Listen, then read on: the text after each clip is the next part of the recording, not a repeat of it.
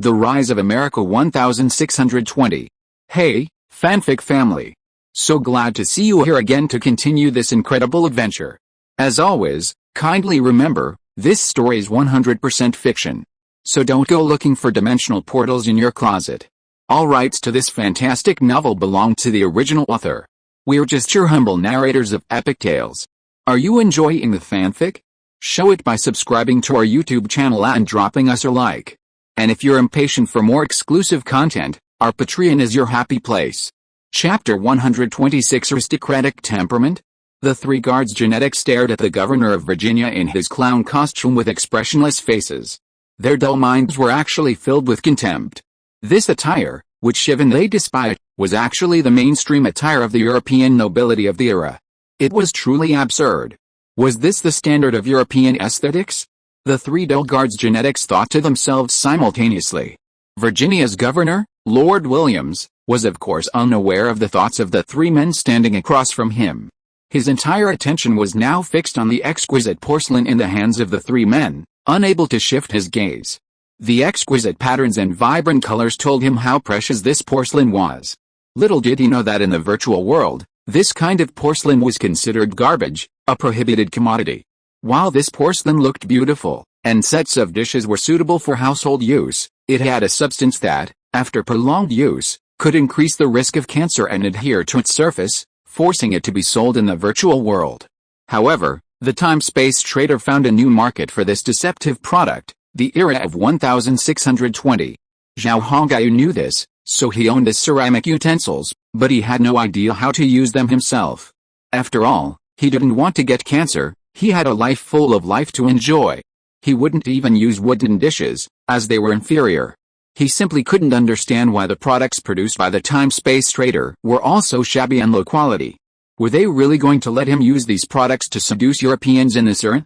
Retracting his greedy gaze, Williams glanced at the three black-haired, dark-eyed geneticists, dressed in smart attire. Such fine clothing was truly stunning. "You wish to trade with us?" Williams asked uncertainly. "Yes, Governor. Continuing the war is unprofitable for both sides, as you should know. If we cease fire now and begin trade, the benefits will be mutually beneficial." Before the three taciturn geneticists arrived, Wang Shan had already instructed them on what to say and what not to say. Though they were dull and stubborn, they were not foolish. "Does the trade commodity you mentioned include this porcelain?" Williams returned his gaze to the porcelain. He was well aware of its value and the impact and wealth it could bring to Virginia. "Of course, but you'll need to discuss the details with our crown prince. Then what are you waiting for? Please come." Zhao Hongyu's guess was spot on. Faced with immense wealth and profit, the British would throw all their pride into the bargain. Even though they were fighting just a short while ago, as long as they could see the benefits, nothing would matter. Vigorous and majestic, soldiers in their uniforms marched in unison from the ship onto the harbor's playground in neat formations. Their gleaming bayonets gleamed coldly in the sunlight, and unlike matchlock rifles, their flintlock rifles possessed a more streamlined and beautiful aesthetic. This was an army unlike any the British had ever seen, and they felt a strange aura about it.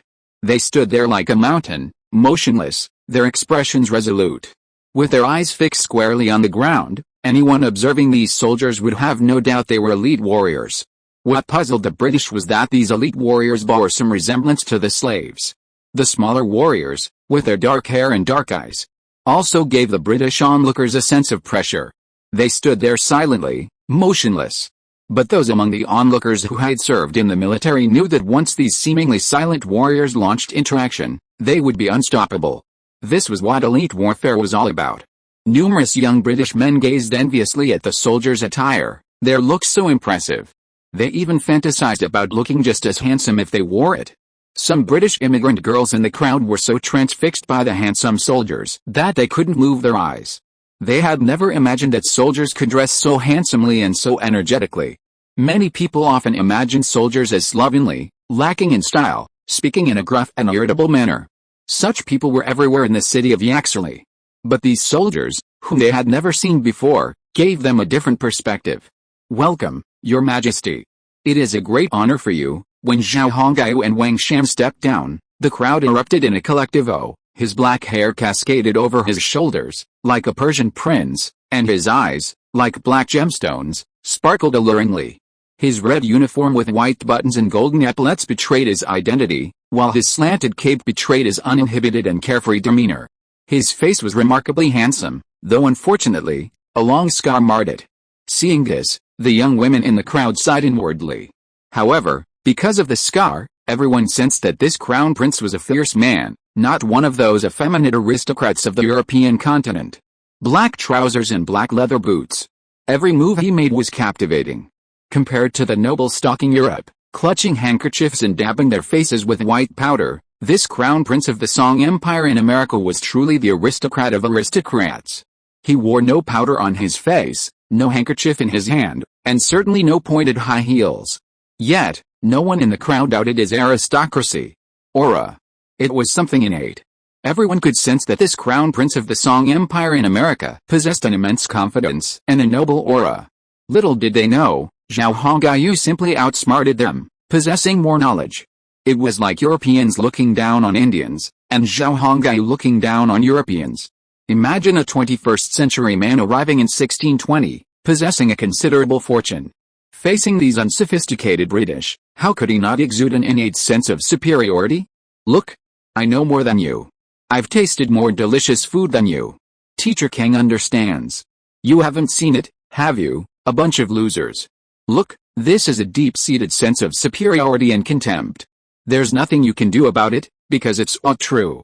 So, the aura Zhao Hongyu exuded the moment he stepped off the bull was mistaken by these European scoundrels for aristocratic grace. They even compared Zhao Hongyu to their own noble families. The result was tragic. The entire European aristocracy fell for him. I wonder if Zhao Hongyu would burst out laughing if he found out later. His leather boots clicked against the ground, and Zhao Hongyu approached Williams. He didn't extend his hand. Handshakes weren't popular these days. Williams bent over, his right hand resting on his chest, aristocratic gesture. Zhao Hongyu, on the other hand, stood straight, raised his head slightly, and gave this guy its sundeer salute. Ugh! Compared to them, their own governor-general looked like a pile of shit. Somali Regiment, stay. Gurkha Regiment, guard His Majesty. Wang Shan turned at this moment, barking out orders. Bang! Bang! The rhythmic sound of footsteps and the simultaneous turning of troops opened the eyes of the British once again. I want to join an army like this. Unexpectedly, Zhao Hongyu had sparked such thoughts in the minds of many young British men. So handsome. It would be nice to marry a man like him, but I wonder if he can provide for a family. Unlike the young men, the girls had other concerns. Of course, the girls were focused on the Gurkhas. No matter how handsome the blacks dressed, they couldn't attract them. After all, many black men were working as slaves in the silver mines outside of Yaxley, so it was understandable that the girls wouldn't consider them. Furthermore, the families of these girls had cultivated large tracts of farmland in the nearby settlements and had many black slaves in their homes. Therefore, in their impression, black slaves. Sitting in the carriage William had prepared for him, Zhao Hongyu surveyed the city streets. The last time he rushed into the city, he hadn't had time to look around, for he was too preoccupied with the battle. Your Majesty, no one likes war. Peace is your wish, and mine. I am deeply grateful that you have come personally to negotiate a truce with us this time. Williams, who was riding with Zhao Hongyu, spoke up at this moment. It's not a truce. Our Song Empire would never do such a thing. The ones in conflict with you are the Mohican tribe, a small tribe under our empire's administration. And they happen to be located on my fiefdom. Zhao Hongyu, sitting across from Williams, withdrew his gaze from the streets and addressed Williams seriously. Do you think that if our Song Empire went to war with you, you, Virginia, with your small force, could defeat us? Zhao Hongyu's expression was filled with disdain, which made Williams feel a little frustrated. But for some reason, when Zhao Hongyu said this and looked down on him, he didn't have any strange thoughts at all. He even thought that what he said was right. This feeling was really strange. Williams was very confused. Why did he feel this way? Chapter 127 The Devil's Temptation. Zhao Hongyu's deception had Williams completely captivated. A vast empire of 30 million people was truly more than the British could handle. Fortunately, this empire lay far away, in the far north. This was merely a fiefdom of the imperial crown prince, and His Majesty didn't seem particularly interested in it. Bullshit. Williams had been completely fooled by Zhao Hongyu. How could he not be interested in the Americas? It was absolutely impossible. Zhao Hongyu had ambitions not just for North America, but also for Canada, Central America, and South America. He simply didn't show them. I personally don't like war, so I didn't tell my father about this conflict. If I had, the Imperial Army would have arrived at any moment, disturbing my peace. Zhao Hongyu was as pretentious as he could be. He was inwardly amused when he realized Williams had actually believed everything he'd said. Williams seemed a little apprehensive at his words. During his casual conversation with Zhao Hongyu, Williams had deliberately inquired, and our Crown Prince Zhao Hongyu, playing dumb, had also deliberately let Williams know about the Imperial Army and its organization. The Song Empire boasted a force of 300,000 soldiers, including standing troops, and the militia was even more numerous. This had completely astonished Williams. A 300,000-man army would have been a formidable force on the European continent. When Williams tentatively inquired whether the Imperial Army was like the soldiers he had seen at the port today, Zhao Hongyu explained that those soldiers were his own Imperial Guards, and that the Imperial Army's standing troops couldn't compare. Well, if we were to truly compare them, the Imperial Army would be half as good as the Imperial Guards. Oh my god, even half that's still impressive? Williams was completely stunned. Although he was a civilian governor, he could see how elite those soldiers were. Their disciplined execution alone was impressive. And judging by the spirit and energy of those soldiers, it was clear they possessed a formidable fighting capacity. Williams had already made up his mind. After the Crown Prince left, he would immediately write a letter back home to report the matter. Soon, the two of them arrived at the governor's palace. Far from the city, it boasted a vast garden, resembling a paradise. Sitting in the garden, basking in the afternoon sun, Zhao Hongyu and Williams began negotiating the details of the trade. As for the war and friction of the previous month, to hell with it. These ceramics would be worth glittering gold coins if placed on the European continent. If those people back home weren't idiots, they would know they were doing the right thing. While Britain might seem proud of defeating the Spanish fleet in 1588, the reality is that Britain is constantly struggling. Their current adversaries include not only the Spanish, but also the Dutch. Life is tough for the British, and even their economy is struggling. Therefore, they are the most eager for gold coins. Otherwise, Williams wouldn't have sent troops to attack the Mohican gold mines upon hearing about them. Now, without starting a war, they can get a deal comparable to gold mine. Why wouldn't he want to? Most importantly, this generous majesty actually provided them with the food that Britain and Europe needed. What a kind man. Williams was almost in tears. Zhao Hongyu, watching Williams's excited expression, felt a genuine disdain for the unsophisticated people of this era. It was just some old rice. Was it really necessary to get so excited? Upon questioning, Williams finally revealed the whole story, which made Zhao Hongyu sigh deeply. The history of the unsophisticated Europeans at that time wasn't as rosy as they later portrayed it to be. It seemed that later history books had been embellished. Ever since the Spanish discovered the Americas, they had plundered countless tons of gold and silver. The resulting influx of gold and silver into Europe led to skyrocketing prices. Unfortunately, while prices soared, the incomes of the lower classes remained virtually unchanged. The consequences were self-evident: the people's lives were in dire straits. Furthermore, the popular food in Europe wasn't rice or flour. The people ate oatmeal porridge that was so mushy it tasted like pig food, and that's 1 or 2 meals a day. 3 meals a day? Damn, that's something only people in the Garden of Eden could enjoy. Of course, the nobles could eat 3 or 4 meals a day. But you have to understand that the nobles on the European continent are a minority after all. The majority are the common people, the foundation. Therefore, every country in Europe is worried about food. The more money they earn, the more prices soar, which has become a vicious cycle. Fortunately, the Americas have plenty of land, and some land can be opened up to grow food. But it still doesn't solve the problem much. Now Zhao Hongyu has appeared, and he even promises as much food as you want. And it's all pure white rice, no fakes at all. How can this not excite Lord Williams? As long as you have enough gold, you can have as much food as you want. If you don't have gold, you can trade people for food, Zhao Hongyu said to Williams with a smile. Trade slaves for food? Williams was stunned and asked with some confusion. Zhao Hongyu shook his head. How much food can a shipload of slaves exchange for? European countries have plenty of refugees, right? They could also be used. If they had some skills, that would be even better. I'll have to think about this carefully.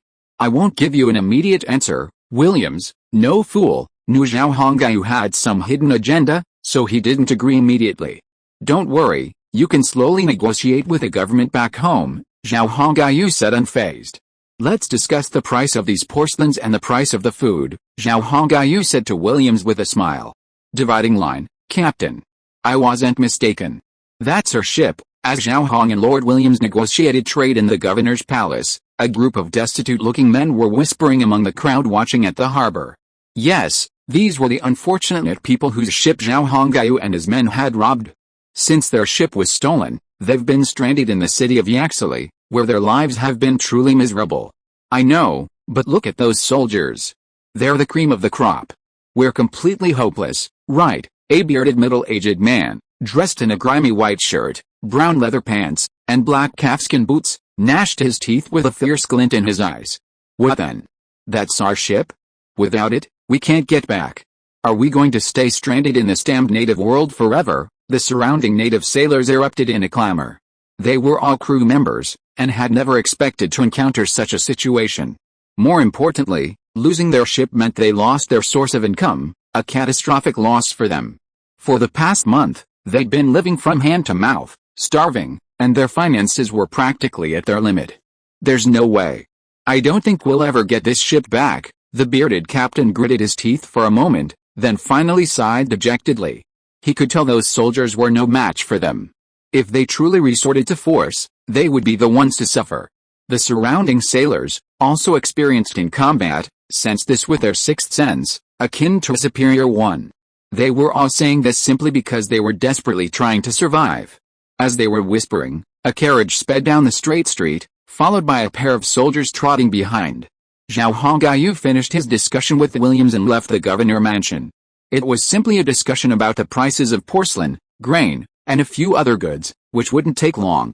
Unload all the porcelain. Lord Williams and I have an agreement. The carriage door opened, and Zhao Hongyu stepped out. Wang Shan, the leader of the group, approached, and Zhao Hongyu whispered his instructions. Wang Shan nodded, then directed the genets to begin unloading the goods. The porcelain was sold in sets, each costing 200 gold coins, payable in French louis d'or, British pound sterling, or the Mediterranean currency known as Pilsner. Zhao Hongyu only supplied 200 sets of porcelain to the Virginia region every 6 months. This set of ceramics included 6 small bowls, 4 medium bowls, 2 large bowls, 8 small plates, 6 medium plates, 3 large plates, 2 large soup basins, 8 spoons, and 1 large soup ladle. Just this set for 200 gold coins. To Williams, this was a steal. Not only would European nobles, but even wealthy merchants from the Mediterranean and Persia would be eager to acquire it. It was practically a gift of wealth. Williams had originally wanted Zhao Hongyu to expand his trade, but Zhao Hongyu claimed that production was limited and that it was impossible to increase production. But was this really the case? Of course not. Zhao Hongyu could have as much of this low-quality, carcinogenic ceramic as he wanted. He simply didn't increase the quantity, considering that excess goods would be worth less. Otherwise, he would have been able to sell it at a bargain price. It wouldn't have been in his best interest. Chapter 128 Manhattan City Attraction. Sir, we captured this ship during the war, so it now belongs to us. I can't agree to your request. Zhao Hongyu calmly looked at the bearded man who had come before him with a group of sailors, demanding the return of his galleon. Guards. Take these guys away. Williams didn't want these guys to disrupt trade. Zhao Hongyu raised his hand to stop Williams, and the surrounding British soldiers stopped. I can't agree to your request, because this ship already belongs to me. Unless you declare war on us and take it back from me by force, Zhao Hongyu said slowly, calmly looking at the bearded man before him. When he heard Zhao Hongyu mention war, Williams became a little excited. War? Damn it. If we start a war, wouldn't all the trade be ruined? If those guys back home find out, my term as governor will be over. Before he could lose his temper, Zhao Hongyu spoke again, but you seem quite pitiful. I think I can be your agent. I have a lot of grain. You can contact the Spanish or the Dutch and sell them my rice. You can manage the difference in price, which can be considered as compensation for you. The bearded man was stunned. Williams was truly envious. Sir Williams, you will be the general agent for ceramics and the agent for grain in the UK from now on, Zhao Hongai reminded him with a slight nod. Williams was of course well aware of what being an agent is. He had heard Zhao Hongai explain it to him in detail in the governor mansion. Then, Williams explained the secrets and benefits to the bearded man. The bearded man had never imagined that he would encounter such a good opportunity. However, the bearded man quickly recovered from his excitement. With a look of regret on his face, he said to Zhao Hongai, even if you become my agent, what good will it do? I don't have a ship, so I can't conduct trade at all, Zhao Hongai replied. The governor said a ship will arrive in 3 days. You can take it back and look for powerful merchants. Besides Britain, there are also France, the Netherlands, Scotland, England, Spain, and other countries. They also need food, and I have many vacancies for agents here. The benefits are obvious to everyone.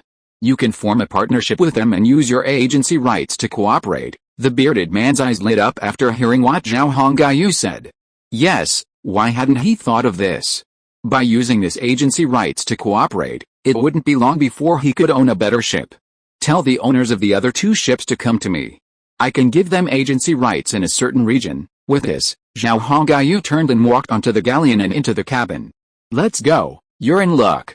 Remember to find the ship. Head north to Manhattan. We have a port there, and your ship will have priority for loading. Wang Shan patted the bearded man on the shoulder. The port began to bustle. The ceramics Zhao Hongai had brought began to be unloaded from the ship. After the governor and the bearded captain left, some of the more courageous young men and women gathered around, asking questions. Are you still recruiting? How much is your monthly salary, sir? You're so pretty. Can we be friends, sir? My name is Jenny. My family owns a tavern nearby. Can I buy you a drink? What's your name, girl? You're so pretty. After Williams and the bearded captain left, Zhao Hongai emerged from the cabin again. He stood on the deck, leaning against the railing, watching the young men and women below, and peppered the geneticist with questions. Zhao Hongai listened for a moment, and then he began to think that a diverse populace might be possible in his own territory in the future. Isn't the United States of the future a country like that? As long as he continued to brainwash the people, they might be loyal and fight for him. As long as he gave them sufficient benefits and advantages, and a good life, coupled with some brainwashing policies, this would be possible. Europeans of this era weren't as loyal to their country as they would be in later generations. It was still an era where people would fight for whoever offered them a benefit. If he didn't take advantage of this trend, wouldn't he be a complete fool? Wang Shan, Zhao Hongai shouted at this thought. Wang Shan trotted over to the boat and stood before Zhao Hongai. Your Majesty, what's the matter? Wang Shan had begun to change his address. Since Zhao Hongai had told the British that he was the crown prince, his subordinates had to get used to his position as leader, but they couldn't afford to make any mistakes. Tell everyone to answer the questions of those young men and women, and explain that we can recruit them as soldiers. After 3 years of military service, they become citizens of the Song Empire and enjoy the rights of citizens. Your Majesty, what are the rights of citizens in our empire? Wang Shan asked curiously. How should I know? I was just saying it casually. But if they ask, just tell them about the many benefits of citizenship. We'll discuss this issue when we get back, but we have to use it to deceive them now. Zhao Hongai glanced at the men and women below. Oh, Your Majesty, are you trying to kidnap people again? Wang Shan smirked. Understanding Zhao Hongai's plan, Wang Shan knew what to do. Let these British boys and girls join their diverse empire? Wang Shan had no objection, as it would benefit Zhao Hongai. So, after Wang Shan passed on this order, the geneticists understood one by one. Wow!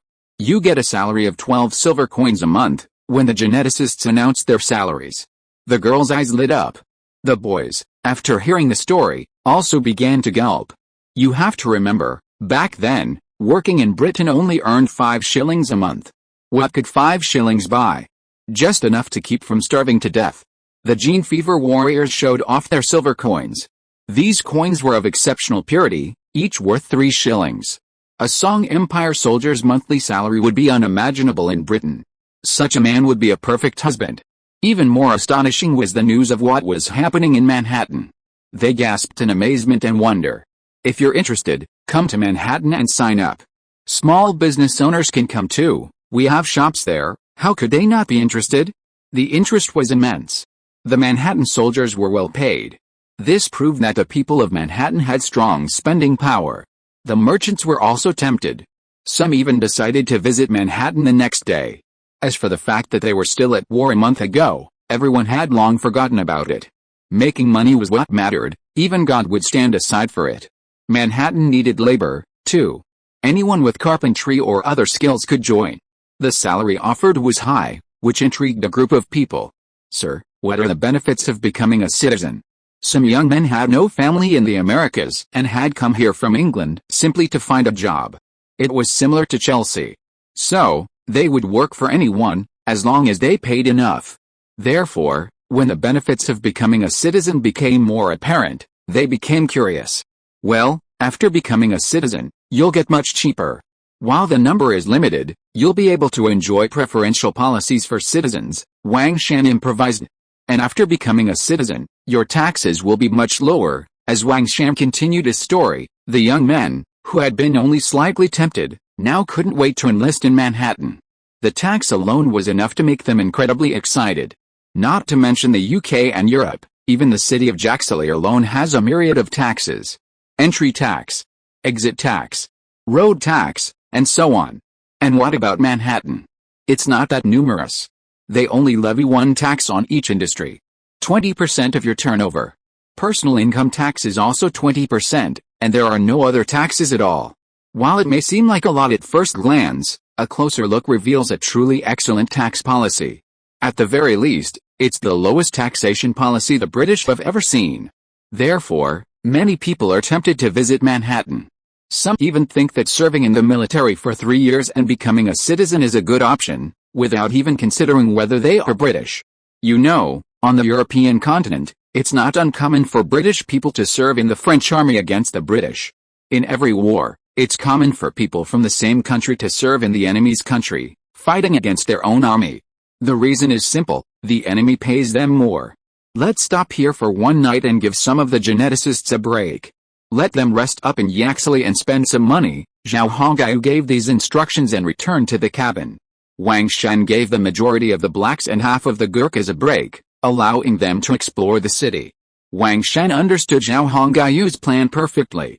He simply wanted to show the uninitiated that serving in Manhattan offered them numerous benefits. If they could then attract some British regular soldiers to join them, that would be even better. Through conversations with the residents of Yaxley, Wang Shan learned about the income of British soldiers. These men, despite their service to the country, received a mere 8 shillings a month. While higher than in Britain, it was still only 2.5 silver coins in Manhattan. Even after deducting personal income tax, Manhattan soldiers earned 3 or even 4 times as much.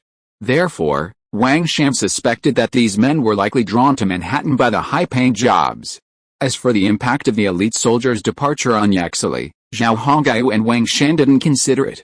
They weren't so free, nor so full, to worry about the British. "Your Majesty, is this considered peaceful evolution?" Wang Shan asked, sitting down after sending off the 2 groups of captains. "You could say that, but I don't think I did anything wrong," Zhao Hongyu shrugged. Wang Shan looked at Zhao Hongyu with a sly smile. "Killing with a soft knife, that's a brilliant tactic. We're weakening their strength while also making money. The British got tricked, and they still call us daddy. How satisfying." Zhao Hongyu felt a little amused. "Don't flatter me. It was just a spur-of-the-moment idea. I didn't think of this idea or the possible consequences beforehand. Indeed, if it weren't for the young men and women's intense interest in the genetically modified soldiers, Zhao Hongyu wouldn't have spontaneously asked Wang Shan to cooperate. It was all quite fortuitous." But after a brief conversation with Wang Shan, he suddenly realized that the most likely consequence of doing so would be to convert the British into his own people and sever ties with their motherland. But that had nothing to do with them. Zhao Hongyu was rich after all. After a night of conversation, the next morning, the Genets, who had been on holiday, began to return to the harbor one after another. Some were accompanied by affectionate young women. Clearly, a lot had happened that night.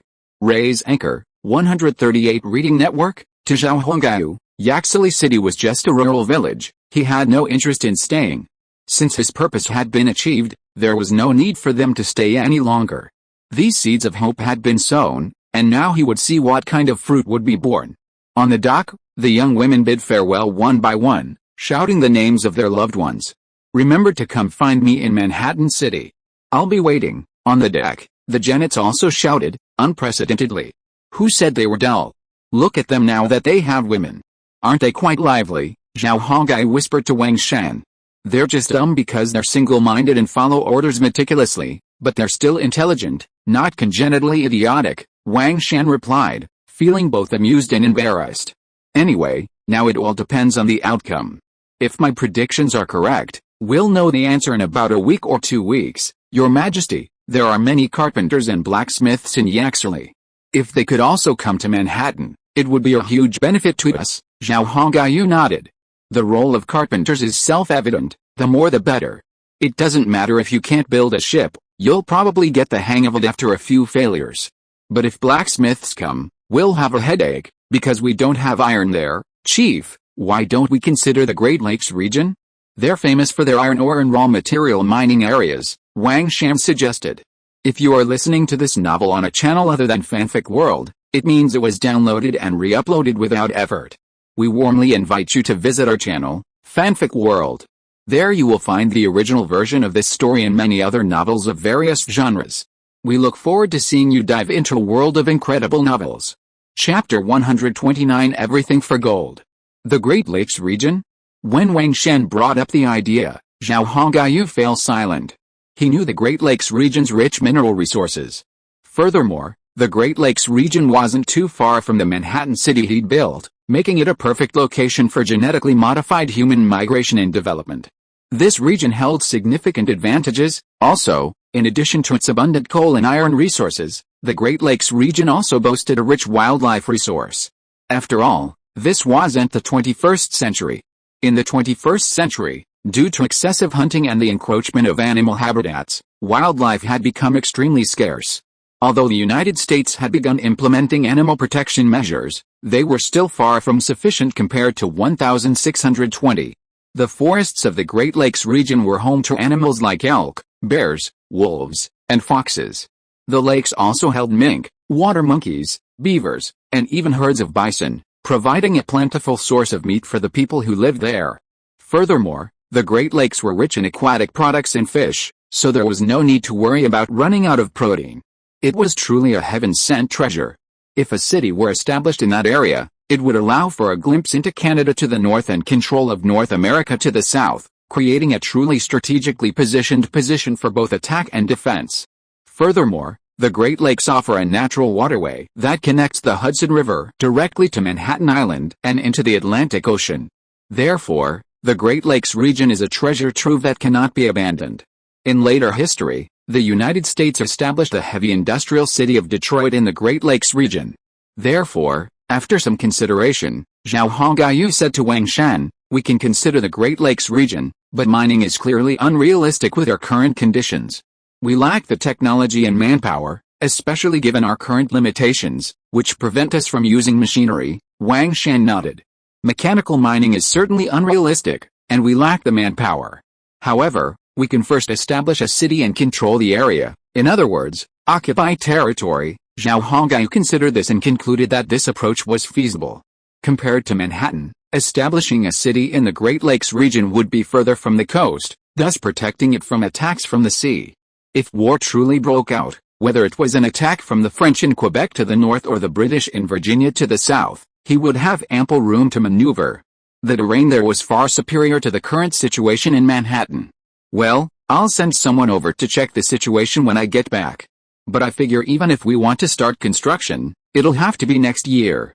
It's already autumn, and winter's just around the corner. Winter's not a good time to start construction. Wang Shan knew Zhao Hongyu was telling the truth. The ground would freeze solid with winter. Starting construction now would be pure suffering. Besides, North American winters are incredibly cold. Nothing could be better than staying home and feeling comfortable. The two chatted on the deck while the genetic sailors went about their business, dividing line. Williams, you devil. God will surely punish you. In the harbor square, hundreds of men were cornered by the soldiers of Yaxley.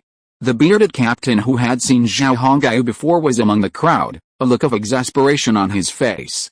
Fight them! The bearded captain raised his scimitar and charged out with a roar. The sailors around him followed him.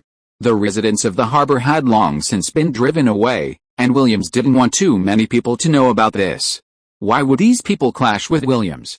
After Zhao Hongyu left, the three captains whose ships he had seized met to discuss possible future cooperation. However, they overlooked another person, Virginia's governor, Mr. Williams. Williams knew the enormous profits to be made from trading with Zhao Hongyu, and the wealth that porcelain could bring. An agent? Williams believed that only one agent was enough. If there were too many, how could he make any money? While Zhao Hongyu was around, he was neither saying nor doing anything. But after he left, Williams became less accommodating. Everything was about money. If it weren't for the exquisite porcelain Zhao Hongyu's men had brought, Williams would have immediately killed the three geneticists. Clearly, that's the point. Williams wasn't one to be trifled with. Lured by the promise of wealth, Williams cornered the three captains and sailors whose ships Zhao Hongyu had stolen at the harbor. He wanted to eliminate them all. That way, he could handle the European agency all by himself. This led to the previous scene. While the sailors were brave, they were too few in number. How could they possibly stand a chance against the soldiers of Yaxley? It was unrealistic. When the last sailor fell to the ground, the outcome was clear. Why share the profits from such a lucrative business? Williams didn't want to share the wealth with everyone. He could just find a few agents, and he would quietly reap the profits behind the scenes. It was all about the gold, and there was nothing wrong with that. Zhao Hongyu hadn't anticipated what would happen in Yaxley. He hadn't imagined that his momentary kindness, wanting to compensate those unfortunate individuals, would end up sending them to hell. However, given Zhao Hongyu's current state of mind, he wouldn't mind knowing about this. Williams's methods for eliminating those individuals for personal gain were incomprehensible, but how much of any accumulation of wealth was truly clean? Therefore, Zhao Hongyu didn't take it too seriously. Because once Zhao Hongyu grew powerful, he would also invade Virginia for land in order to fully control the American continent. In the governor mansion, Williams, receiving reports from his men and learning that all those unfortunate individuals had been eliminated, happily hummed a tune in his room. He approached the porcelain, gazing greedily at it. This was a true gift from God, bringing not only wealth but also fame and status. Williams could even foresee that once the porcelain was shipped back to England, the royal family would be thrilled. He would also receive a corresponding reward. A title or something else? Williams himself couldn't imagine, but there would be benefits. He could also earn a fortune by secretly bringing porcelain to region. Haha, for the first time, he felt that the American continent was a good place, not a backward world filled with indigenous people. But Williams soon sobered up from his excitement. He slowly walked to his desk and sat down, his brow furrowed.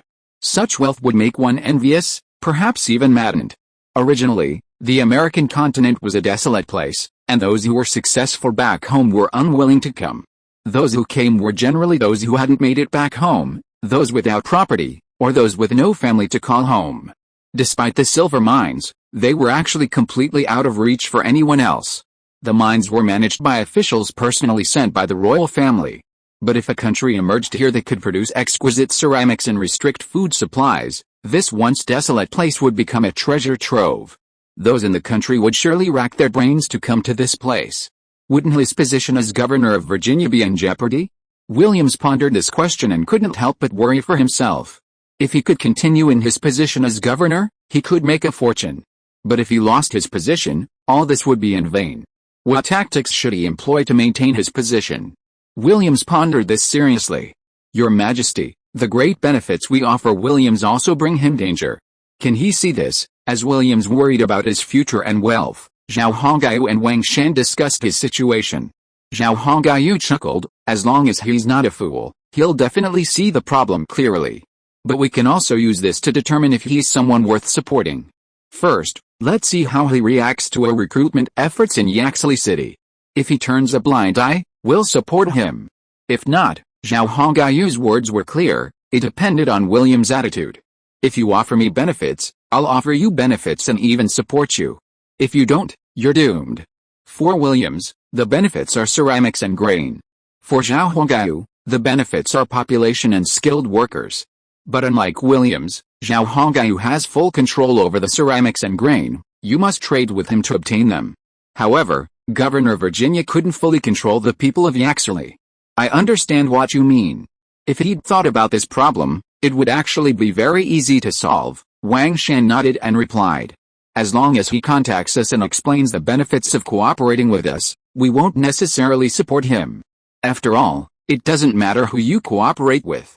A different person wouldn't necessarily be easier to deal with. Indeed, if someone else were to come in and see such enormous benefits and wealth, Zhao Hongai wouldn't want to see another war, blinded by money. Chapter 130 Shipyard. Oh ho ho. 3 days later, the galleon returned to Manhattan City's harbor. Zhao Hongai no longer lived on Manhattan Island. Manhattan City, built on the site of the former Mohican camp, had become a daily hub for the surrounding tribes. Countless Indians traveled from distant lands for days each day, bringing their hunted game or furs to Manhattan Springs to sell, then using silver coins to purchase the goods they needed. The Indians in this area had gradually become accustomed to using silver coins as a currency. Manhattan City's economic system was also slowly developing and growing. The Indians found Manhattan City a pleasant place, clean, bustling, and always crowded. Their game was easily sold, they could simply arrive and sell it. Furthermore, the prices for food, preserved mustard, and other goods in Manhattan City were fair, far better than those offered by the British in Virginia. Consequently, more and more Indians were willing to come to Manhattan City to trade. Unlike in Yaxley, the trade in Manhattan City was primarily about wild animals, furs, and labor. Besides these, Yaxley City also boasts a very ancient profession. Manhattan City boasts straight streets paved with concrete, making the roads incredibly smooth. However, Manhattan City currently lacks blacksmiths, making it impossible to forge iron rollers. Otherwise, Manhattan City would undoubtedly be overrun with horse-drawn carriages. But that didn't matter. Zhao Hongai had publicly announced his need for manpower back in Yaxley. Therefore, it shouldn't take long for many people from Yaxley to flock to Manhattan City to make a living. 2 24-pound cannons were placed on either side of Manhattan City's tall gates. With a monthly production capacity of only 6, Zhao Hongai currently had limited supplies. For now, 2 cannons were stationed on the walls above each gate, which was sufficient. At the gates, guards in parade uniforms scrutinized everyone entering and leaving. Manhattan City currently consisted mainly of geneticists and Indians, so the frequent public security incidents in Yaxley City hadn't occurred. However, if the British come here in the future, everything will be very uncertain. After stepping off the galleon, Zhao Hongai and Wang Shan exchanged a few words about this issue as they walked. Captain, it's not just this issue. We also have to consider the situation at the gold mine. Wang Shan was even more concerned than Zhao Hongai.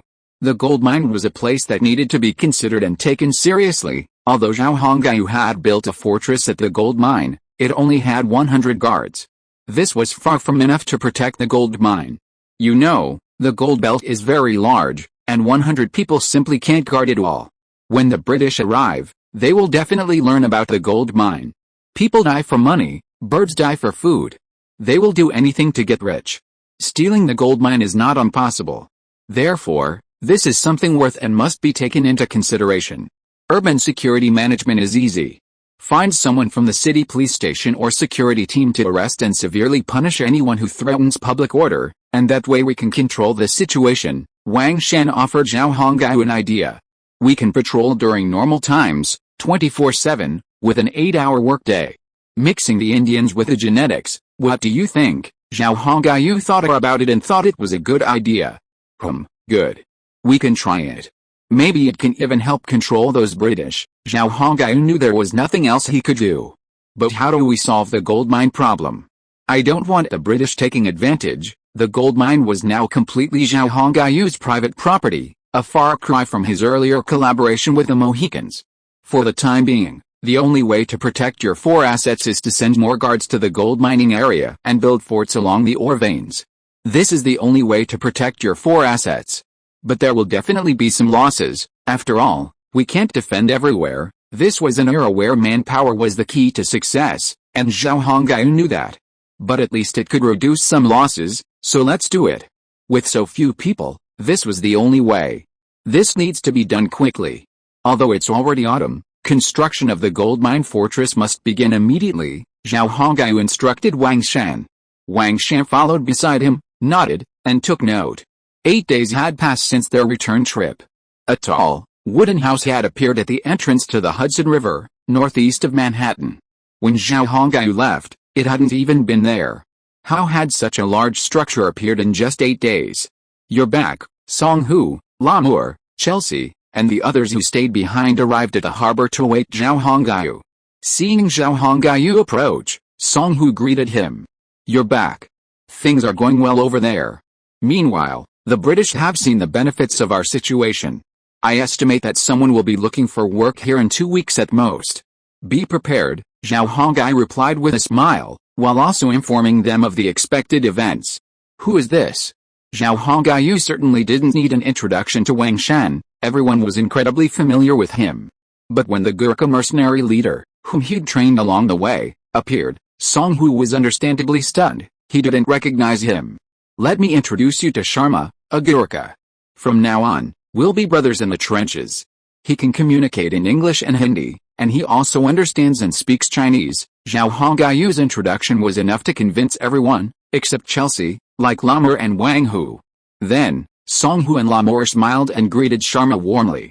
"Where's Zhang Tai?" Zhao Hongyu asked curiously, noticing his absence. "Zhang Tai's building a shipyard at the entrance to the Hudson River, so he's not here right now," Song Hu replied.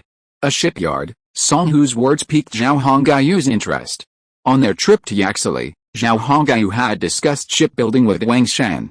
He'd originally planned to begin work on it upon his return. Unexpectedly, Zhang Tai had already begun before he could even begin. Yes, Zhang Tai said that those failed logs wouldn't last forever, so why not use them to build a shipyard and then start shipbuilding? Song Hu chimed in. Zhao Hongyu remained silent, listening quietly. "We tried to persuade him, but after all, we don't have any shipbuilders." Seeing that Zhao Hongyu didn't interrupt and appeared to be listening, Song Hu continued. "But Zhang Tai said we could start with small boats and slowly gain experience. Once we've gained experience, we can move on to larger ships and battleships." Haha. Zhao Hongyu laughed.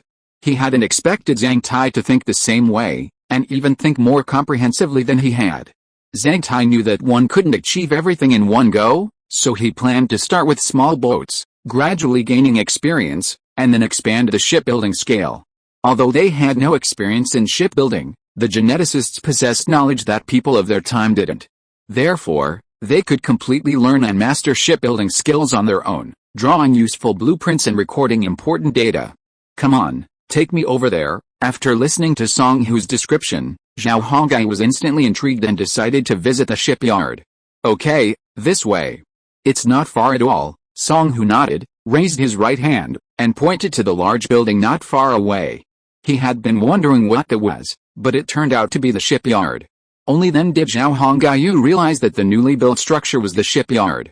"You don't have to follow me. Song Hu, Wang Shan, and I will go. Lamour, take Shammer to familiarize themselves with Manhattan City and arrange some housing for them." Zhao Hongyu couldn't bring so many people to the shipyard, so he only took Wang Shan, 9 of his personal guards, and Song Hu. After the others disembarked, Lamour led them into the city. The sailors of the galleon remained afloat. Although they had returned to their home base, they still had a lot of time to do, training and patrolling every day. Manhattan City's waters now had only their 4 galleons as a defensive force, so they had to train and patrol daily, guarding against attacks from afar.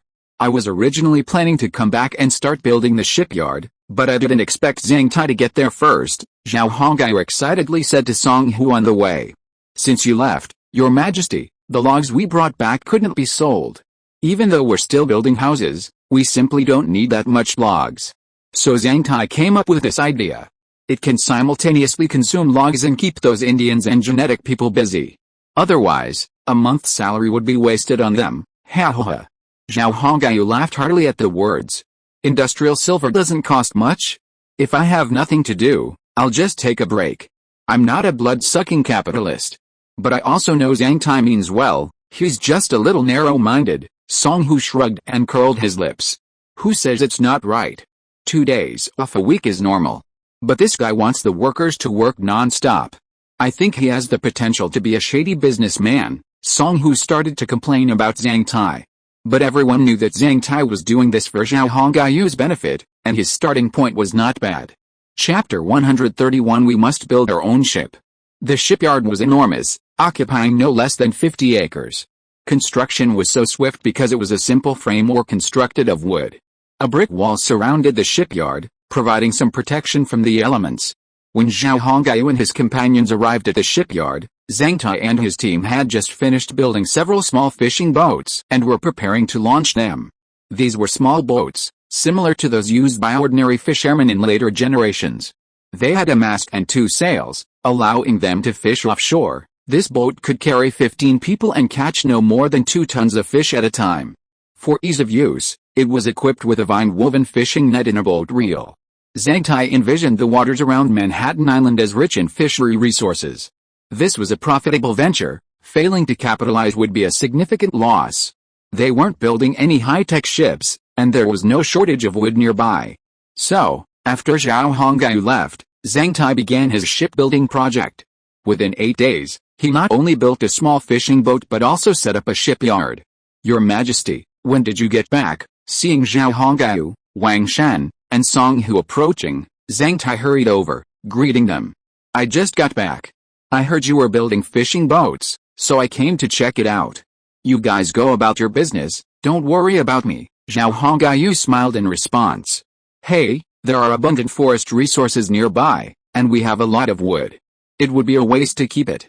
So I thought I'd use it and catch some fish to satisfy my hunger, Zhang Tai said to Zhao Hongyu with a chuckle. Those boats over there are newly built, right? They look pretty good to me. Zhao Hongyu spotted a group of people guiding a boat along wooden tracks into the sea and walked over. Yes, they've just been built. There are 6 boats in total. Seeing Zhao Hongyu's interest, Zhang Tai quickly shared the data on this fishing vessel. After listening to Zhang Tai's explanation, Zhao Hongyu said, So, we'll be able to eat fresh fish in the future? You'll have to work hard. Fish is very nutritious, and I've been wanting to savor it for a while now, Your Majesty. Of course, we can do more than just eat fish. We can also sell it. The fish resources here are plentiful, far superior to those in the 21st century. Using the space-time trader, we can definitely fetch a good price, opening up a new source of income for us. Zhang Tai's words weren't misplaced. Zhao Hongyu knew the situation clearly. While there were still fisheries in the American waters in the 21st century, they were far less abundant than in 1620. In the 19th and early 20th centuries, Europeans had devastated the ocean's fisheries, leaving many previously abundant fish areas depleted. Consequently, fishing vessels were prohibited from deep-sea fishing, and the fish they caught were becoming smaller and smaller. But such a situation wouldn't have occurred in the waters off Manhattan in 1620. Schools of fish were everywhere, and each one was quite large, making them a valuable commodity in the 21st century. Destructive fishing didn't begin until the late 17th century, more than 60 years before Zhao Hongyu and his companions. Therefore, Zhao Hongyu didn't have to worry about Zhang Tai's planned fishing business. Wow! The fishing boat launched smoothly and floated steadily on the sea. Oh! This means success. The shipyard's carpenters excitedly raised their hands, and Zhao Hongyu smiled. This boat is too small. We should build bigger ones. The Dutch are on the rise now. Their 3-deck, 46-gun, dual-purpose commercial and military vessels are great. You should consider them. Zhao Hongyu retracted his gaze and said to Zhang Tai. Zhang Tai nodded heavily upon hearing this. I set up this shipyard specifically to build warships. It's just that we don't have the technology, so we can only learn step by step. He also outlined the difficulties they were facing. Shipbuilding wasn't a game. It wasn't like you could just tell your subordinates, build me a ship, and expect a warship to be ready in a few months. That was simply unrealistic. The keel, the frame, the various wood materials, and the forging of the masts were all very cumbersome tasks. Fortunately, Zhao Hongyu wasn't in Manhattan, where wood was readily available. Otherwise, Zhao Hongyu would be left with nothing to worry about. Of course, Zhao Hongyu had a solution. He could purchase ships from Europe. However, whether he could buy them was a question, and whether they would sell to him was also a question. It was the age of exploration, and European nations were investing heavily in the ocean, seeing the potential for land and wealth in it. Ships were a powerful tool for securing wealth and land. Therefore, these ships weren't something Zhao Hongyu could just buy whenever he wanted. Fortunately, Zhang Tai had built a shipyard, giving him some hope. Meanwhile, the British in Virginia, lured by Zhao Hongyu's economic interests, might flock here in droves, and by then, It wasn't impossible that none of them would be without shipbuilding skills. I reckon things will get busy here starting next year. I've negotiated a trade agreement with the British in Virginia. Once trade begins, we'll need a strong maritime presence, Zhao Hongyu explained. Zhang Tai's heart sank after hearing this. He knew the risks and dangers they would face. Without sufficient ships to defend and protect them, it was inevitable that someone would harbor malicious intentions and commit nefarious acts. Furthermore, the enormous profits and wealth would attract pirates to the nearby waters, something worth keeping in mind and guarding against. All right, Your Majesty, I'll find some manpower to expand the shipyard and immediately begin construction of warships and dual-purpose cargo ships. But be prepared, we might fail many times, Zhang Tai warned Zhao Hongyu. Zhao Hongyu raised his hand and patted him on the shoulder. I understand all this. Just go for it. Failure is inevitable, but we can't let fear of failure stop us from pursuing it. There's plenty of wood nearby anyway, so we can afford the losses. Your Majesty, it would be best if you could cultivate some genetically engineered humans. Carpentry skills would be best. If you could find professionals, I'd be extremely grateful. Zhang Tai also made a timely offer. Of course, I also know that cultivating a professional genetic engineer is extremely expensive. If Your Majesty doesn't have enough money, then we can wait. Seeing Zhao Hongyu's silence, Zhang Tai assumed Zhao Hongyu was short of money, so he quickly changed the subject when he felt a little worried. Haha. Zhao Hongyu laughed as Zhang Tai finished speaking. Don't worry, I'm not that embarrassed. Zhao Hongyu was in a good mood, he had just been considering the feasibility. You might not know this. I gained a lot from this trip to Virginia. I think cultivating high-level talents is feasible, and I have the ability to start implementing it. 200 sets of porcelain, 200 gold coins per set. What a huge fortune. Zhao Hongyu's 186 gold coins had previously sold for over 40 million RMB, and now, by selling carcinogenic, low-quality porcelain, he had earned a lot of gold coins from the British. So, he still had plenty of funds on hand. Therefore, Zhang Tai's condition was not impossible to meet. He could even exceed it if the situation allowed. The only thing that worried Zhao Hongyu was that cultivating high-level talents might not be so easy for him. He had this feeling. Okay, I'll get you a group of carpenters by tomorrow at the latest. You'll have to wait for more senior talent. Meanwhile, you should set up a trading company, with both land and sea forces involved. This will give us a stake in the royal family. Zhang Tai nodded repeatedly. How will the shares be divided? I'll take half, and you decide on the remaining half. We should also reserve a portion for municipal construction, Zhao Hongyu said after a moment's thought. Zhang Tai carefully memorized Zhao Hongyu's words. When he finished, he added, generally, it belongs to you, the future royal family.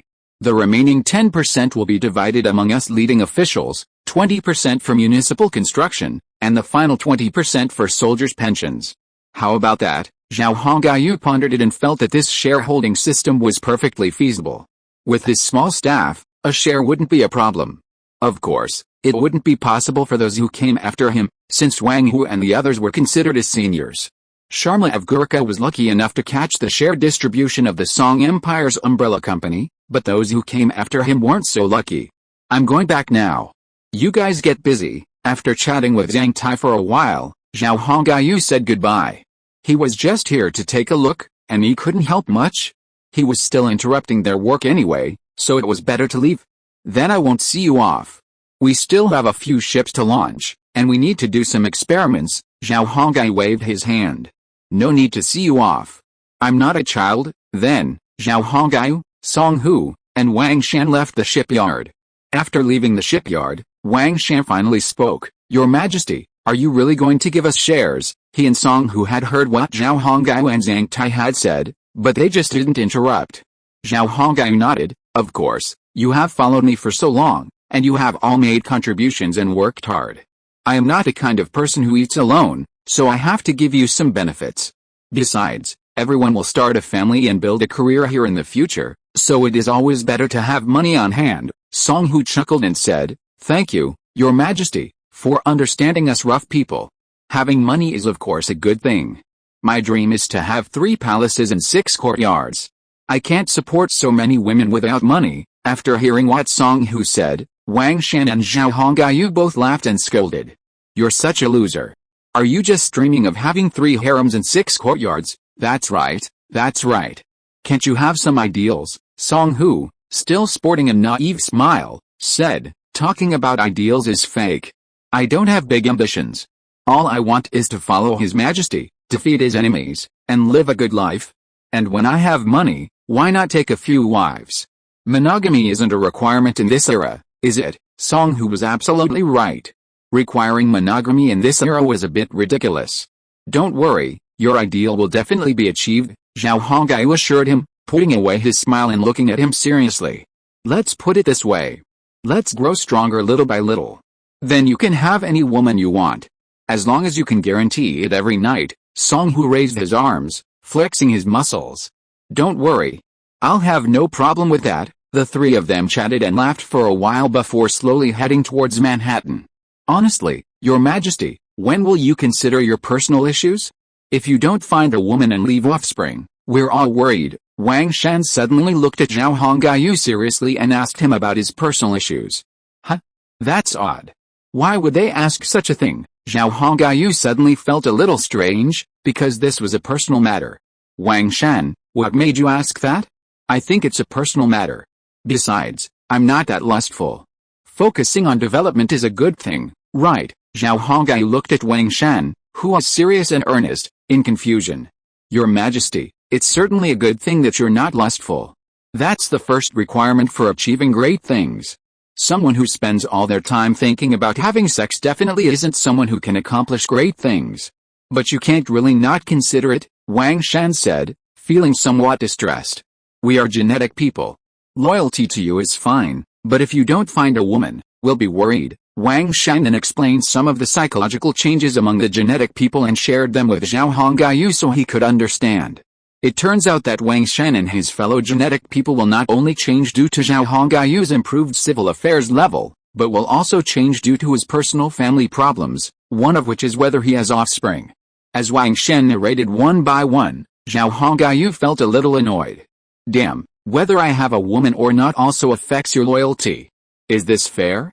If I think about women and fucking all day long, you will think that I am unteachable and cannot achieve anything great, and then your loyalty will be reduced and you will rebel. But when I worry about development all day long, you are making trouble because I have no woman and no offspring. Wang Shan, what are you thinking? Zhao Hongyu finally asked amid Wang Shan's nagging. Chapter 132 Do I look like a pervert? Wang Shan and his companions' plan was simple. Zhao Hongyu now possessed the city of Manhattan. While it wasn't as impressive as the European nations, it was already a significant achievement in the Americas. He also commanded thousands of elite warriors and had taken over the Manhattan region, a far greater position than before. They watched their leader, now His Majesty, slowly rise to prominence. The establishment of an empire was only a matter of time. But the Americas were still fraught with danger. It was better to be prepared for the worst. If something happened to their Majesty, what would become of these geneticists? While Zhao Hongyu was around, they would undoubtedly obey and be loyal. But without him, these geneticists would undoubtedly become a disorganized group, and chaos would erupt across the Americas. Zhao Hongyu's subordinates now included both Chinese and Somali ancestry, and even a Gurkha ancestry. If they became chaotic, they would likely enlist the Indians in their ranks. In other words, as long as Zhao Hongyu is around, he can suppress them. But if he's gone, then everything becomes uncertain. Fortunes and disasters can come and go, and no one can predict them. No one can guarantee that Zhao Hongyu will be safe. Therefore, to ensure unity among the genetic people, a shared goal and a shared loyalty, Zhao Hongyu must consider finding a wife and trying to have children. Only then will the genetic people avoid chaos in the future. Even if Zhao Hongyu is gone, they can still be loyal to his children. Of course, Wang Shan and his companions aren't hoping for anything to happen to Zhao Hongyu, nor do they enjoy seeing him in trouble. They're doing this for a single reason, to be prepared for the worst. It's not easy for them to get to this point, and they don't want it to be ruined. As long as Zhao Hongyu or his bloodline are around, the genetic people, under the strange suppression of the space-time traitor, won't do anything out of the ordinary. But what if Zhao Hongyu is gone? Or maybe he left no offspring, in which case everything would be truly uncertain. After listening to Wang Shan's story, Zhao Hongyu's brow furrowed. He couldn't imagine such a thing happening. If Wang Shan and the others hadn't told him today, Zhao Hongai wouldn't have known that something wrong with him would cause such a stir among the genetically modified population. Why didn't you tell me before? Zhao Hongai asked after a moment's thought. He was puzzled. If that was the case, why didn't Wang Shan and the others warn him sooner? If he had, perhaps he would have found a woman out of necessity, but telling him now, how could he find a wife right away? This isn't like buying cabbage. You can't just find one. It requires Zhao Hongai to have a liking for her, to be interested in her, and to react to her. If he just picked someone randomly and he didn't react, wouldn't that be useless? At the same time, Zhao Hongai figured it out, and felt a surge of joy. If everything Wang Shan said was true, then wouldn't his empire be passed down? While I wouldn't dare claim it would last for thousands of generations, a dozen or so wouldn't be a problem. By then, I'd be a founding emperor. And who wouldn't want to pass on the legacy they've built to their children and grandchildren? Zhao Hongai was no exception, harboring similar thoughts. It's in the Chinese DNA. Such thoughts and ideas are always present, and it all comes down to one's cultural knowledge and understanding. Seeing Zhao Hongai's question, Wang Shan gave a wry smile and replied, Your Majesty, this is a reminder the system just gave me. We've never received such a message before. He then explained the reason. Oh my god. There's actually such a thing, Zhao Hongai sighed inwardly after hearing Wang Shan's words. The space-time trading system always had its share of complications, Zhao Hongai was well aware. What he hadn't expected was that the bizarre space-time trading system would even interfere with his personal life. How could this happen with this space-time trading system? It's truly bizarre. This is my personal problem, Zhao Hongai said, a bit amused. Song Hu grinned and said, I don't know what's going on. Perhaps the space-time trader you're using is simply a quirk. But I'm thinking it's actually quite right. Chief, now that you control a city and command thousands of elite warriors, it's time to consider your personal needs. Like Wang Shan, Song Hu had just received this notification from the space-time trader. Of course, the space-time trader didn't impose any hard and fast rules, like Zhao Hongai must find a wife and have a child within a certain time frame. It simply informed the geneticists that they needed to consider Zhao Hongai's situation.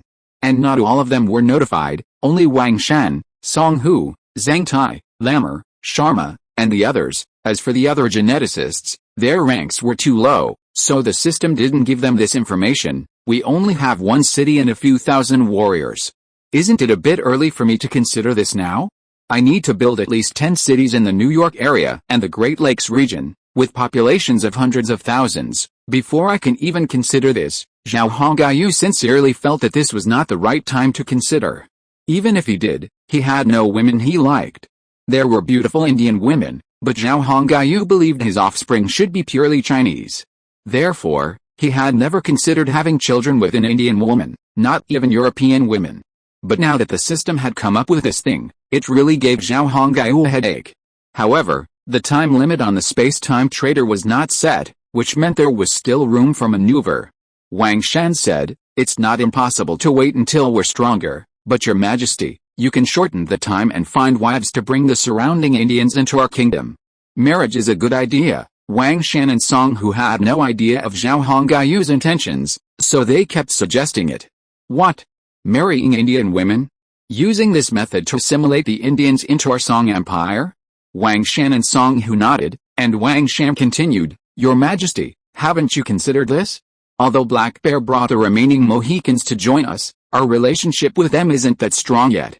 To strengthen our relationship and allow the Mohicans to truly integrate with us, you should find a Mohican wife. At the same time, use this method to draw all the surrounding tribes into our empire, finding a wife to conquer the Indians? Zhao Hongai was a bit amused.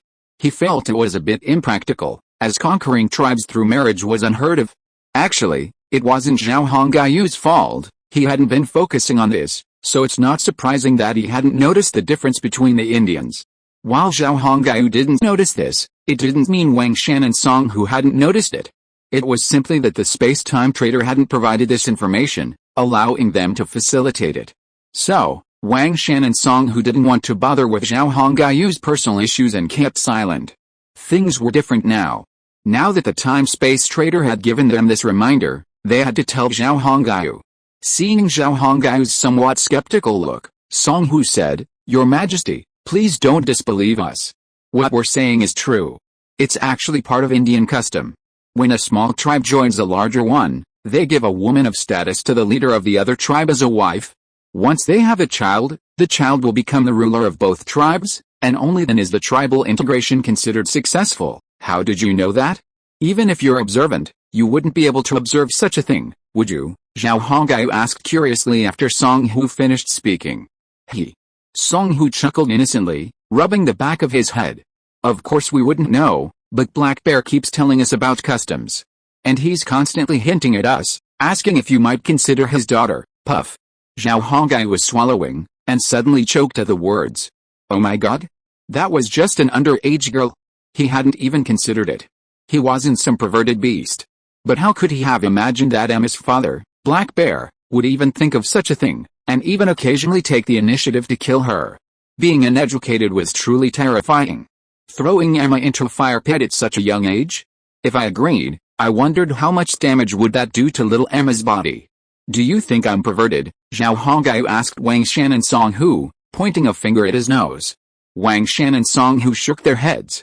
I don't know what Black Bear is thinking. His own daughter is so young, and he's thinking this way. Your Majesty, you can't use 21st century thinking to judge people of this era. Besides, Black Bear is still an Indian, Wang Shan muttered softly. Although Wang Shan's words were quiet, Zhao Hongyu could still hear them clearly. I don't care what they think, but as a human being, I must have my own boundaries. If I don't have the knowledge, that's fine, but since I do, I can't lose my integrity. Chapter 133 The Mohican Problem. Wang Shan and Song Hu exchanged a glance. They felt their Majesty's psychological barrier was proving difficult to overcome. However, Wang Shan remained steadfast. He addressed Zhao Hongyu, Your Majesty, sometimes, even if you don't want to, you can't. This is the way things are. It's okay to always view things through the lens of the 21st century, but you also need to keep pace with the times. Wang Shan, for his part, felt free from such burdens. His approach was simple. Since he had arrived in this era, he should simply assimilate. While it's true that moral standards are essential, one must also abide by the rules of this era. Being a human being, why bother with so much effort? No, let's wait and see. I don't think I'll be in any danger, so let's put this matter aside for now. 5 or 6 years from now, it won't be too late to discuss Emma's situation. No matter what, Zhao Hongyu couldn't possibly harm Emma. That was his code of conduct. Deep down, he still held 21st century moral principles. It wasn't something that could be changed overnight. Your Majesty, that's what you say. But whether Black Bear can give you 5 or 6 years is hard to say. Wang Shan's words made Zhao Hongyu's heart sink. What's wrong? Is there something wrong? Wang Shan would never say this for no reason. There must be something else behind his words. Zhao Hongyu knew his subordinate well. Song Hu, you speak. Wang Shan turned and gestured to Song Hu. After all, it was Song Hu who stayed in Manhattan during this period, not him. Meanwhile, Wang Shan had heard many things from Wang Hu on the way to the shipyard. Song Hu nodded, then turned to Zhao Hongyu and said, Your Majesty, during your time in Virginia, the Mohicans have been somewhat passive. I can see that they haven't truly integrated into our empire, which is a very bad sign. Although Black Bear has been trying hard to persuade his people, it seems to be ineffective. I have observed these problems and have even discussed them with Black Bear. He also offered an explanation, but it seems a bit absurd to your Majesty. How absurd? Zhao Hongyu became curious. The Mohicans are psychologically unable to integrate into our empire, which is understandable. They feel that there is something separating them from us, and this feeling has spread. Song Hu explained to Zhao Hongyu in detail. The truth is, the Mohicans simply believe that the empire has not accepted them because they believe they have nothing to gain the empire's trust. This makes them very uneasy and psychologically uncertain. From the Indians' perspective, since the empire had accepted them, it should find a woman from their tribe to marry. Only then would they be truly accepted, and truly considered part of the tribe. However, Zhao Hongyu had no such intentions, which left the Mohicans perplexed and unable to accept it. If they didn't even accept their women, how could these men become members of the empire?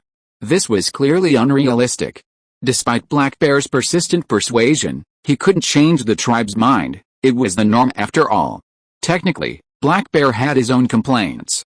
In his opinion, He had abandoned his position as leader and brought his people to join Zhao Hongayu's empire. Shouldn't you, Zhao Hongayu, at least show some respect? He wasn't asking for any tangible benefits.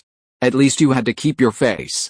Unfortunately, Zhao Hongayu didn't give a hint, which left Black Bear feeling a little frustrated. Fortunately, following Zhao Hongayu allowed him to kill white people, otherwise, Black Bear wouldn't have valued Zhao Hongayu so highly. For some time, many tribes had contacted him, hoping he would unite with them. This approach, using marriage, had also shaken the Mohicans. The children of the two tribes' leaders would marry, and the third generation would lead the people of both tribes. This was a common tactic in Indian tribal mergers. A leader with the blood of both tribes could earn the loyalty of both. With mutual consent, this was the best way to expand the tribe's strength and influence. Who wouldn't want to grow stronger? And without having to wage war? This was everyone's wish. The Mohicans had experienced epidemics and suffered significant casualties, but their foundation remained, with 500 or 600 elite warriors. The Mohicans joining was something every tribe would welcome. Furthermore, Mohican women could bear children, which would further strengthen the integration of the two tribes. Mohican women would also find a man to rely on. What better way to achieve this than to join them? Zhao Hongayu, however, was completely unaware of these Mohican beliefs, and he hadn't explored them. If he had known, he probably wouldn't have been so relieved.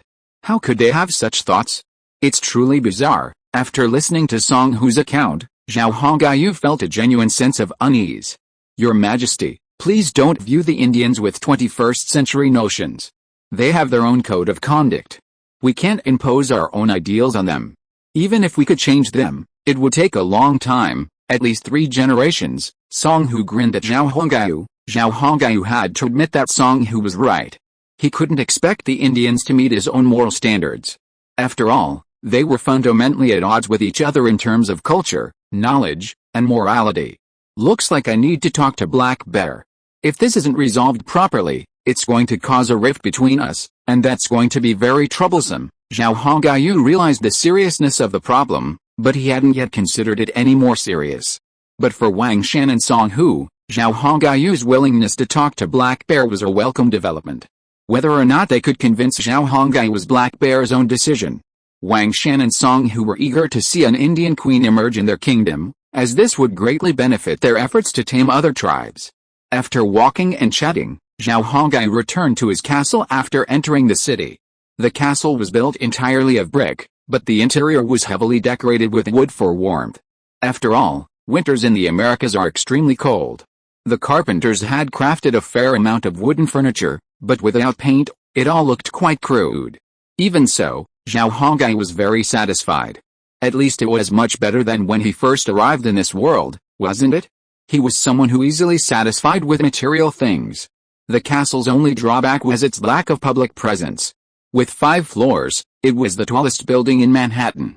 On the castle's rooftop, the geneticists had even created a small garden and transplanted a number of plants from nearby, finally bringing some life to the otherwise cold castle. Upon returning to the castle, Zhao Hongayu asked Song Hu to summon Black Bear. He needed to discuss the Mohican issue with him. This matter needed to be resolved, and Zhao Hongayu didn't want to delay it any longer. If he didn't know, that was fine, but now that he knew, it needed to be addressed immediately. After Song Hu left, Wang Shan had the geneticists boil some water, then filled a wooden cup and brought it to Zhao Hongayu. This cup was polished to a very smooth finish, unlike the wooden items Zhao Hongayu sold. The reason was simple: Zhao Hongayu knew what he was selling and didn't want to damage his health by using it. Not only did he not use it, but neither did the geneticists. Wang Shan took out an effervescent tablet and dropped it into the cup. The water immediately began to bubble. Lemon flavor, I like it. Zhao Hongayu picked up the cup and took a small sip. However, the water was still a little hot, but after adding the effervescent tablets, it tasted quite good. Wang Shan, I've been thinking about this for a while. If, as you say, we go to Europe, wouldn't I have to find women there to conquer it? Black Bear hadn't arrived yet, so Zhao Hongayu took advantage of this opportunity to have a good chat with Wang Shan. Wang Shan stood beside him, playing the role of a professional lackey. Hearing this, Wang Shan said, "This is the most effective method, and it will reduce casualties. There are many noble widows in Europe who own vast fiefdoms. If your Majesty has the ability, You could even seize a large swath of territory without resorting to force. Wang Shen and the others had been discussing this privately for who knows how long. What are you all thinking? With a time-space trader in my hands, do I really need to sell my body? Zhao Hongai was at a loss for words. Wang Shen shook his head and said, Your Majesty, force can temporarily subdue people. But what we need is to conquer them spiritually. Therefore, having a title is very useful, at least it will reduce a lot of obstacles and resistance, right? Wang Shen felt that His Majesty's mindset needed to change, but this required gradual effort on his part. Your Majesty, if the governor of Virginia were a woman, you could conquer her and occupy Virginia.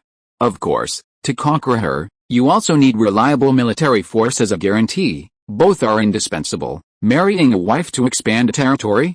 It seems that Europeans have indeed done this before, right? Zhao Hongaiyu fell into deep thought. Chapter 134, Your Majesty doesn't look for a woman, could it be? While Zhao Hongaiyu and Wang Shen were conversing, Black Bear and several Mohawks were drinking in a Manhattan bar. Now citizens of the Song Empire, they received a generous monthly salary. Furthermore, they could occasionally hunt, earning a considerable income from selling their prey. Therefore, the Mohawks enjoyed a comfortable life in Manhattan. Therefore, as defenders of the Song Empire, they often had two identities, soldiers of the Empire and hunters. The Imperial soldiers did not stop them from this. Now that the Mohawks had money, the bar became a frequent haunt. Although the bar only had one type of alcohol, the Mohawks were eager to drink it. Not only did the Mohawks frequent it, but even some Indians who came to Manhattan to sell their goods would come and spend some money there. The more resourceful bar owner had even created a wooden playing card game for everyone's entertainment. Small gambling games also appeared in Manhattan. Only the genetic people were less frequent, as they were not particularly fond of drinking or gambling. Although the geneticists were reluctant to drink, some of them, with more brains, opened bars and became their own owners. Indians had begun to accept silver coins. Once they discovered the many uses of this white metal, they no longer resisted its use. In a corner of the bar, there was a small table. Many Indians gathered around it, shouting and laughing. A geneticist with black hair and dark eyes, possessing an independent mind, was shaking a black sieve. In the bar nearby, his wife smiled at him. She was a dark-skinned Indian girl, quite beautiful indeed. It must be said that this young man was quite lucky. Zhao Hongaiyu had no objection to the geneticist and the Indian girl dating, believing it would bring them closer. The Indian girl wasn't from the Mohawk tribe, but from a nearby small tribe. She had followed her father to Manhattan and was captivated by the city. Her appearance also attracted a geneticist. The process of courtship was simple. The geneticist offered 300 kilograms of rice. After 2 matchlocks, he married the girl and took her home. From the Indian's perspective, this was a very lucrative deal. Of course, he wasn't selling his daughter, he was simply finding her a capable man. The young man, meanwhile, felt it was a good deal, considering she was a beauty and only 14 years old. After marrying the man, the girl discovered that the men of the black-haired tribe in Manhattan City were completely different from any Indian she had ever met. They were gentle and considerate, not at all irritable. They were incredibly caring. This made the girl feel like she had truly found a treasure, and she began to praise the God of all creation.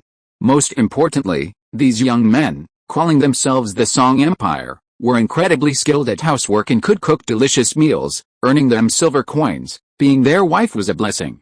The girl's experiences sparked the interest of many of her fellow tribesmen.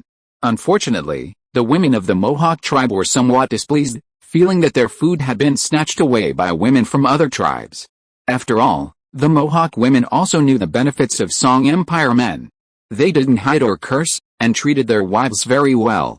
This was far superior to the men of other tribes, even their own. It was common for Indians to have more wives than men these days. Women had little status and lived a miserable life. The sudden appearance of such a unique tribe made them a sought-after commodity among women. As for those Somali black men, Indian women genuinely disliked black men, so those with Chinese genetics became the preferred choice. The black men were also frustrated by the Indian women's reactions, but they weren't particularly fond of Indian women either, as their target was the women among the British captives. Having been oppressed by European colonization for so long, they hoped to find some self-respect and confidence in their women. This was what Lamour told his men. While they might be a bit dull at first, That didn't mean they were completely devoid of thought or sexual desire. And the newly emerged Gurkhas, for now, hadn't yet caught the attention of women. Therefore, they didn't have much of a market. HMPH, what's so good about women from other tribes? Our Mohawk women are better. They're hardworking, have big butts, can handle being spanked and scolded, and can manage a household. These good young men should be looking for Mohawk women. I just can't stand them looking for women from other tribes. A Mohawk man took a sip of wine, exhaled a whiff of alcohol, and then, somewhat drunkenly, complained to Black Bear. As Mohawks, they were the first Indians to come into contact with Zhao Hongayu and his tribe. Therefore, they understand them best compared to other tribes. It's precisely because of their understanding of Zhao Hongayu and his tribe that the Mohawks know how outstanding the men of song are. Such outstanding men, in the Mohawks' view, should marry Mohawk women. Women from other tribes should stay aside. This mentality is easy to understand. It's like the principle of keeping good things within one's family. Good things, of course, should be used by one's own people. Don't be fooled by Mohawk men who often beat their wives for no reason, and women don't have much status. But they were husbands and fathers after all, and as a father, who wouldn't want their daughter to find a good home? Black Bear, you should talk to Haitong about this. Since we Mohicans have merged into his tribe, he should treat us better and set an example. That'll reassure us. Very good, very good. Marriage is a good option. It'll give us all peace of mind. If we have a child, we'll all be loyal to it together. Once this topic was brought up, the Mohicans there burst into conversation. Black Bear just drank his wine in silence. But everyone could see that he wasn't in a good mood, even a little depressed. Black Bear also hoped that Zhao Hongai would accept everyone's proposal, and that his daughter would find a good home. More and more tribesmen were coming to support Zhao Hongai from the north, a testament to the strength of the song. If Emma became Zhao Hongai's wife, then it would mean that the Mohicans were completely accepted. Only then could they truly integrate into the powerful Song tribe. Otherwise, the Mohicans would have no say within the powerful Song, and many would feel they were without protection. Of course, after Emma was accepted by Zhao Hongai, she represented the Mohicans. Therefore, after their future integration into the Song, the Mohicans would be protected in every way. And when they had children, the leader, with Mohican blood flowing through their veins, would surely treat them better. They might not understand the fundamental principles, but you couldn't say they were wrong about these simple truths. Even if the Indians weren't highly civilized, they still had their own demands. Zhao Hongai simply didn't notice this. Black Bear, what exactly are they saying? Tell us. Seeing Black Bear drinking silently, the surrounding Mohicans shouted questions. This was a matter of grave concern to the entire Mohawk tribe, so no one cared that Black Bear had once been the tribe's fiercest warrior and leader. He drained his glass in one gulp and placed it heavily on the table. Bang! They say Emma's still young, and black eyes wouldn't like such a young child. Black Bear's expression remained expressionless, but those who knew him knew he harbored deep resentment. What? Emma's young? Everyone was shocked by Black Bear's words. Is this a rejection? Emma's still young. It's ridiculous. I remember my daughter married Mountain Eagle's son when she was 11, a middle-aged Mohawk man muttered. HMPH, it seems they have no hope of truly accepting us Mohawks. They actually use such a ridiculous excuse. The other Mohawk men began to complain, their faces filled with dissatisfaction. In their view, claims like young age were mere excuses. Given the Native American custom of marrying at 11 or 12, Zhao Hongai's words could easily be misinterpreted. It's better to ask clearly. We mustn't misunderstand Haitong. Perhaps their tribal customs are different. We shouldn't antagonize them over this matter. A more mature and measured person offered his opinion. What different customs?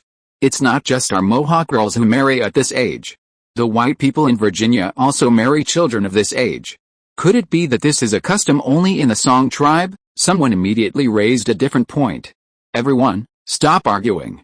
I've only asked Song Hu about this matter, not Haitong.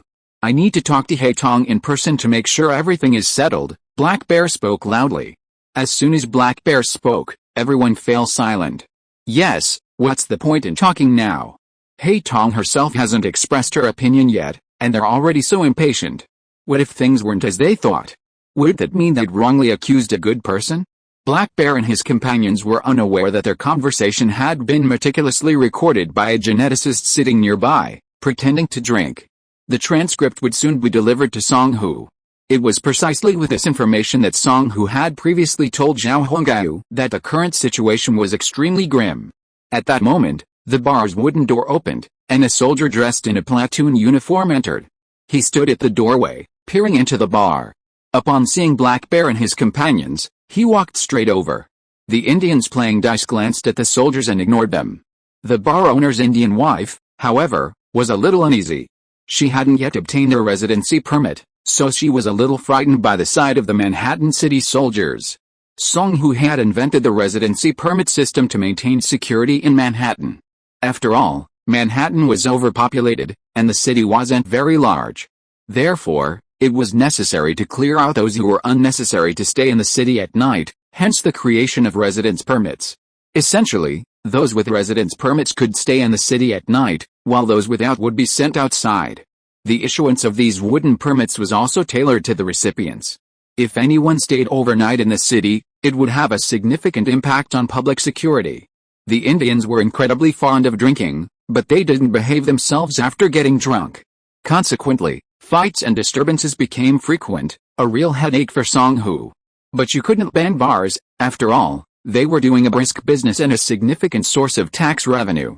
So, let's go and cause trouble outside the city. Compared to the safety of the city, the outside world was rife with dangers, wild animals, drunkards. This was why the bar owner's wife was afraid. She didn't want to live outside the city. Her worries were unfounded. The soldier wasn't looking for her.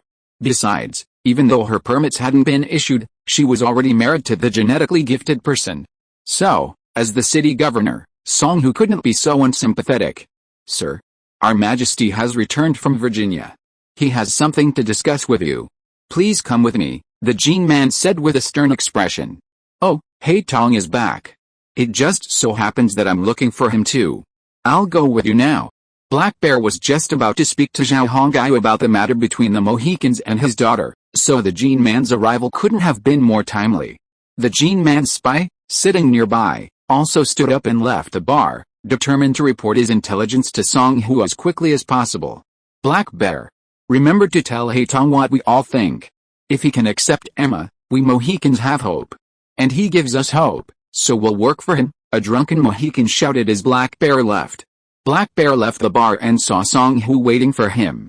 The Gene Man who had been drinking with Black Bear and his friends had just left, having relayed their conversation to Song Hu before Black Bear reappeared. "Oh, I hope His Majesty can take this matter seriously. The Mohicans are a tribe worth winning over. Besides, Emma is also a beautiful girl. Why doesn't the leader confess?" Song Hu thought to himself as he walked towards the Black Bear. Could it be? I don't know what Song Hu thought of, but suddenly his face turned very ugly, and his buttocks tightened. Chapter 135, Women, just like that. "Why do you think so?" Inside the castle, Black Bear told Zhao Hongyu everything the Mohawks were thinking. After hearing Black Bear's explanation, Zhao Hongyu was left in a state of confusion. "Hey Tong, although I was chosen as leader when the tribe suffered a setback, and I led them to join your song, you must understand that not everyone in the tribe is truly sincere." Black Bear spoke the truth. How could he, alone, represent everyone? If you find a woman from our Mohawk tribe to marry, then everyone's thoughts will disappear. They'll all think you truly accept them, and they'll be willing to fight for you. I don't understand you. To me, this is completely unnecessary. Am I being mean to you now? Why do I have to find a woman from the Mohawks? Zhao Hongyu didn't understand at all, even after Black Bear had explained it so clearly. Isn't that how it is in your song? Every tribe I know has this rule. Black Bear looked at Zhao Hongyu with confusion. At this moment, Wang Shan interjected, whispering to Zhao Hongyu, "Chief, many things aren't decided by your own will. The higher your position, the more you have to consider. It's a very frustrating situation. We need the Mohicans, at least right now, we need them to fully integrate with us." Wang Shan's meaning was crystal clear. He also hoped Zhao Hongyu would find a woman from the Mohicans. "A woman from the Mohicans to be your future queen?" Zhao Hongyu frowned. Wang Shan could tell from Zhao Hongyu's expression that his chief was somewhat repulsed by the idea. "You can be the queen of the Indians. There's so much land in the world. You need to take a long-term view." Although Wang Shan knew Zhao Hongyu was somewhat repulsed, he still had to say something. finding an Indian woman to be their future king and rule over the Indians? Zhao Hongayu's heart stirred. If it was just a mascot, then it wasn't impossible. Zhao Hongayu understood the immense benefits that having an Indian woman by his side would bring him in the future. It's just that his mind is a little confused. The Mohicans are like this now. If we become strong in the future and other tribes join the empire, won't I have to marry many wives? Do you think I have so much experience? Zhao Hongayu's heart was a little relieved, but he was still a little reluctant. At the same time, what Zhao Hongayu said was right. According to Black Bear and Wang Shan's thinking, wouldn't he have to find a wife for every tribe in the future? Not to mention, there are dozens of tribes around Manhattan alone. When Zhao Hongayu truly controls this area in the future, he really can't imagine it. Your Majesty, things are not what you think. Upon hearing this, Black Bear hurriedly explained. In the future, when we truly become powerful, we won't have to go through so much trouble. But right now, we have to put on a good show. After all, the Mohicans are the first tribe to join us, so even if it's just a facade, we have to show it to the other tribes. That way, when we conquer or merge with other tribes, there will be fewer obstacles. Zhao Hongayu wasn't the stubborn type, he was very clear about the pros and cons. He understood both good and bad advice.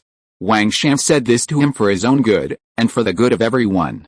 As Wang Shan said, people, sometimes, when they're in a high position, they can't help themselves. For the good of the group, sacrificing things is necessary. For example, I need to make some sacrifices now. However, Zhao Hongayu also knew that, strictly speaking, he wasn't a hopeful person, and he had been blessed with a great fortune. Damn, he was being forced by everyone to find a woman, and he had no choice. Any good candidates? Now that everyone had said what they needed to say, Zhao Hongayu couldn't be so ungrateful. If he truly hurt the Mohicans and caused any trouble, then Zhao Hongayu would be a complete idiot. My daughter Emma is the candidate. There's no one else in the tribe who's suitable, Black Bear said, unfazed, directly mentioning his daughter. Your Majesty, the Mohican tribe was attacked by the British.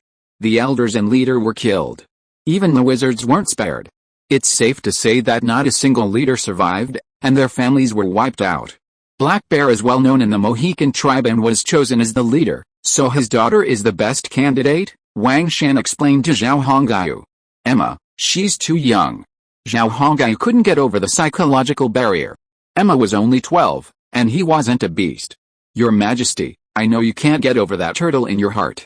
You could consider a workaround. Marry Emma first, then keep her at home as a mascot. We can discuss other matters once she comes of age. As a trusted lackey, Wang Shan was well aware of His Majesty's inner workings. So, when he saw Zhao Hongayu fall silent, he knew what he was thinking.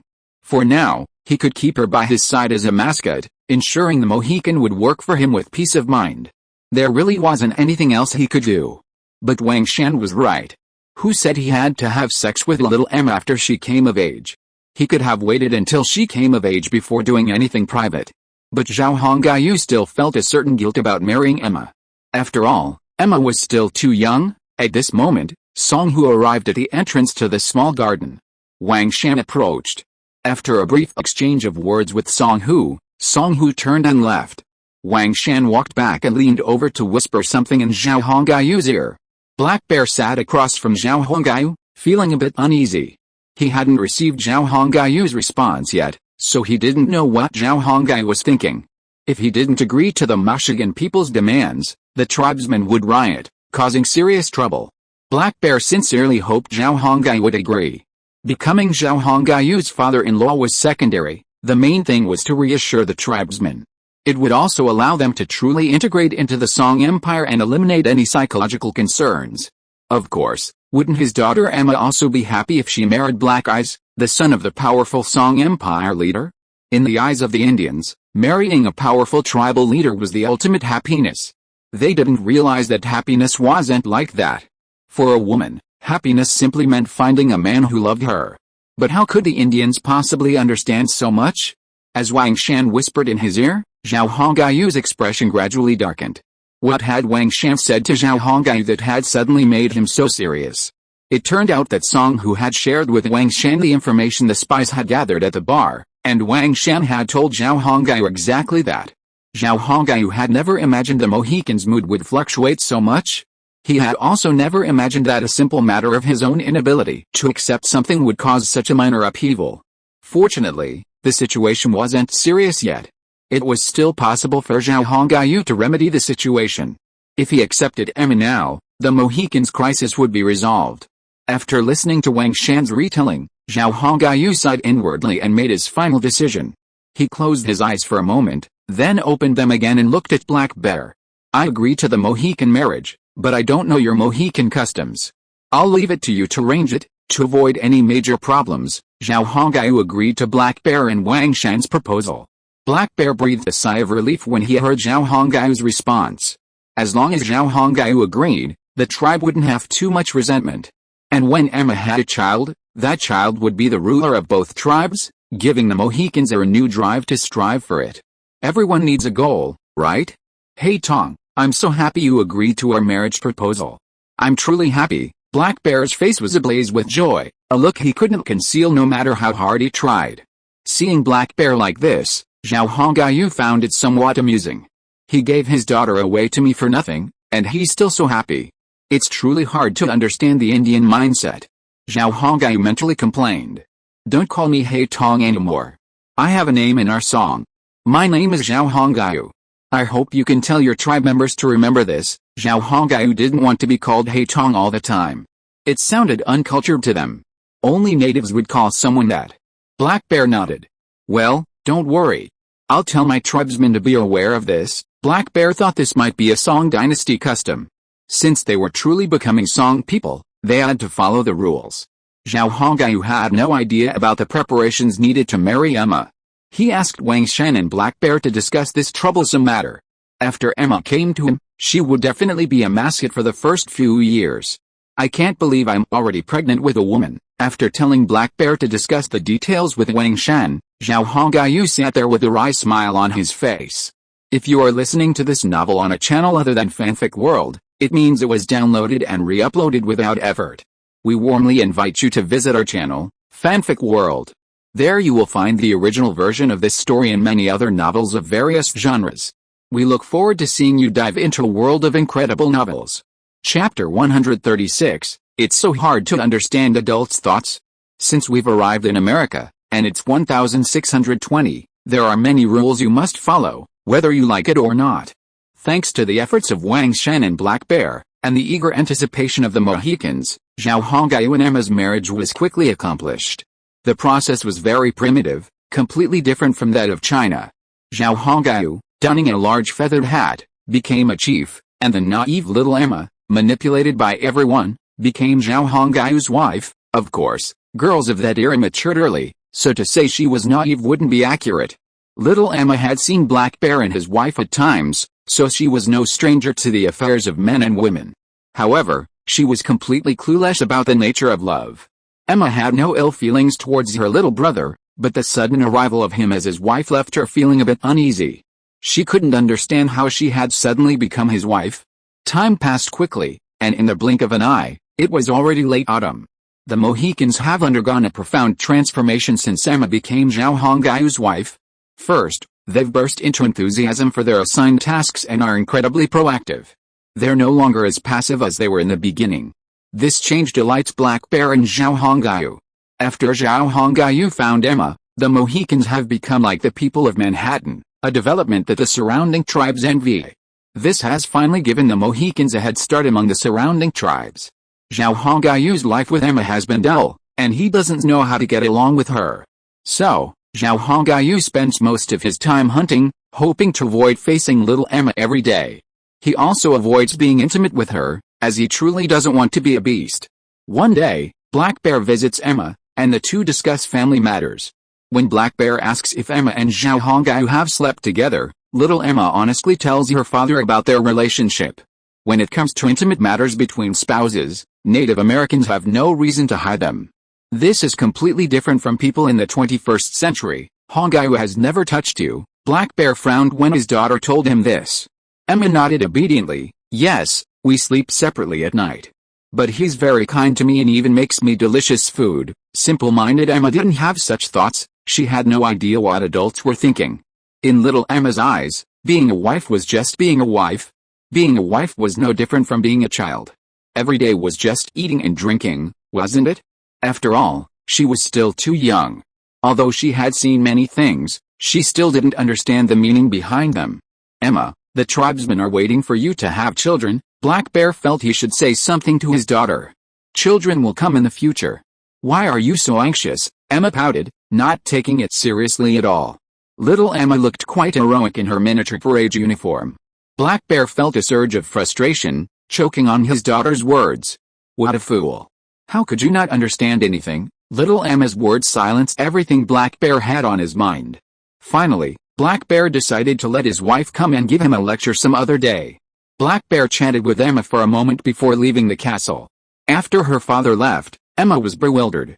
How strange. Adults' minds are truly hard to understand. Shortly after Black Bear left, Zhao Hongai returned with 3 pheasants. Emma, I heard father was here today. Did you have a good chat? Zhao Hongai asked, handing the pheasants to Wang Shan. Not bad, but father wasn't happy when he left, Emma replied. Zhao Hongai said, Oh, why is father unhappy? Did you say something wrong, master? What should we do with the pheasants? Wang Shan asked quietly as they chatted, handing Zhao Hongai a glass of effervescent water. Kill it, pluck its hair, and eat it tonight, Zhao Hong instructed Wang Shan, taking the effervescent tablets and water.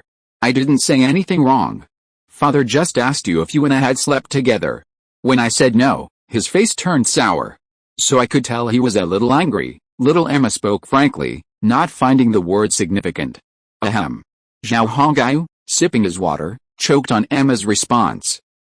You really did answer like that, Zhao Hongai said, his face a bit embarrassed, a blush tinging slightly. From the side, the older brother looked quite attractive. Seeing Zhao Hongai's somewhat shy expression, Emma chuckled inwardly. When she had nothing else to do, she loved watching Zhao Hongai's awkward expressions. She found them amusing. Of course, that's my answer. Do you know what your father meant by asking that? Zhao Hongai hurriedly asked another question, trying to cover up his embarrassment. But as soon as he asked the question, he immediately felt something was amiss. How could he ask such a child such a question? It was so wrong. But what he didn't expect was Emma's response. Of course I know. When a man and a woman sleep together, they do something. My father does that to my mother every night when he's asleep. Emma blinked her large eyes, her long eyelashes trembling, and answered Zhao Hongai with an innocent gaze. Oh my god, Black Bear doesn't even know to be discreet about children when he's doing it. Actually, Zhao Hongai was looking at this issue with a completely 21st century mindset. You see, among Native Americans, nudity doesn't mean anything. Native Americans believe that they were born naked, and therefore, exposure is the purest form of purity. They're simple-minded and don't have many thoughts. And there's nothing wrong with doing it in front of children. They'll know about it when they grow up, so why hide it from them? Furthermore, this kind of thing is related to fertility and the continuation of the bloodline. On this point, it's unclear whether the Native Americans are backward, or whether Zhao Hongai, with his 21st century mindset, is backward. Perhaps it's the complexity of one's thoughts that gives rise to so many worries. Zhao Hongai, lost in his thoughts, suddenly caught sight of Emma's pure eyes and froze. Then, he quickly realized what was happening. From Emma's reaction, it was clear that little Emma understood what that meant. But that didn't mean she wasn't a good girl. On the contrary, Emma didn't see it as something filthy. She considered it normal, like eating and drinking. It seemed only he was abnormal, considering it so filthy and disgusting. It seemed that in this regard, even a modern man like him wasn't as good as the Indians. Zhao Hongai sighed inwardly. Shaking his head, he walked over to sit next to Emma. Emma, since you're my wife, we should actually do that. But you're too young, and it's not good for your health. As your man, I care about you, so I want to wait until you're a little older before I let you become a mother. Zhao Hongai felt he should explain things to Emma. After all, they were already husband and wife. Oh, so that's how it is. So a man and a woman have to do the kind of thing to have a child. I thought we'd be able to have a child soon after we got together. Emma's eyes widened, a look of understanding.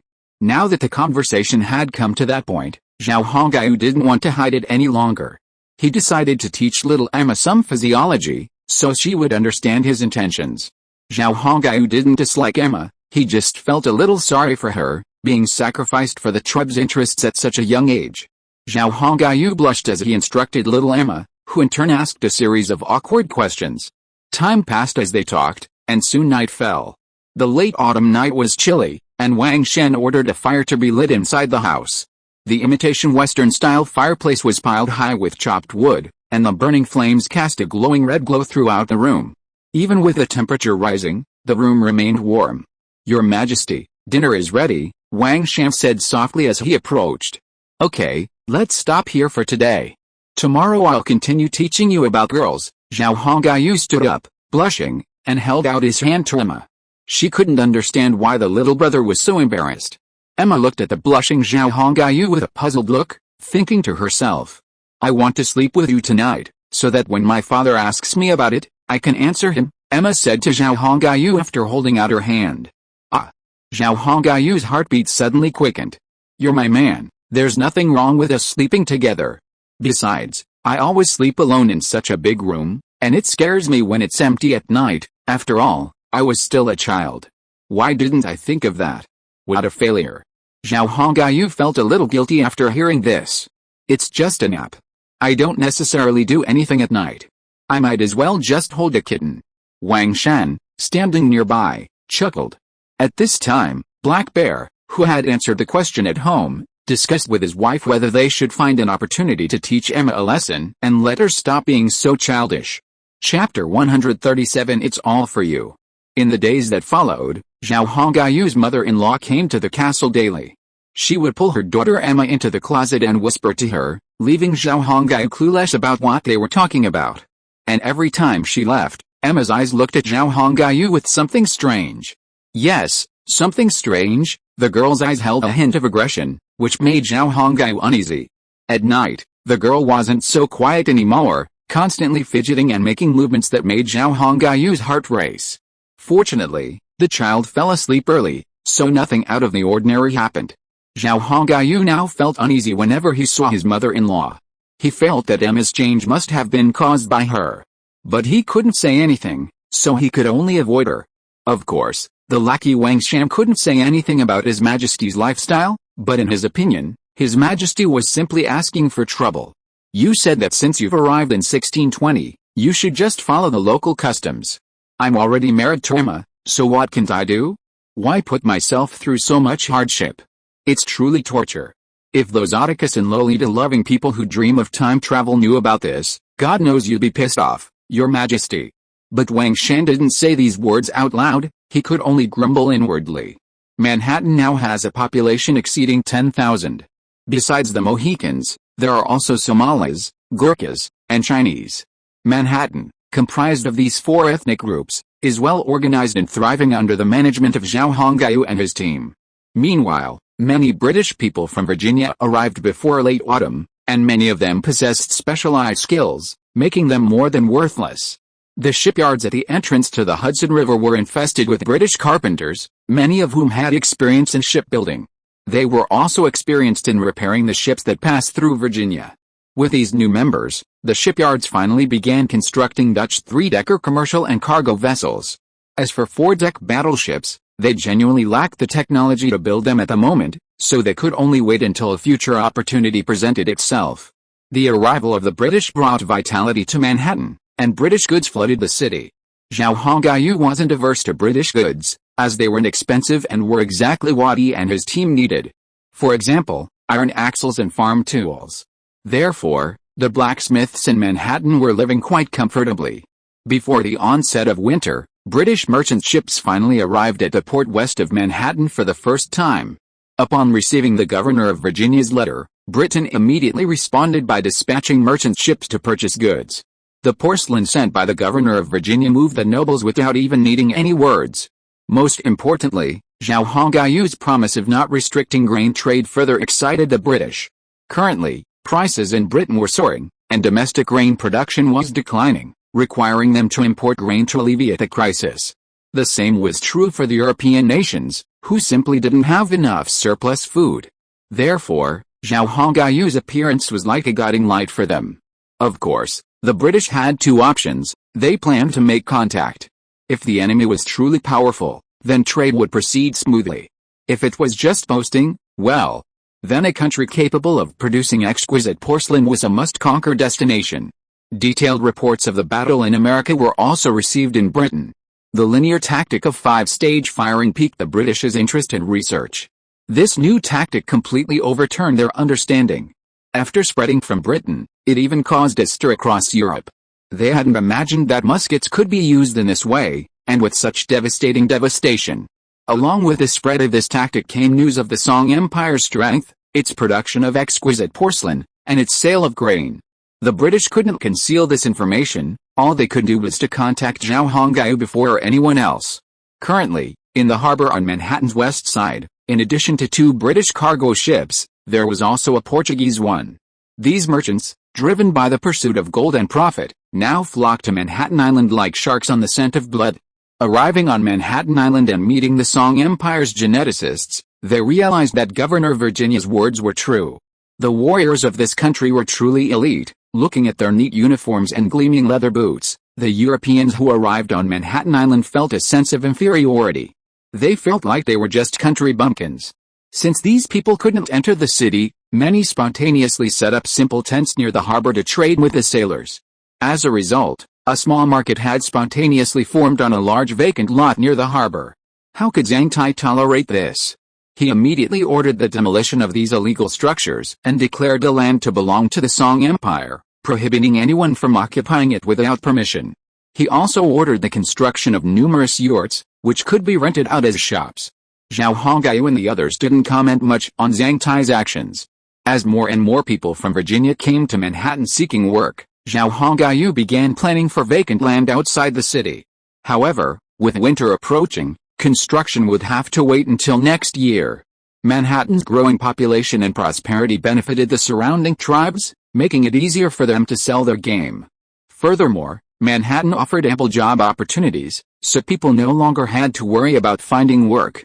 Zhao Hongyu was least afraid of the growing population. The larger the population, the happier he was.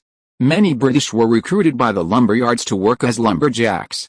The wages were very attractive. 8 silver coins a month with room and board, and most importantly, the food was provided. With these people, Zhao Hongyu's timber trade was becoming more legitimate. Inner Manhattan, home to Zhao Hongyu, the Genes, and the Mohicans, totaled around 13,000 people. It became a magnet for people from surrounding tribes, as well as British from Virginia seeking a living. The British's arrival also brought with it the human trade, something Zhao Hongyu hadn't anticipated. Zhao Hongyu made a profit of 4,000 gold coins from a trade in Virginia, selling 200 sets of porcelain. Unfortunately, the coins were in different denominations, which caused some minor issues when selling them. However, this didn't matter. Zhao Hongyu still made a full 1.3 billion RMB from these 4,000 coins. However, there was a downside. The excessive amount of gold coins sold caused a significant drop in the value of antique gold coins in the virtual world. Otherwise, Zhao Hongyu would have made far more than 1.3 billion RMB. 1.3 billion? Of course it was. But for Zhao Hongyu, it was still far from enough. He first purchased 3,000 Chinese genetic people to expand the number of Chinese genetic people in the group, which almost completely used up the 1.3 billion RMB. Think about it, a Chinese genetic person costs over 420,000 RMB. If there were 3,000 of them, that would mean a loss of over 1.2 billion RMB. Zhao Hongyu invested the remaining funds in agricultural product development, but despite pouring tens of millions into research, not a single ripple was seen. As autumn approached, gold mining had essentially ceased. After all, the stream water there had become bone-chilling, unbearable for everyone. Consequently, the Indians who had previously mined gold began joining the logging camps to cut trees. Now, the only business Zhao Hongyu could maintain was timber sales. Of course, the arrival of British and Portuguese merchant ships provided Zhao Hongyu with another source of income. Name, Zhao Hongyu. Age, 15. Gender, male. Civil affairs rank, village head. Genetic loyalty, 7.6237100000. Peasant. Next rank, village head. Please meet the promotion requirements. Military rank, 012. Soldier. Next rank, squad leader. Please meet the promotion requirements. Copycat Technology Research Center, matches, wooden dishes, cast iron axes, cast iron kitchen knives, cast iron pots, cast iron daggers, cast iron machetes, penicillin, salt water, isidus root, white and black, diaphoretic tablets, fruit-flavored effervescent tablets, fueling pickled mustard tubers, red star erguo tau, bulk rice, cotton military coats and pants, leather-covered cotton boots, green canvas messenger bag, 17th century arquebus, flintlock rifle, flintlock pistol, paper medicine, 24-pounder cannon and artillery, low-quality toothpaste, low-quality toothbrushes, paste shampoo, bricks, cement, low-quality ceramic dishes, iron saws and hammers, planes, chisels, customizable 18th century copycat clothing, cattle and sheep. On the top floor of his castle, Zhao Hongayu's gaze was fixed on the harbor. After a moment's observation, he retracted his gaze, opened his time-space trader, and checked his stats. Zhao Hongyu seemed to have gained some understanding of his own attributes. After becoming village chief, he was officially part of the system. Though still a nobody, the virtual character Chen Xianbang was much more polite to him. He was much more enthusiastic than before. Of course, he was only a village chief, so even his enthusiasm had its limits. Zhao Hongyu was still struggling with the question of how to advance in military rank and how to produce soldiers. He still couldn't figure this out. Furthermore, the space-time trading system didn't provide any information, leaving him feeling incredibly confused. He then checked his virtual account, which showed a balance of over 10 million RMB. He pondered how to use this money. He now had over 6,000 genetically engineered warriors, which was more than enough for the time being. The previous investment in research and development had resulted in losses of over 80 million RMB, which was no small amount. However, Zhao Hongyu decided he should continue investing in research and development, creating more products. That way, he could attract ships from all over the world. With over 6,000 elite troops and the intimidation of the Mohican warriors, he remained relatively safe for a while. Shall we go to the harbor?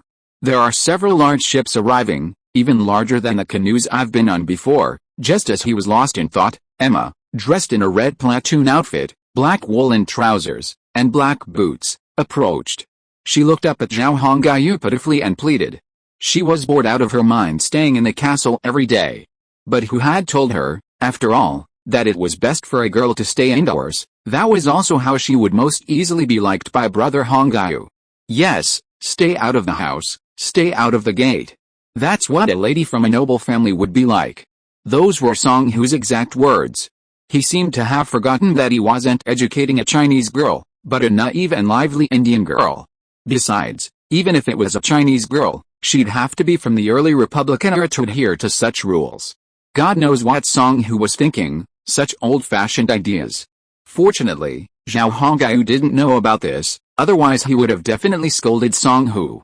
Oh, you want to go out for a walk? Zhao Hongyu glanced at the anxious Emma. Well, you haven't been out in a long time. Kids shouldn't stay at home all the time. It's good to go out and play more often. Okay, I'll take you there now. Little Emma was overjoyed to see Zhao Hongyu agree to take her to the harbor. She jumped up with a smile, hugged Zhao Hongyu's neck like a koala, and hung on.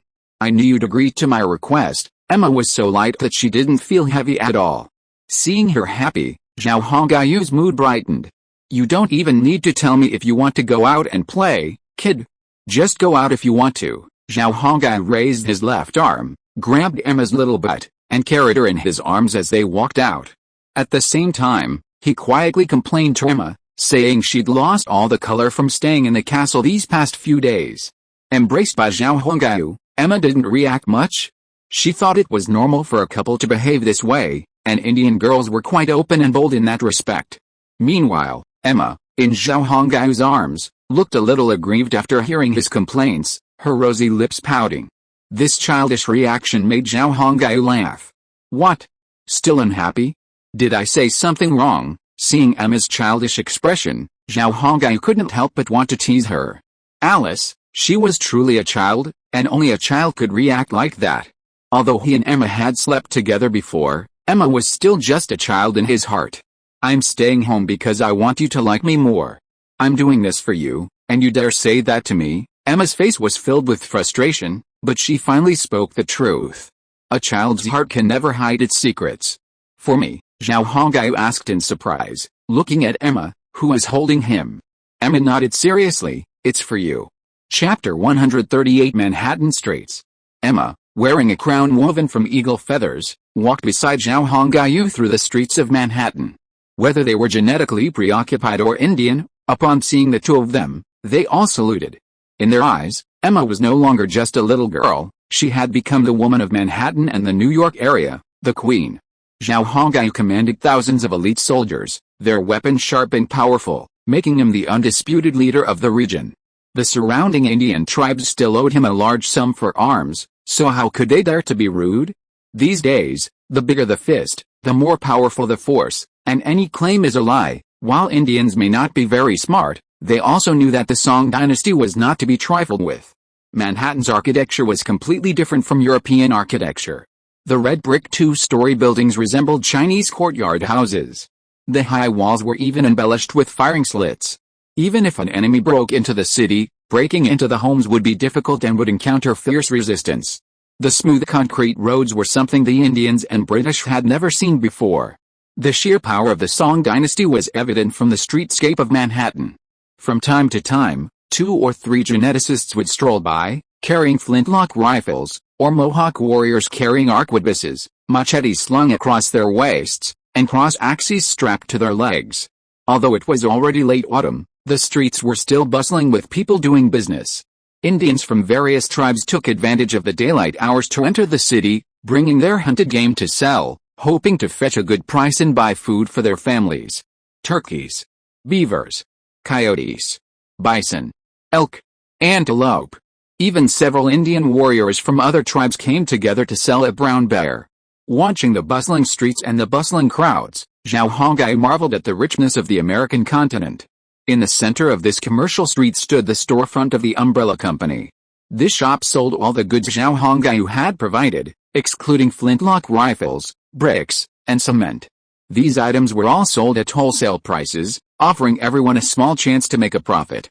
Mohicans who had been in close contact with Zhao Hongyu and his team would come here to wholesale rice, preserved mustard, matches, and other items, then sell them to other tribes as individual traders. As for the prices, they would naturally increase slightly. Clearly, the Mohicans had learned a great deal from Zhao Hongyu and his team. At the very least, they had learned to buy low and sell high, something Zhao Hongyu had never imagined. At the end of the commercial street, there was a circular building that, from the outside, resembled a Roman Colosseum. However, Zhao Hongyu knew it was a performance venue proposed by Zhang Tai. It often hosted plays, and the actors were the female genetic people Zhao Hongyu had previously cultivated. In the virtual world, they were all nymphomaniacs, but in this era, they had realized their dreams of stardom. However, the plays they performed were of little interest to the Indians beyond a male genetic population. He was babbling on stage, completely out of control. The Indians weren't impressed. However, the British sycophants who came to Manhattan to make a living were fascinated. Some even became fans of a particular geneticist, and couldn't help but glance at her daily. With the arrival of the British and the influx of Indians from Virginia, Manhattan, built by Zhao Hongyu, became increasingly bustling. Although winter was approaching, the flow of people continued unabated. However, the influx of British Virginians and Indians from other tribes also brought some minor troubles to Manhattan. Most of the British came honestly to make a living and find work. But some came to exploit the situation, even resorting to illicit means. Thieves, swindlers, even pimps. All sorts of underworld organizations appeared in Manhattan, which surprised Zhao Hongyu. To combat these organizations and maintain law and order in Manhattan, Zhao Hongyu provided assistance at Song Hu's suggestion. This scene was a common sight on the streets of Manhattan. When a thief reaches into someone's pocket, just as they're about to take the hand, a group of men, their heads wrapped in red cloth like giant pineapples, suddenly appear. Then, countless wooden clubs rain down on the thief's head. Pimps and con artists caught are brutally beaten by these men. Yes, these are Manhattan's famous Asan Security Brigade. They're the support Zhao Hongyu provides Song Hu to help maintain public order in the city. The number of Asan is small, only about 500. But they're more than enough to maintain public order in the city. Breeding Asan isn't expensive, but it's not cheap either. Compared to Somali and Gurkha breeds, these Asan are actually more expensive. Furthermore, their cowardice is extremely timid, which Zhao Hongyu initially despised and believed he was losing money on. But what Zhao Hongyu couldn't have anticipated was that these seemingly cowardly and despicable Indians suddenly became brave upon learning that their master was the city's ruler and possessed the region's most powerful military. Furthermore, their master didn't want them to fight, only to maintain city security. The Indians, empowered by their aura, crushed the demons and monsters of Manhattan, allowing Zhao Hongyu to see their powerful side. Apparently, the Indians' bravery required a strong master. Without one, they would instantly wither. Faced with this situation, Zhao Hongyu was left in a state of confusion. Fortunately, these 500 Indians seemed relatively useful for the time being. At least they were diligent and dedicated to maintaining security. But Zhao Hongyu also knew that the Indians would only behave this way when you were strong. If you ever became weak, they would likely turn against you and plunge you into an abyss of no return. With only 507 points of loyalty, what else could you expect? Indeed, these Indians' loyalty to Zhao Hongyu was a mere 507 points. But the reason they were so dedicated and obedient was because Zhao Hongyu exerted a 200-point intimidation on them. This 200-point intimidation didn't come out of thin air. First, Zhao Hongyu was the lord of Manhattan City, commanding a military force of 6,000 men. Of these 6,000, 4,000 were of Chinese descent, 2,000 were of Somali descent, and 1,000 were of Gurkhas. The Indians, with only 500 of them, were forced to submit. Furthermore, to guard against the Indians, Zhao Hongyu deliberately selected individuals of the lowest caste within the Indian genetic lineage, the Shudras. With all these factors combined, and with the fact that the Chinese genetic lineage was the largest clan, how could the Indians not be so devoted? No urinating or defecating anywhere. The toilet is over there. Fine. On the roadside, a 10-man Indian patrol surrounded a British migrant worker. This guy, wearing scruffy clothes, with a misshapen face and rotten yellow teeth, had just urinated on the street. When building Manhattan, Zhao Hongyu took sanitation into consideration. He built numerous toilets throughout the city for people to defecate. He also dug underground sewers that connected directly to the sea to the east, allowing sewage to flow directly into the sea. Zhao Hongyu did this because he didn't want Manhattan to become stinking and soaked in feces and urine like other European cities. Indeed, every European city of this era stank. Take the French metropolis of Paris, for example. The streets were littered with feces and urine, and the entire city was filled with a stench of excrement. And Paris wasn't an exception, other countries were similar. This is why King Louis XI of France eventually moved out of Paris and built his Versailles villa in the suburbs. He simply couldn't stand the stench, so he retreated to the suburbs. After all, the air in the suburbs was much fresher. Zhao Hongyu had anticipated this possibility, which was why he had taken precautionary measures and built sanitation facilities. However, only the Indians themselves were responsible for maintaining hygiene. The Indians and the British who had come to make a living weren't so accustomed to it. Therefore, to keep the city clean and tidy, the Indians had to take on other occupations. Seeing the British vagrants trembling with fear as they were surrounded by the Indians, Zhao Hongyu simply curled his lips and ignored them. Little Emma, on the other hand, was curious about everything, but remembering her mother's words and her father's teachings, she could only suppress her urge to visit the street vendors and feigned a serious demeanor as she followed Zhao Hongyu. Zhao Hongyu glanced sideways at Emma, her face stern. She pretended to be a grown-up, but her eyes kept flicking towards the vendors, a look of longing in them.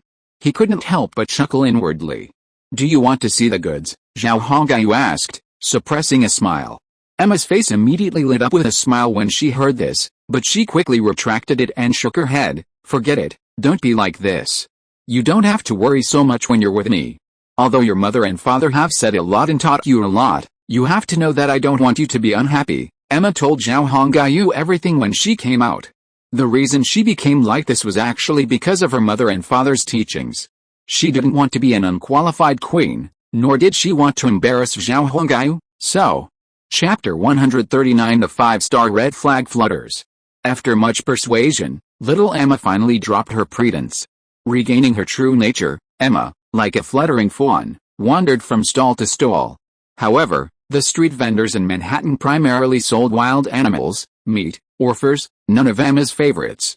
Even the occasional British vendors were selling items like crosses and iron daggers. It's still nothing like the 21st century. If it were, there would be so many small goods, Emma would probably be overwhelmed by them all. Zhao Hongyu thought helplessly, looking at Emma's slightly disappointed look. Suddenly, Zhao Hongyu spotted an Indian from a foreign tribe ahead, a colorful parrot perched on his shoulder. The man was selling a bird he'd caught somewhere. "Let's go over there. Look at the bird he's selling. It's quite nice," Zhao Hongyu said softly, approaching Emma. Emma looked up. "Wow, what a beautiful bird." Seeing Emma's interest, Zhao Hongyu felt relieved. After the two of them walked over, Zhao Hongyu asked the price.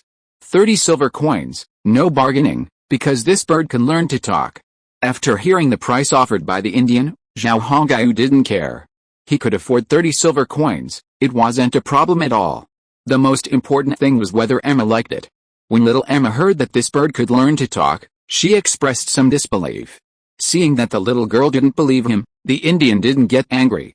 He raised his hand and stroked the parrot perched on his shoulder, then spoke in English. Then, the parrot fluttered its wings and spouted a long string of words. "Hello. Too expensive. Cheaper. Asshole." So this Indian is from Virginia. Only Indians from Virginia can speak English, Zhao Hongyu formed a preliminary conclusion. This kind of bird needs to stay with its owner for a long time before it can speak. First, it needs a learning process, so the language it learns depends on what language the owner speaks, the Virginia Indian patiently explained to Emma. "How fun." Emma's eyes lit up. It was clear she was delighted with this talking parrot. Zhao Hongyu gestured, and Wang Shan, following behind him, came over, pulled out 30 silver coins from his pocket and handed them over. She successfully bought a relatively small parrot from the man. Emma quickly held it in her arms and whispered to it. Seeing Emma's love, Zhao Hongyu felt relieved. After accepting the 30 silver coins, the Indian turned and walked to a nearby building, where taxes were paid. A 20% transaction tax was the rule in Manhattan. If you didn't pay the tax, you would be barred from entering the city. Even if you stayed outside, you would be expelled. The Virginia Indians, influenced by the British, had become very materialistic. But they did understand one thing: playing by the rules is the key to making big money. Besides, the Indians across the street weren't pushovers either. If you made a deal but tried to leave without paying taxes, they'd take action. There were even cases of British people who refused to pay taxes and were expelled. They weren't even allowed outside the city walls. There were numerous examples. And while taxes were required in the city, it was safe. Outside, safety wasn't guaranteed. "Let's go. You're going to the port, aren't you? I'd like to go there, too. There are a few merchant ships coming to trade with us today, and I want to see what goods they've brought." Zhao Hongyu smiled as he looked at Emma, who was talking to her little parrot. Yeah, little Emma couldn't pay attention to Zhao Hongyu anymore. Her attention was focused on the little parrot, trying to teach it to talk. Unfortunately, the parrot was still too young, and it had just heard Mohawk for the first time, so it hadn't learned how to speak.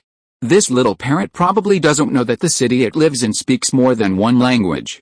Learning languages in the future will be a real headache for it. Leaving the commercial street, the group mounted their horses and headed for the harbor outside the city. The harbor is not far from Manhattan, only about a mile away. When building Manhattan, Zhao Hongyu had specially paved a concrete road for easy access. This concrete road runs directly from Manhattan to the harbor on the east side. The road is wide enough that even 5 or 6 carriages can run side by side. Clack, clack. The shod horseshoes made a crisp sound on the concrete. Since Emma couldn't ride, Zhao Hongyu had to place her in front of him, letting her ride with him. Behind Zhao Hongyu, Wang Shen and 9 of his personal genetic guards followed closely. Soon, they arrived outside the small market at the harbor. In the distance, a tall flagpole stood, a 5-star red flag fluttering in the wind. Yes, Zhao Hongyu took out the 5-star red flag as the national flag of his empire. All the people with Chinese genes enthusiastically approved of Zhao Hongyu's move, and for this, Zhao Hongyu even received a bonus of 10% loyalty from them. The red flag featured 5 golden stars, 1 large and 4 small. At the harbor, next to a building resembling a courtyard house, there was another flag besides the 5-star red flag. A red and white octagonal geometric flag on a black background fluttered in the wind in front of the building's entrance. This was the Umbrella Corporation logo from the film Resident Evil, and it had been borrowed by Zhao Hongyu's copycat Umbrella Company. At the entrance to the Umbrella Corporation, dozens of burly men in work uniforms, with standard European and American looks, stood fully armed, carrying matchlock rifles. These were Umbrella's mercenaries, all British from Virginia, with a few Spanish and Dutch expatriates. Strictly speaking, they weren't Zhao Hongaiu's soldiers, but rather the Umbrella Corporation's armed forces. The problem was that Zhao Hongaiu owned a 50% stake in Umbrella, making him the company's boss. While these mercenaries also wore the uniforms of the Mohawks, the colors differed from those of the regular soldiers. The regular soldiers in Manhattan wore red shirts with white buttons, black trousers, and black boots. Because it was late autumn, the regular soldiers also wore cylindrical bearskin hats and gloves, and were issued a thick red woolen coat with cashmere. The Umbrella mercenaries, on the other hand, wore green workwear, leather boots, a green coat, and a leaf-and cotton hat. This was the winter attire of the Mohawks, but now the mercenaries were also issued. Each mercenary wore a black cuff on their left arm. It featured a pattern of 3 thin crescent moons, the same symbol used by the Umbrella soldiers in the film Resident Evil.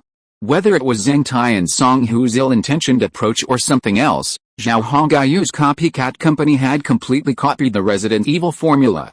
When Zhao Hongaiu and his companions arrived at a port, 2 British merchant ships and another Portuguese were unloading cargo. The docks were bustling with activity, and the Umbrella Corporation's mercenaries were constantly scanning the crowd with vigilant eyes. Zhao Hongaiu couldn't help but sigh. In this day and age, having money is simply the best thing. Pay them and they'll fight for you. Indeed, these European mercenaries who joined Umbrella Corporation were incredibly dedicated. As long as you paid them, they'd even attack their own country. Several British had been beaten up by these mercenaries at the port before, giving Zhao Hongaiu a thorough understanding of the dedication people in this era put into their work for the sake of silver. Of course, Umbrella Corporation's forces weren't entirely mercenaries, half were genetically engineered. After all, the company couldn't rely solely on these mercenaries, so Zhang Tai still had to be on guard. Therefore, the leaders of these mercenaries are essentially all geneticists. They are also staffed with ideological mentors, figures comparable to political commissars.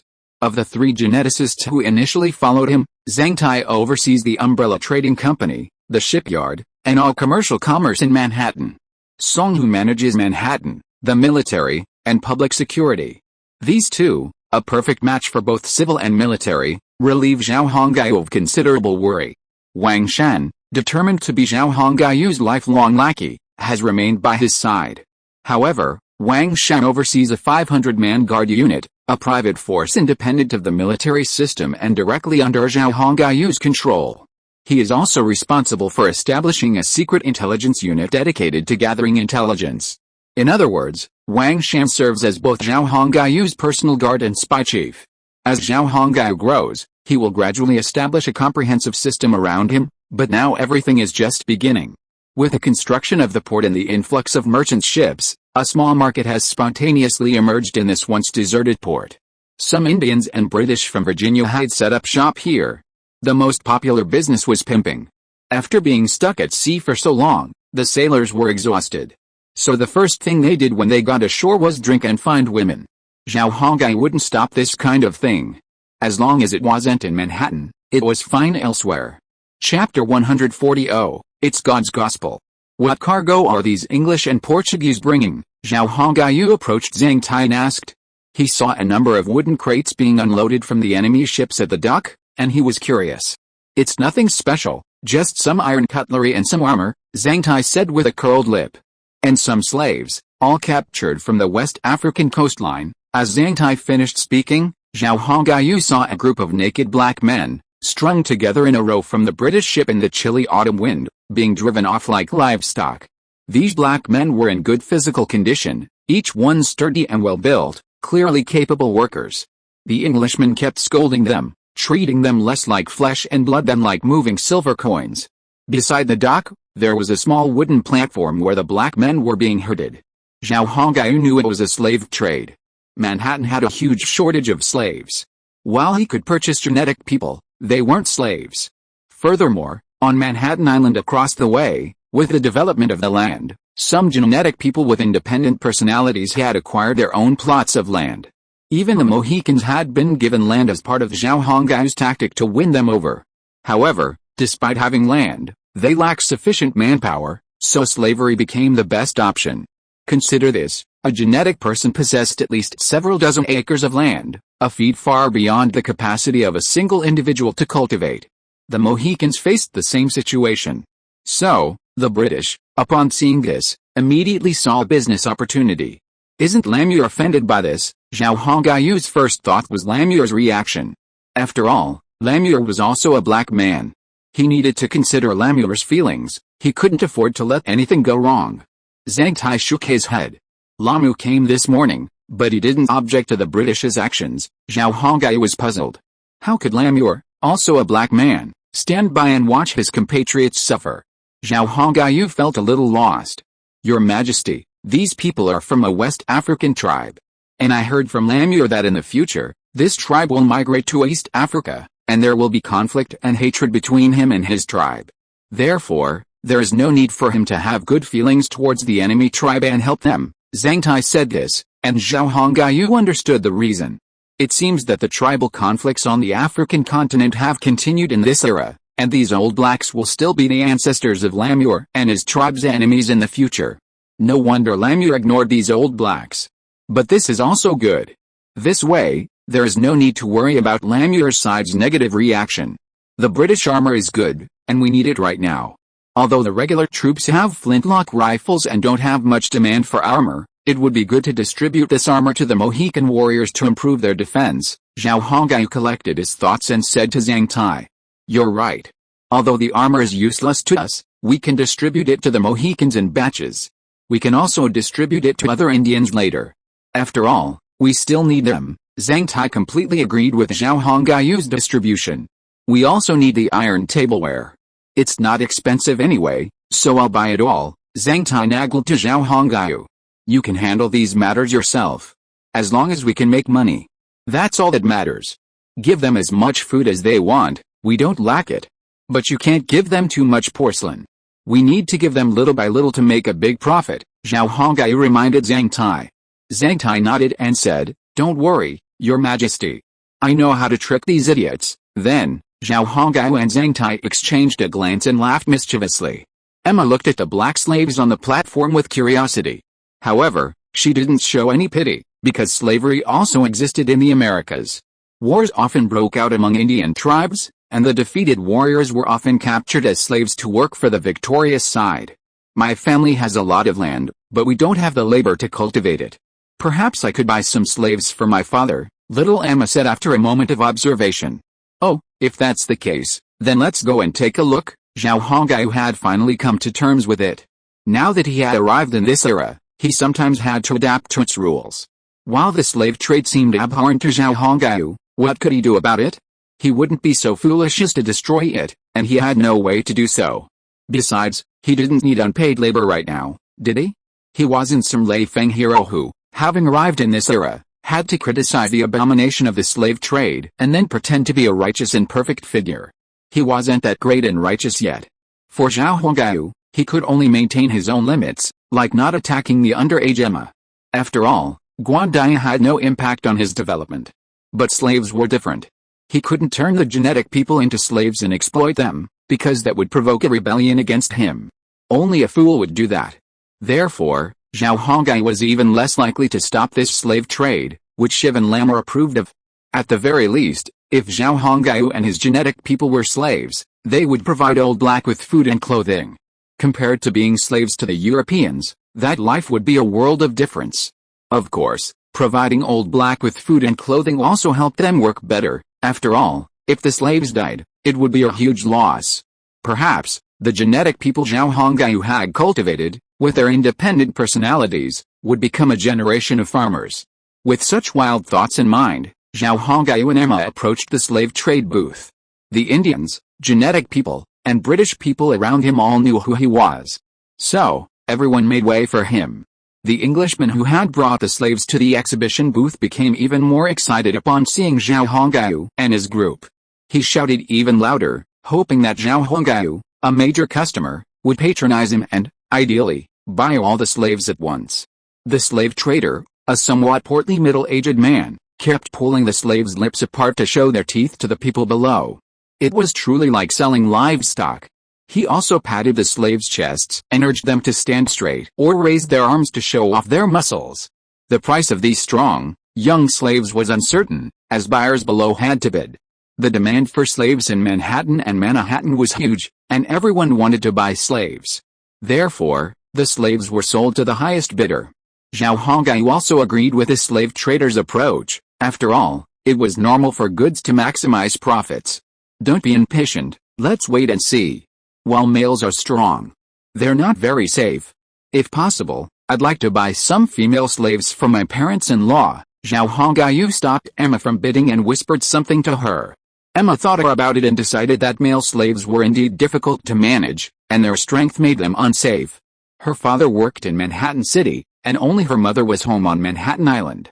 So, she agreed to Zhao Hongyu's proposal. You have to buy more. We have too much land, Emma said pitifully, looking at Zhao Hongyu. Little guy, you've even learned this trick. Zhao Hongyu was touched by Emma's big, twinkling eyes and thought to himself with a wry smile. Okay, let's buy more. Zhao Hongyu agreed to Emma's request. The British merchant hawking slaves on the stall was visiting Manhattan for the first time. He had heard about the fine porcelain for sale in Virginia and had plucked up the courage to try his luck there. However, upon arriving in Manhattan, he immediately realized it was a treasure trove. Perfect, low taxation, reassuring security and safety, and a vast market with a large population. Haha, this is a godsend. He also saw the porcelain samples sold by the Umbrella Company. The exquisite porcelain immediately captured his heart, and he also saw the countless glittering gold coins. If this stuff were sold in the Mediterranean, its value would at least increase several times. Unfortunately, the porcelain was very expensive, and he didn't have enough money. So he urgently needed to sell the slaves and his goods so that he could take the porcelain to the Mediterranean. The Mediterranean was full of wealthy people. Persian merchants, Egyptian slave owners, and wealthy sheiks would surely be crazy about this exquisite porcelain. He had originally expected to encounter difficulties in selling the slaves, but he had no idea that the slaves he was selling were in such high demand. In just a quarter of an hour, all the male slaves were sold out. He looked down at the people below, who were clearly dissatisfied, whispering to each other about the small number of slaves he had sold. Although he didn't understand the language of the dark-haired, dark-eyed people below, it didn't stop him from discerning clues from their expressions. For a successful businessman, the skill of reading expressions is essential.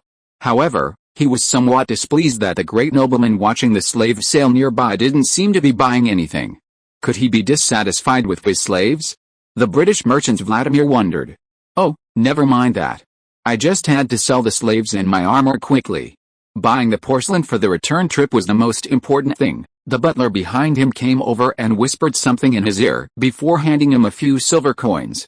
Wow, these silver coins are so pure, and even more unexpected surprise occurred. His butler discovered that the silver coins used by the people here to buy slaves were surprisingly pure. Better and more exquisite than the silver coins circulating in the Mediterranean. According to the butler's inspection, 2 of these coins could be exchanged for 3 or 4 Mediterranean silver coins. And when he sold the slaves, they paid at Mediterranean prices. This back and forth allowed him to make even greater profits. Zhao Hongyu and his men hadn't yet grasped this point, and by the time they realized the currency exchange rate, the merchants who had first traded with them had profited handsomely. One of them was a British merchant named Vladimir. Master, we still have over 100 female slaves left. But judging by the reactions of the people below, they don't seem very interested in them, his steward whispered to him after reporting the important matters. Honestly, I don't even care for the women of these black men, so it's no surprise they're not interested. But I'd still like to try and get a good price. Next time, we'll get more male slaves. There's a huge demand for slaves here. After this trial, Vladimir saw the strong demand for slaves here. Merchants must be sensitive to profit, and Vladimir was one of them. Even with my eyes closed, I could smell the scent of silver flowing through the air. Now, I'll sell a few female slaves. Bid enthusiastically, Vladimir cleared his throat and shouted. Unfortunately, to his disappointment, when the people below heard that they were female slaves, many of them walked away. Clearly, they had little interest in female slaves. However, Vladimir didn't give up. One of his men escorted a slave up. This was a very young black girl, about 17 or 18 years old, with thick, short hair. Her figure was quite good, with all the right curves. However, because she was completely uncovered, she shivered in the strong late autumn wind. Go talk to this slave trader. I've bought all his remaining female slaves. I'll let my mother-in-law manage Manhattan Island and cultivate the land next year, Zhao Hongai whispered to Wang Shan. Wang Shan nodded in understanding, walked straight to the platform, and began to communicate with Vladimir in English. When Wang Shan announced that Zhao Hongai was the heir to the empire, what Europeans would call a prince, Vladimir's eyes sparkled. This was a true noble. Wang Shan simply deceived Vladimir and told him that Manhattan City and the entire Manhattan area were His Majesty's territory. He owned a large amount of land, and so did his subordinates. They needed a large number of slaves. To Vladimir, this was like a blessing from God. Chapter 141 The Prospects of Fisheries. Aside from some land allocated to the Mohicans and the genetics, the remaining land on Manhattan Island practically all belongs to the Umbrella Corporation. However, Zhao Hongai holds a 50% stake in the Umbrella Corporation, so technically, he's also the largest landowner. After the Umbrella Corporation was established, Zhang Tai organized the company's land holdings, which now total 200,000 acres on Manhattan Island alone. The company also owns a gold mine, a shipyard, and several fishing boats. But this is only a temporary amount, because the land near Manhattan City is still undeveloped. If it is developed in the future, Umbrella Corporation will have even more land. Meanwhile, the second and third shipyards are under construction. The ships they build will be divided into 3 parts, one for the Empire, one for the Umbrella Corporation, and the remaining for sale to other genetics, allowing them to compete with European nations for maritime supremacy. Meanwhile, the occupation and development of the Great Lakes region has also been put on the Umbrella Corporation's agenda. Once the mineral resources there are developed, the Umbrella Corporation's wealth will increase even more. Zhao Hongai, who controls 50% of Umbrella Corporation, will also see his own wealth increase, not to mention that he now controls a powerful artifact. While Umbrella Corporation's trade currently relies on Zhao Hongai, with the development of Zhao Hongai and his team, and the continued emergence of technologically advanced geneticists, Umbrella Corporation will be able to fully manufacture its own products in the future, and the demand for the space-time trader will be minimal. However, it's too early to say. Zhao Hongai purchased all of Vladimir's over 100 female slaves. All Zhao Hongai paid for was just 3 sets of porcelain. After selling the slaves and over 300 sets of armor, Vladimir only had enough money to buy a dozen sets of porcelain from Zhao Hongai. To outsiders, such a large ship, returning to the Mediterranean with only a dozen sets of porcelain might seem understocked. But Vladimir disagreed. The quantity of the goods wasn't what mattered, but the profit they could generate. Vladimir believed these dozen or so sets of porcelain could fetch several times the price in the Mediterranean. On his return, he would go to Africa to capture more slaves and sell them. The profits were unimaginable to outsiders. Slaves were scarce here, and armor could fetch a good price. Making one himself could expand a ship. If he could succeed for a few years, he could easily buy land on a manor in England and become a noble. Vladimir's words made the other 2 ship owners blaze with envy. Unfortunately, their ship had no slaves or armor for sale. Instead, they had some crew linen clothing and horses. However, Zhang Tai still tried to trade with them, as Manhattan was short of horses. He also bought their crew linen clothing. Of course, the junk didn't cost much. Because they didn't have enough money, they didn't buy any porcelain. However, they did fill a warehouse with rice, so it wasn't a wasted trip. While the profit from grain was lower than the porcelain, it could still fetch 3 times the price when shipped back. At worst, they could bring more money next time they come, and they could also, like Vladimir, capture some slaves from Africa. The 3 ships began to restock their supplies, and the sailors rested and strolled around the harbor, bringing economic benefits to the port's shops. Zhao Hongai and Wang Shan knew this was just the beginning. Once trade boomed, even 10 ships wouldn't be enough. The reason was simple: for merchants, this was the shortest route and the most profitable part of the triangular trade. Only a fool wouldn't come. Therefore, with these moneymakers showing off, more and more trade ships would surely arrive, and Manhattan City would flourish. Manhattan Port would also become bustling. Your Majesty, drive those living outside the city to the port. Manhattan City will be used exclusively for the families of our genetic people, and a separate fortress city will be established at the port, Zhang Tai suggested.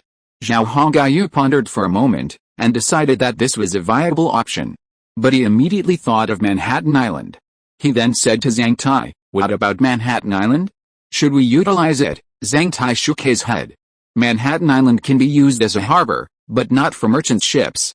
It's for our warships, and it's an imperial naval port. Furthermore, we need to expand the fortress on Manhattan Island and build artillery batteries." "Building artillery batteries?" Zhao Hongai was puzzled. "Your Majesty, building artillery batteries will help us defend the port and resist enemy attacks from the sea. Even if we have warships, we still need to build artillery batteries." Zhang Tai then drew a map for Zhao Hongai, showing the distance between Manhattan City's port and the Manhattan Island naval port. The two were 4 nautical miles apart, not very far. A narrow strait ran through the middle, separating Manhattan Island from Manhattan City.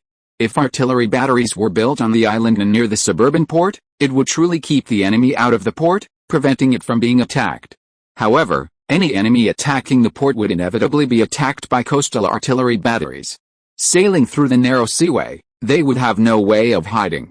As a result, anyone considering targeting the Manhattan area would have to think twice. With more and more merchant ships arriving in Manhattan, there was no guarantee that greed wouldn't arise. Therefore, after listening to Zhang Tai's story and explanation, Zhao Hongai agreed to Zhang Tai's proposal to build a fort.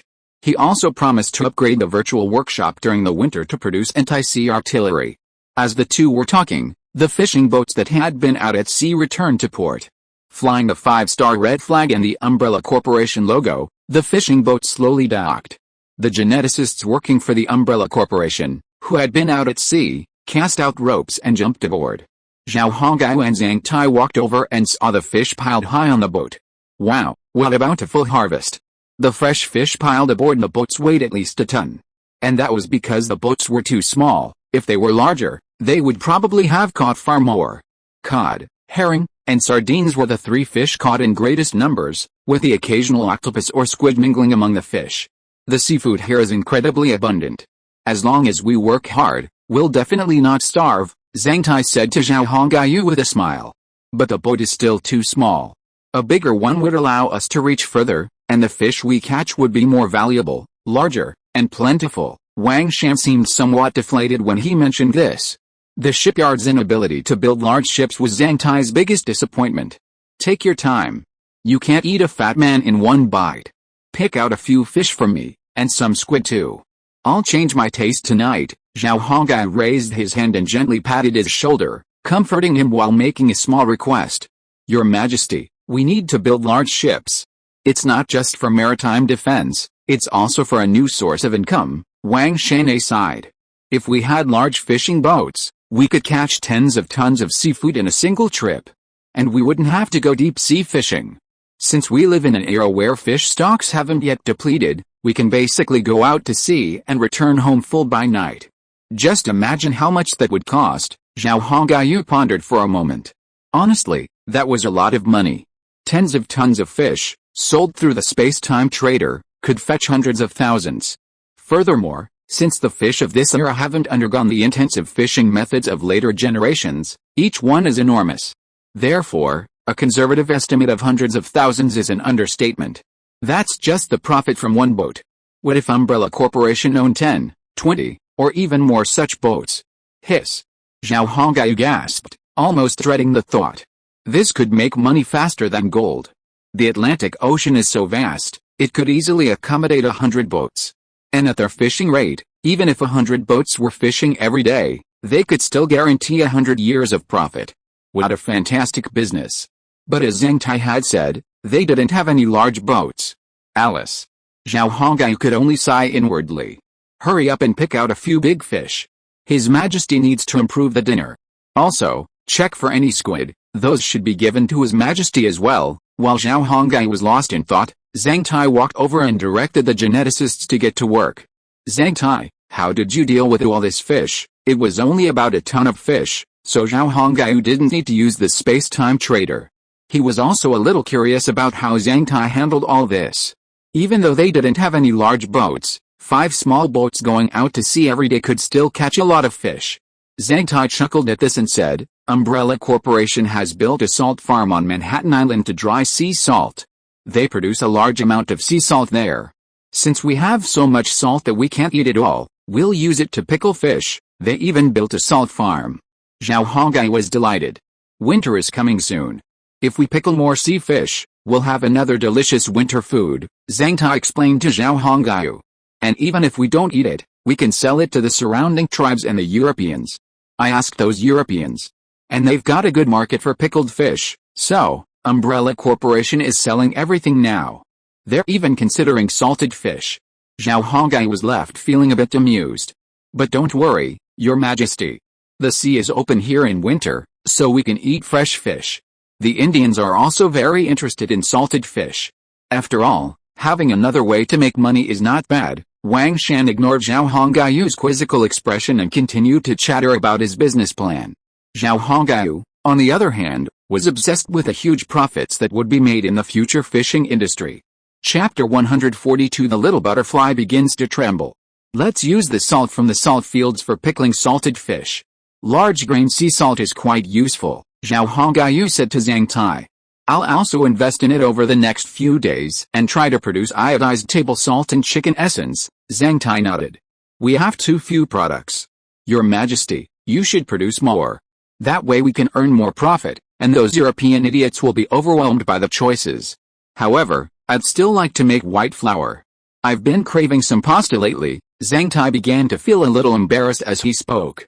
Alright, help me get those slaves to Manhattan Island and give them to my mother-in-law. Seeing Zhang Tai's embarrassment, Zhao Hongai felt a bit amused. I think white flour should be easy to get. It shouldn't be difficult. Besides, you keep calling people European idiots. It seems like you're looking down on them. Thank you, Your Majesty, Zhao Hongai agreed. Zhang Tai immediately flattered Zhao Hongai. Most of his geneticists were indifferent to the Europeans of this era, even looking down on them from the bottom of their hearts. This wasn't surprising, after all. They were all New Age teenagers educated in the virtual world. Though they'd arrived in 1620, a dangerous, dull, and largely devoid of entertainment, they could earn a better life through hard work. Most importantly, they could easily find wives and no longer worry about finding a wife. Furthermore, they had faith in Zhao Hongai, believing that with steady progress, they could live a life reminiscent of the New Age 50s and 60s in 10 years at most. Okay, Your Majesty, Zhang Tai replied. I'll send the slaves over once the patrol galleon returns. Zhao Hongai glanced back at the 3 merchant ships at the dock. Then I'll be leaving. You can make your own decisions. After all, you're an executive for Umbrella Corporation. All I need to do is distribute the profits on time. Zhao Hongai was content to be a hands-off boss. After a brief conversation with Wang Shan, Zhao Hongai saw that it was getting late and returned to Manhattan with Emma. Dividing line, Britain. Ever since receiving Virginia's letter, the British have begun studying the 5-stage firing technique described therein. This technique isn't particularly advanced, nor is it difficult to master. With a little practice, one can basically figure it out. However, Europeans at the time weren't focused on matchlock muskets, which is why they didn't develop this combat tactic. After all, matchlock muskets of that era weren't very advanced, and were prone to problems like bursting and misfiring. Consequently, they weren't yet a mainstream weapon. In European wars, cold weapons were still the primary weapon, and cavalry was even a good choice for assaults. Even in Napoleon's time, cavalry remained a staple of history. This wasn't without reason, as the accuracy of muskets was indeed a problem. If muskets had a high accuracy rate, cavalry would immediately become obsolete. A regiment of approximately 1,000 men was conducting drills on an open plain. Based on the information in Virginia's letter, line tactics quickly caught the attention of the British. Of course, at that time, it wasn't called line tactics, they called it the American 5-stage shooting technique. General, this tactic can compensate for the matchlock's low accuracy. As long as the soldiers operate steadily, the matchlock can fire continuously until the gunpowder runs out. After a period of training and observation, the British had already understood the power of this tactic. On a small hillside, in a makeshift white square roof tent, General Spike, appointed by the royal family as an observer, was listening to his men's reports. Take this regiment of 1,000 men as an example. A single volley of 200 men in a row can hit 8 of the 100 targets 30 feet ahead. After the second row fires, the target range can be expanded to a dozen. Repeat this cycle, and after 5 rounds of fire, About half of the 100 enemies will be hit. The clerk reported the data in detail. However, our soldiers often experience minor confusion during the rounds, and sometimes slow reloading of their ammunition. This is simply due to lack of practice. Given time, these problems can be overcome. The clerk observed General Spike's reaction and continued, since we are short of muskets, only having about 200, we have simply calculated these figures. Listening to the clerk's report, General Spike's eyes gleamed with a keen eye. As a seasoned general, how could he not understand the significance of these figures? Unlike in China, wars on the European continent of this era were largely small-scale skirmishes involving only a few thousand men. Therefore, these thousand arquebusiers, after training, could predict that they could injure around 40 to 50 enemies through their firing. This was already a significant number. If combined with swordsmen and spearmen, a corps of around 5,000 could almost handle a corps of 8,000. Of course, this was only a preliminary estimate. No one could guarantee what would actually happen on the battlefield. On the battlefield, there were so many things to consider. It wasn't just a matter of issuing an order and everything would be fine. Facing an enemy charge, one had to consider the psychological pressure on one's own soldiers. Arquebusiers, in particular, had to maintain composure while reloading their ammunition. Every step couldn't be confused. A single misstep could lead to chaos. However, this American arquebus tactic was truly effective. Spike was no fool. He immediately recognized its advantages. If employed, it would easily defeat an enemy several times their size. Of course, weather, terrain, and supply conditions all had to be considered. Matchlocks are subject to weather constraints, often failing to fire on rainy days, and this tactic is also unusable in certain terrain. Therefore, if this tactic is to be widely adopted, new tactical concepts will be needed. Spike is truly a genius. He's come up with so many ideas at once, truly worthy of a seasoned general. However, due to the musket's craftsmanship and the fixed mindset of the era, Spike didn't see the musket as a primary weapon, but rather as a weapon to counter enemy charges. Furthermore, alongside musket soldiers, cold weapons soldiers were also necessary. Spike's thinking is understandable. First, the musket's craftsmanship was inferior. Reloading a musket was slow, resulting in a slow rate of fire. Although the 5-stage shot increased its rate of fire, it was still difficult for the musket to become a mainstream combat force. In jungles, rainy days, lowlands, valleys, and other harsh terrain and weather conditions, the musket would be ineffective. However, cold weapons were different. They could be used in any environment. Spike closed his eyes and pondered for a moment, considering the monthly production of matchlock muskets in Britain. At that time, because matchlocks weren't a primary combat weapon, production was low. At most, 30 muskets were produced per month, with a majority of production going to armor and cold weapons. Furthermore, to save money on naval equipment, many workshops had recently ceased production, and now couldn't even produce more than 30 muskets. Only a few workshops were producing hand cannons for the nobles. Therefore, Spike had no idea of the current production figures. After considering this, Spike opened his eyes. Continue training. I'm going to consult with Marcus Mendel. Marcus Mendel wielded considerable military power, and therefore, communication with him was essential for all matters related to military matters. Spike wanted to equip every legion with matchlock muskets, but given the limited production, he needed the help of a noble like Mendel. Well done, General. The clerk and the surrounding officials bowed slightly and respectfully saw Spike off. After opening the training ground, Spike and his 5 personal guards rode to a small castle on the outskirts of London. At that time, many British nobles lived in the suburbs of London, rather than in the city itself. The city itself was unbearable, filled with stench and sewage. General Spike, please wait a moment. I'll go inform the Marquis. When Spike arrived at the Marquis's castle, the Marquis's guards led him to a room and went to inform the Marquis. A short while later, the Marquis appeared, dressed in a black clown costume and knickers, brown shoes with pointed toes and bows, and white socks. He was about 40 years old, with a long, curly mustache and dark blonde hair. Spike, what do you want to talk to me about? Marcus Mendel entered, raised his head slightly, and walked proudly to a desk on the left side of the room and sat down. My lord, through our training over this period, we have proven that the 5-shot tactic described in the Governor of Virginia's letter is indeed a very effective one. Spike leaned forward slightly, placed his right hand on his chest in a salute, and then answered. As Spike spoke, Mendel's expression grew increasingly interested. As a military minister, Mendel was deeply interested in new military technologies and tactics, because they could make Britain stronger. When Spike finished, Marcus Mendel pondered for a moment before speaking. "So, you're saying that we need to expand the arquebus workshop and mass-produce arquebuses?" Spike nodded. "Yes, my lord.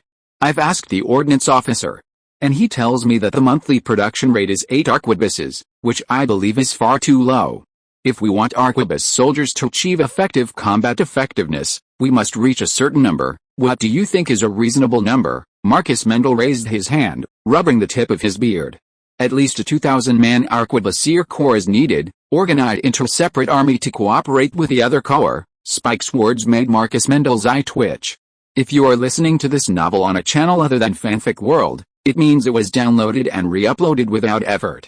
We warmly invite you to visit our channel, Fanfic World. There you will find the original version of this story and many other novels of various genres. We look forward to seeing you dive into a world of incredible novels. Chapter 143. Maybe we should understand them. 2,000-man arquebus corps would require the manufacture of 2,000 arquebuses 44 meters. Based on the current arquebus workshops in Britain, even if they were working at full capacity, it would take 4 to 5 years to produce 2,000 arquebuses. Furthermore, raising a 2,000-man arquebus corps would incur significant costs. Although the Spanish Empire had declined considerably, it had not yet completely collapsed. The British still faced various threats from the European continent. Meanwhile, the struggle for naval supremacy continued. In their quest for naval supremacy, Britain had practically exhausted its national resources to build a navy. Although Elizabeth I had passed away, King James VI of Scotland reigned, marking the beginning of the Stuart dynasty. However, Elizabeth I's governing and military philosophies were still carried forward. The ocean, a land of wealth and hope, had become a central policy priority for the entire United Kingdom. The army had been significantly weakened, and it was unlikely that His Majesty William would approve of this proposal at this time. Marcus Mendel analyzed the current situation and doubted General Spike's proposal would succeed. Even if he were to negotiate with His Majesty, it wouldn't work because the country was short of money. Manufacturing muskets required a fortune, and maintaining a 2,000-man army would cost even more. He glanced at General Spike and asked, "Do you think His Majesty James will contribute to the additional legions?" Marcus Mendel's words stunned General Spike. Yes, this Scottish king, designated by the Virgin Queen as ruler of both England and Scotland, was truly a penny pincher. Asking him to contribute would be a death sentence. Therefore, there was a high probability that his proposal would be completely ignored. However, after his initial discouragement, Spike regained his spirits. He looked at Mendel seriously and said, "My lord, while His Majesty might not approve our proposal, we can still discuss it with the peers of the House of Representatives." Spike had a reason for this. In reality, while King James may appear to be the ruler of 2 kingdoms, he actually only controls the Kingdom of Scotland. Because he has no understanding of the British parliamentary system and despises the powerful nobles in the House of Commons, the king is now little more than a mascot. For a major matter like this, it's actually possible to discuss it with the powerful parliamentarians and nobles. As long as they agree to Spike's proposal, the king will ultimately be helpless, and Marcus Mendel, a member of the House of Commons and also the Minister of War. Unfortunately, Spike's joy didn't last long before Mendel poured cold water on him. Mendel shook his head and said to Spike, "General, although I'm optimistic about your proposal and understand the advantages of this tactic, do you think those nobles, blinded by gold, will agree to it?" Clearly, Mendel was deeply pessimistic.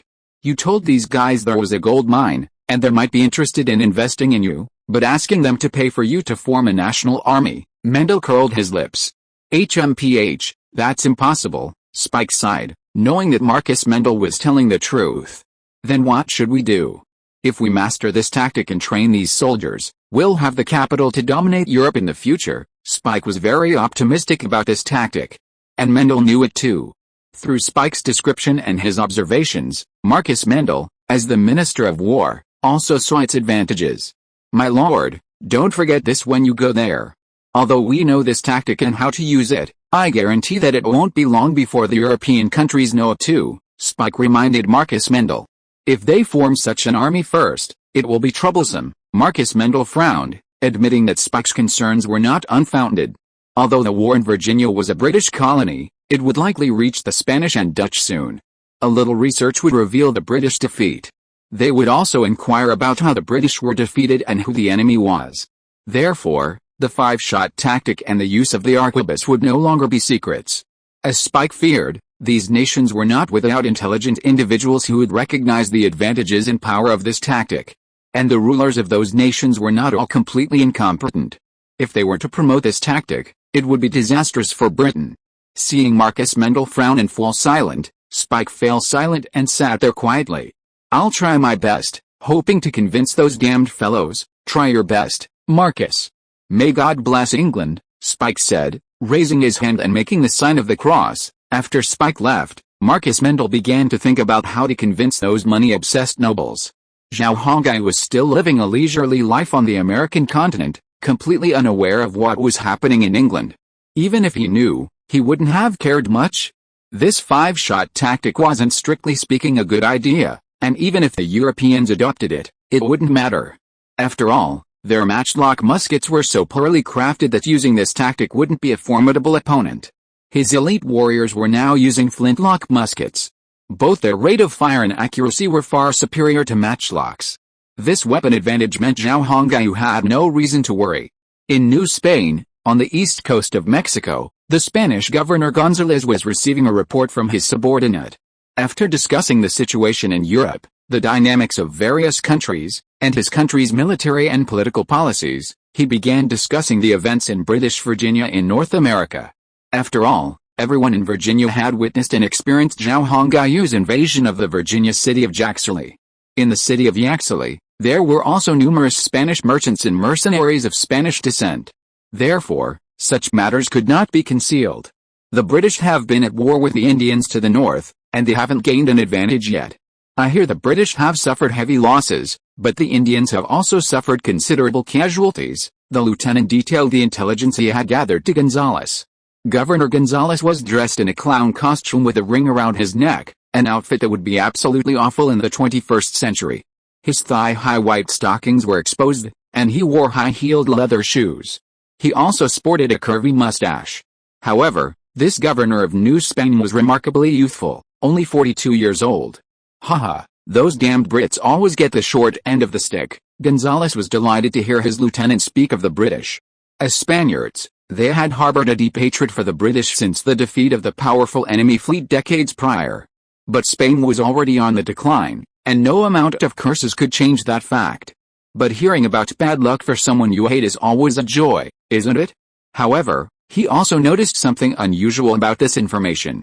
First, the well-armed British were defeated by the Indians. This struck him as quite incredible. To be fair, while the British army was inferior to the Spanish, it wasn't so powerful that they couldn't even handle the native Indians, right? When did the natives become so powerful? After all, the Spanish conquered the Incas with only a few hundred men, yet they nearly annihilated them. Of course, smallpox played a significant role in the Spanish conquest, and that was something to acknowledge. But regardless, the fact that the British were defeated by the natives was incredibly puzzling. "Are there many natives?" González asked. The adjutant shook his head and replied, "The number of Indians is not large, and their combined strength is only 11,000. And after the British united with the vassal natives, the number of soldiers reached more than 13,000. González stood up from his seat, walked around the room twice, and then went to the door to open the door. The warm sea breeze blew into the room, allowing fresh air to circulate in the house. Although it was late autumn in North America, it was still as hot as summer in Central America. The British have 13,000 troops, attacking the natives with only 11,000 troops. Logically, they should not fail. Even if most of the troops are vassal native warriors, it is still thought-provoking that the British have such a problem." González frowned and said to his adjutant, "Governor, the truth is this. The natives fighting the British were completely different from what we know. They possessed advanced tactics and a strong fighting spirit. They also possessed powerful muskets, so it's no surprise that the British were defeated." The adjutant then recounted to González the battle between the British and the Mohican tribe in detail. As the adjutant continued, González's expression grew increasingly serious. From the adjutant's words, he could clearly tell that the natives who defeated the British were definitely not the kind they had seen before. The advanced 5-stage firing and the wave-like forward and backward attack tactics were beyond the imagination of ordinary people. How did they get this information? Gonzalez interrupted the adjutant, asking a somewhat puzzling question. Yes, they knew the British fought and were defeated by the Mohicans, which was not surprising. However, the fact that they even had such a detailed account of the battle between the British and the Mohicans was somewhat puzzling. Governor, there are quite a few Spanish mercenaries in the British Army. They participated throughout the war against the Mohicans and, after the war, broke away from Virginia and came to New Spain. Damn them. They actually helped the British for gold. Gonzalez cursed under his breath. But there was nothing he could do. After all, those Spanish soldiers were helping the British fight the natives, not the Spanish. So, even as governor, he couldn't intervene. Besides, even if those Spanish mercenaries were helping the British fight Spain, it was perfectly normal. In this era, everything was about money. Even gods could betray them if the gold was sufficient. For those mercenaries, they worked for whomever they were paid. Furthermore, mercenaries rarely betrayed their employers, as if they did, all the mercenaries in the country would be out of work. Of course, if the employer couldn't pay, betrayal wouldn't be a cause for concern. The lieutenant then recounted to Gonzalez everything that had happened to the Spanish mercenaries in Virginia. He even told Gonzalez about the trade agreement the British had finally reached with the Song Empire. Song Empire, Gonzalez muttered softly, puzzled by the sudden appearance of another empire. Yet, it was quite pretentious to call it an empire. Gonzalez curled his lips. However, the aide's description of this empire possessing exquisite ceramics and a vast supply of grain for sale intrigued him. As one of the oldest empires to usher in the age of exploration, Gonzalez knew what ceramics represented. It was a symbol of wealth and gold, an absolutely valuable commodity. Furthermore, the Song Empire's restrictions on grain sales also greatly appealed to him. Although Spain currently occupied the rich and productive region of Central America, they were unable to provide sufficient food to their homeland. The reason was simple: tropical Central America was rich in fresh fruit, but that fruit could not be stored aboard ships for more than a month or even 2 months. And the food supply in Central America was barely enough for them, let alone to supply their own territory. Besides, Spain is also facing soaring prices. And its people are struggling. They, too, need large quantities of food to keep prices down. The Song Empire's food is excellent, cheap, and available in unlimited quantities. This is even more cost-effective than growing it themselves. Perhaps I should send someone north to take a look and learn more about this suddenly emerging empire. Gonzalez made a decision. Little did he know, Gonzalez wasn't the only one interested in the sudden emergence of the Song Empire. The Dutch in South America shared the same sentiment. Chapter 144. Don't want to be constrained. P.S. I'm suffering from acute gastroenteritis, vomiting and diarrhea, but I'm still gritting my teeth. I'll try to get the second and third updates out. A few days ago, the first heavy snow of early winter arrived, blanketing the ground in a blanket of silver meters. Ma Snow White Jackrabbit hopped across the thick snow, its speed so rapid that even a normal person couldn't catch up. I wonder why this jackrabbit ran so fast? What predators were chasing it? Woof woof woof. A few barks from dogs revealed the secret of the rabbit's escape. Behind the rabbit, 8 Chinese native dogs were closely following. No wonder the rabbit was running so fast, it must be running for its life. Bang! A gunshot rang out, and the rabbit collapsed to the snow. Red blood slowly seeped from its wound, staining its white fur and the surrounding snow with crimson. The dogs quickly ran to its side. One of the dogs, seemingly the leader, opened its mouth and picked up the dead hare from the ground. Then it turned around and ran excitedly towards the place where the gunshots were heard. About 50 meters away, after a puff of green smoke dissipated, Zhao Hongao, wearing a black bearskin cloak and a bearskin hat, appeared. Wang Shen and 9 guards, as well as Black Bear and a dozen Mohawk warriors followed behind him. Little Emma, also wearing a white bearskin cloak and a hat made of polar bear fur, followed Zhao Hongao. Emma was originally a delicate person. After dressing up like this, she looked like a little white doll, which was very adorable. Zhao Hongao and his group rode horses purchased from the British. They all looked energetic. Wang Shen and his men wore their Q party uniforms, topped with warm military coats lined with nautical leather. Each man carried a flintlock rifle slung across his back, 2 short-barreled pistols at his waist, and a cross-axe on each thigh. They were fully armed. Black Bear and his Mohawk warriors didn't carry matchlock rifles, they were too heavy to carry. Furthermore, matchlock rifles required a gun stand to fire, which was incredibly cumbersome. So, besides the daggers at their waists and the cross axe at their thighs, Black Bear and his Mohawk warriors carried only an Indian longbow and a pot of arrows. For Black Bear and his men, bows and arrows were sometimes far more effective than matchlock rifles. Of course, compared to Zhao Hongyu and his men's flintlock rifles, Indian bows and arrows were still no match. Wang Shen and his men's horses were saddled with a large number of game. Turkeys were the most numerous, as they were large and easy to kill. Furthermore, turkeys were plentiful in Manhattan, making them the Mohicans' primary source of meat. 8 drugs returned, the leader bringing a rabbit to Wang Shen. These 8 drugs looked completely different from when they first arrived. Their fur was shiny and glossy, and some were even larger than before. It was clear that under Zhao Hongyu's care, the dogs were enjoying a very good diet. Thanks to this completely wild, pollution-free food, the dogs had experienced a second growth spurt. Wang Shen took the rabbit from the dog's mouth, tied a rope around its long leg, and hung it around the horse's neck. Then, Wang Shen pulled a few bones from a bison hide bag and tossed them to the dogs. These dogs had worked so hard, so they deserved some reward. Zhao Hongyu holstered his flintlock rifle and turned to smile at Black Bear. "My dear father-in-law, it's already noon. Let's set up camp here and have lunch before returning to Manhattan." Black Bear nodded and gave instructions to the Mohawk warriors around him. They dismounted, unloaded their makeshift tent gear, and began clearing the snow. Zhao Hongyu had been chatting idly in Manhattan, so he found Black Bear and went hunting with them north. Although it was early winter and a heavy snow had fallen, there were still many wild animals roaming during the day. Therefore, their journey was quite rewarding.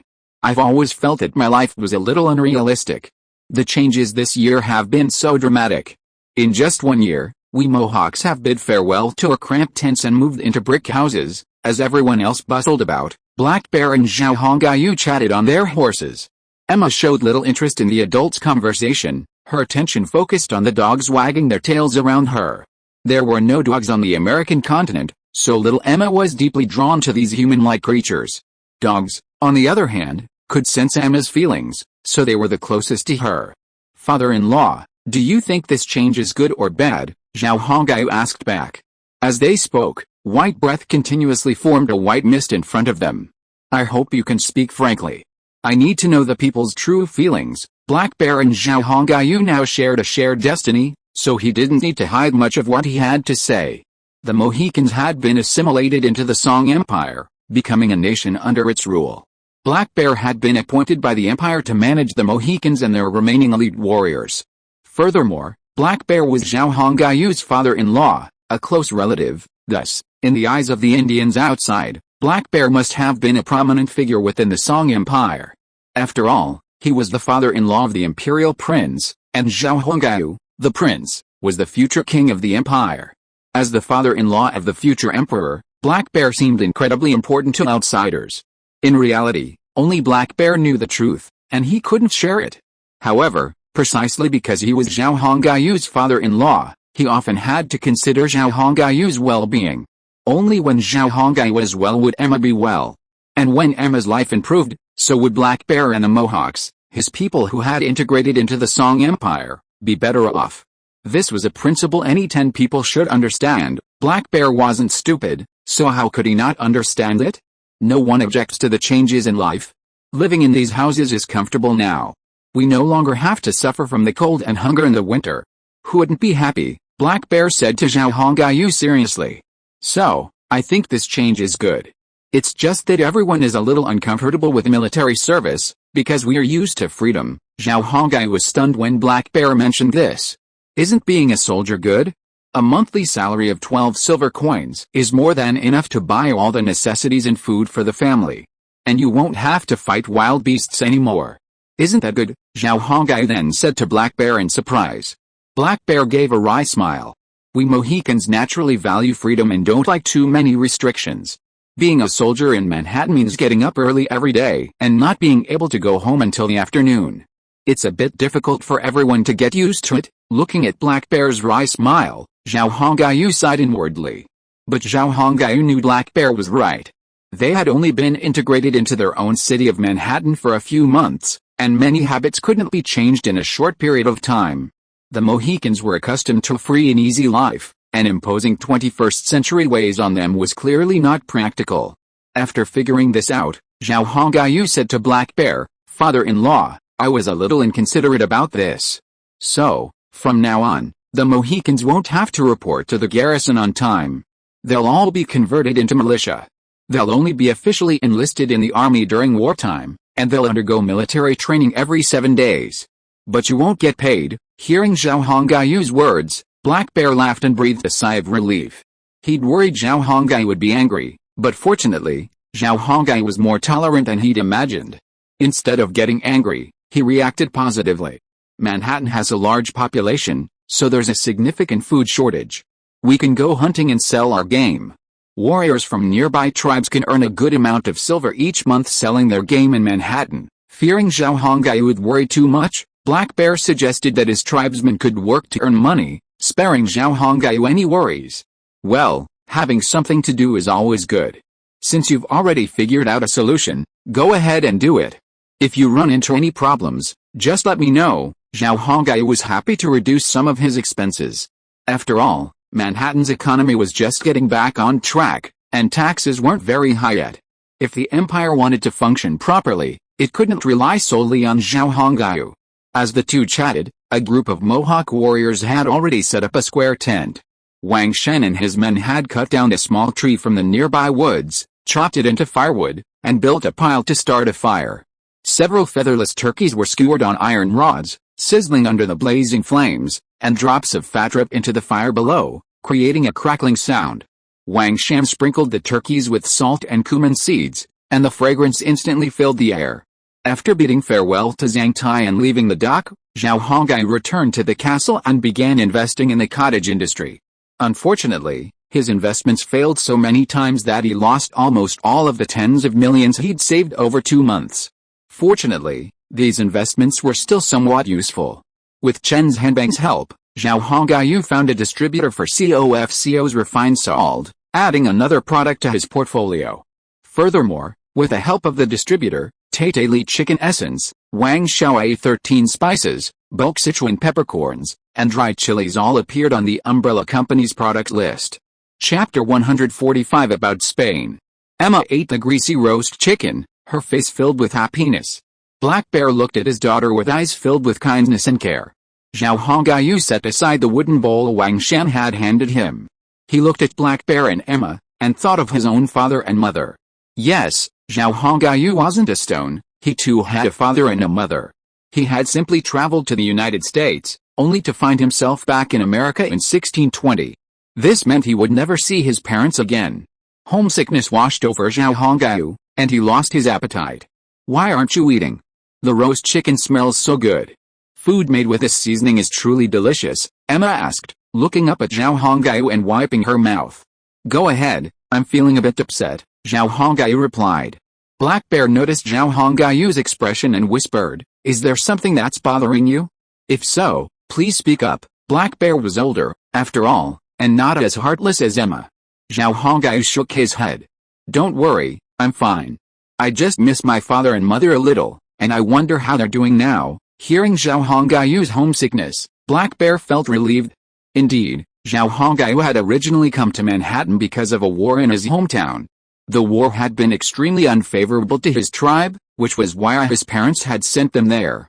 During this time, Zhao Hongyu's tribe had also sent many warriors, leaving their homeland to join Zhao Hongyu's forces. This increased the number of warriors under Zhao Hongyu's command. At the same time, his northern tribe provided a large amount of supplies, which enabled him to build Manhattan. This showed how much Zhao Hongyu's parents cared about him. If they hadn't, how could they have sent so many supplies and men?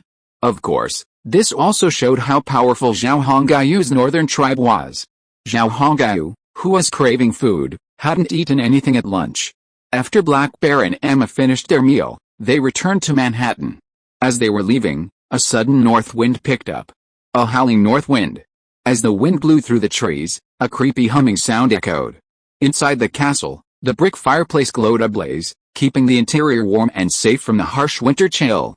Besides Zhao Hongayu's castle, every other house in Manhattan boasted not only fireplaces but also brick and mud kangs. In short, no one needed to worry about freezing this winter. Of course, this was a privilege only within Manhattan, even for the Mohicans who grazed and farmed on Manhattan Island. However, those outside Manhattan couldn't enjoy such a comfortable winter. When Zhao Hongai returned to the castle, he happened to run into Zhang Tai, who had come to see him.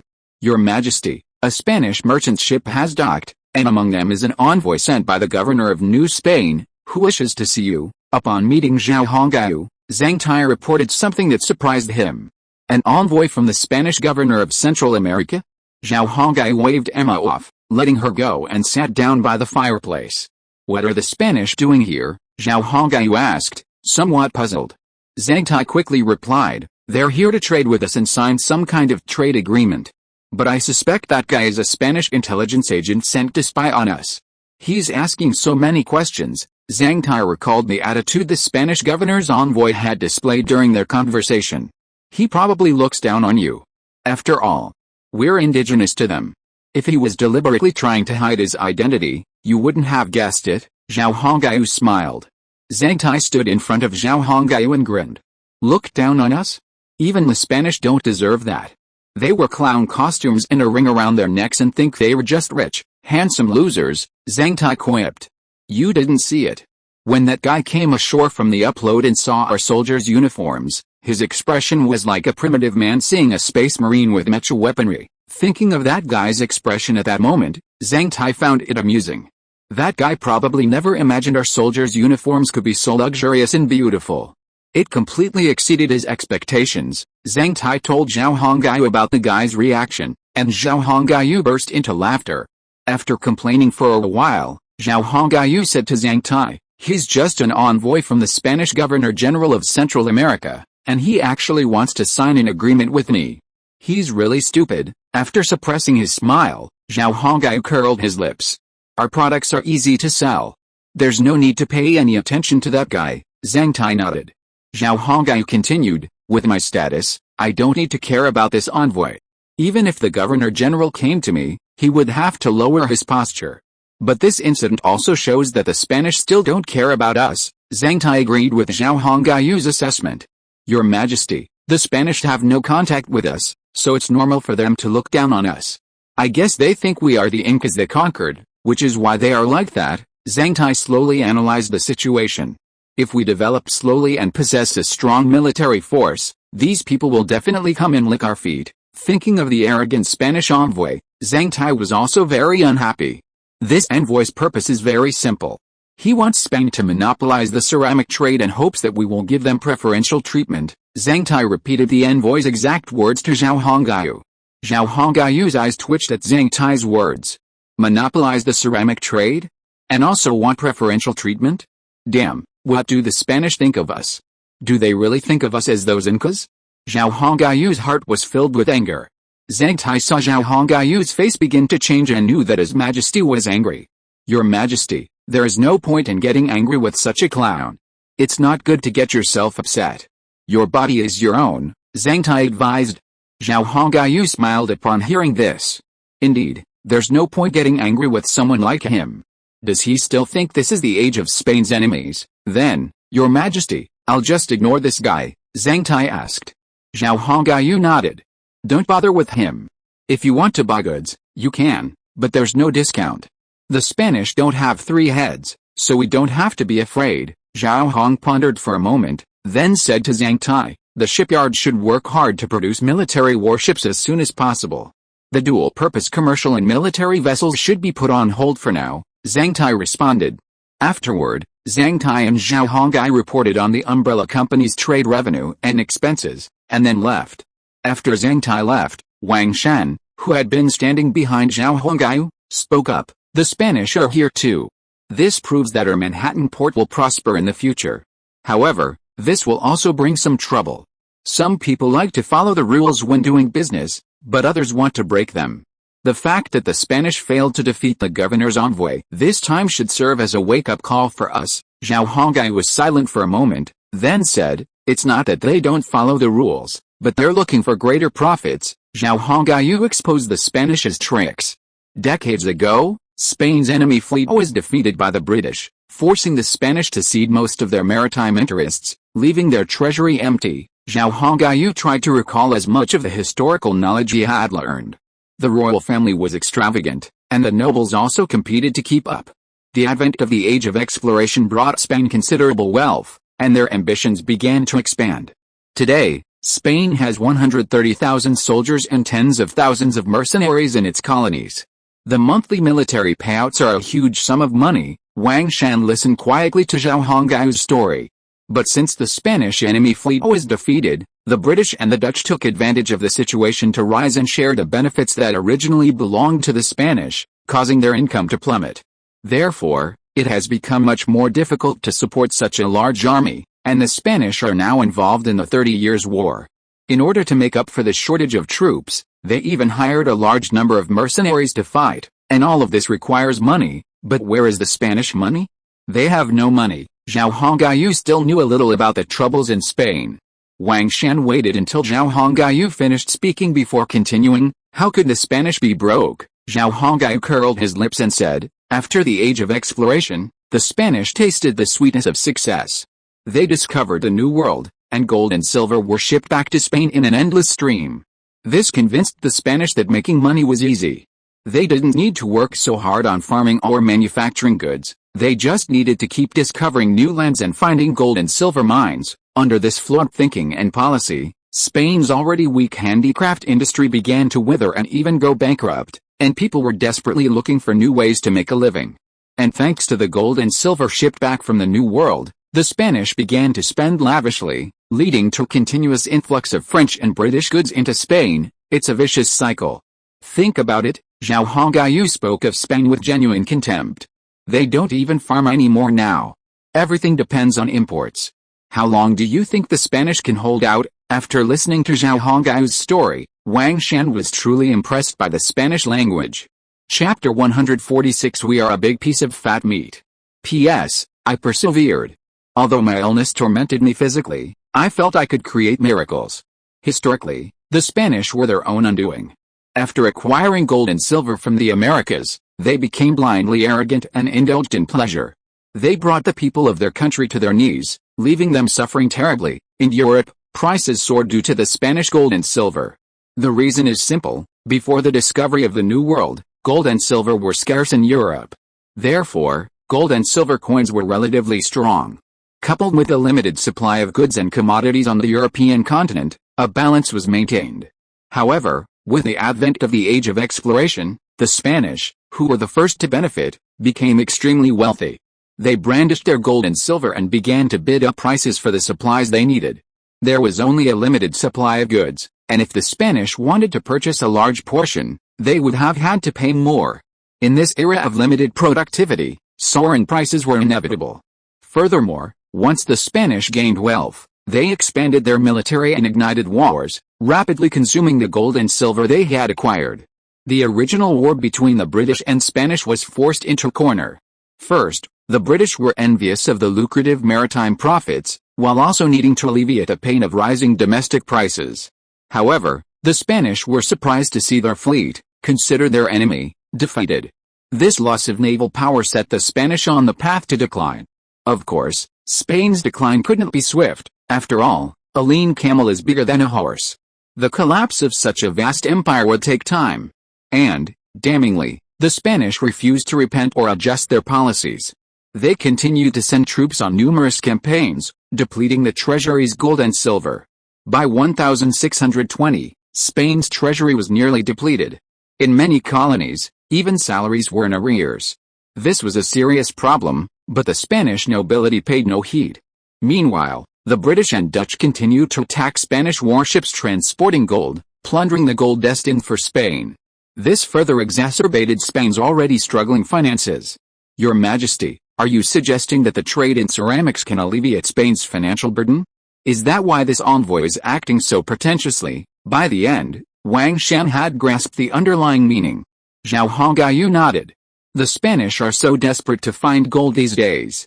They're so poor they're practically broke, and you can't imagine they're coveting our ceramics. How could Zhao Hongyu not understand the Spanish's subtle motives? It's true that the envoy is arrogant, but it's also true that he wants a monopoly.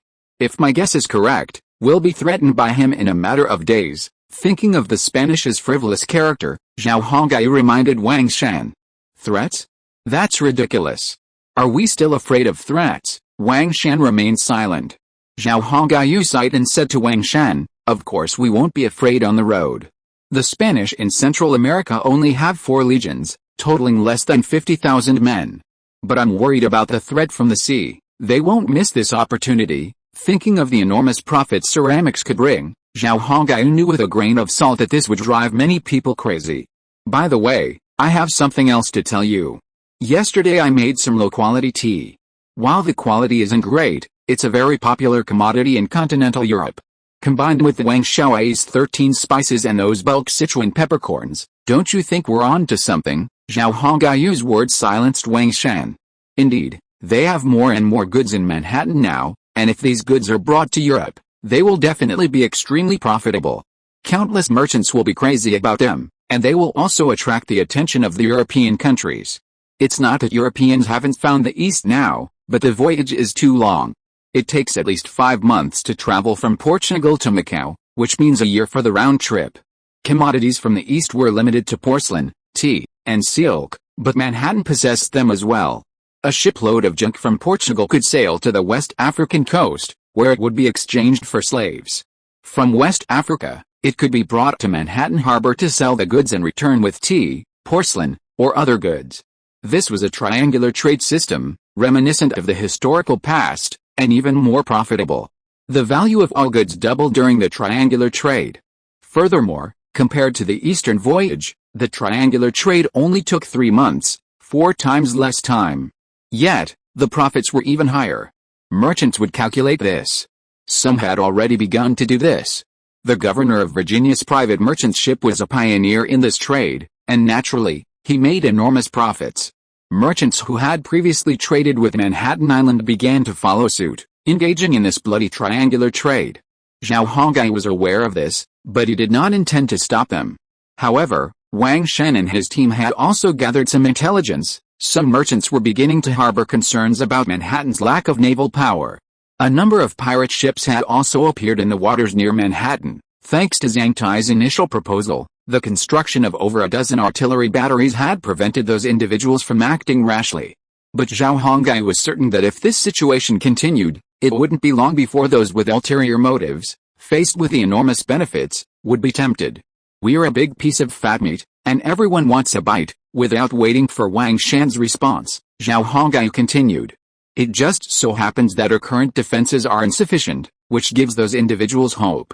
The Spanish envoys probably saw this and made this request. Zhao Hongai was also troubled. He hadn't expected the Spanish to arrive so quickly. He had known that a confrontation with the Spanish was inevitable, but he hadn't expected it to happen so soon. If he had been given more work to do, by the time the shipyards had built double-decker warships, the situation would have been different when dealing with the Spanish. Your Majesty, it's a fact that our naval defenses are insufficient, and we have no way to change this situation for the time being, Wang Shan said with a look of helplessness. I can't buy ships through the space-time trader. Otherwise, we wouldn't have to worry about the Spanish, Zhao Hongai said angrily to Wang Shan. If I could buy steel ships, just one would be enough to make the Spanish cry for mercy. What was the point of saying this? After all the talk, they still couldn't buy them. As he spoke, Zhao Hongai suddenly thought of a key point and withered like a deflated ball. Although the Spanish were defeated by the British and lost many warships, they still possessed a fleet of approximately 53 ships in the Caribbean, protecting their interests in Central America. Meanwhile, in shipyards in Spain and Central America, a new ship is launched every 3 months. Song Hu had already informed Zhao Hongai of this information, so he was completely convinced. Thus, the Spanish can easily defeat us, Zhao Hongai resignedly told Wang Shan. He felt deeply frustrated and suffocated. Manhattan Island currently possessed only 4 schooners. This was all Zhao Hongai had at his disposal, and these 4 ships were not built by him, but seized from the British. Technically, under Zhao Hongai's control in Manhattan, the Navy consisted of only 5 fishing vessels. But the question was, could those 5 fishing vessels participate in a naval battle? This was clearly impossible. Your Majesty, if that envoy truly threatens us, should we surrender? Wang Shan asked with a hint of worry.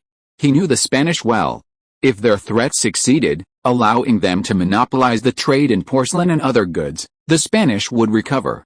With money, the Spanish would become even more powerful.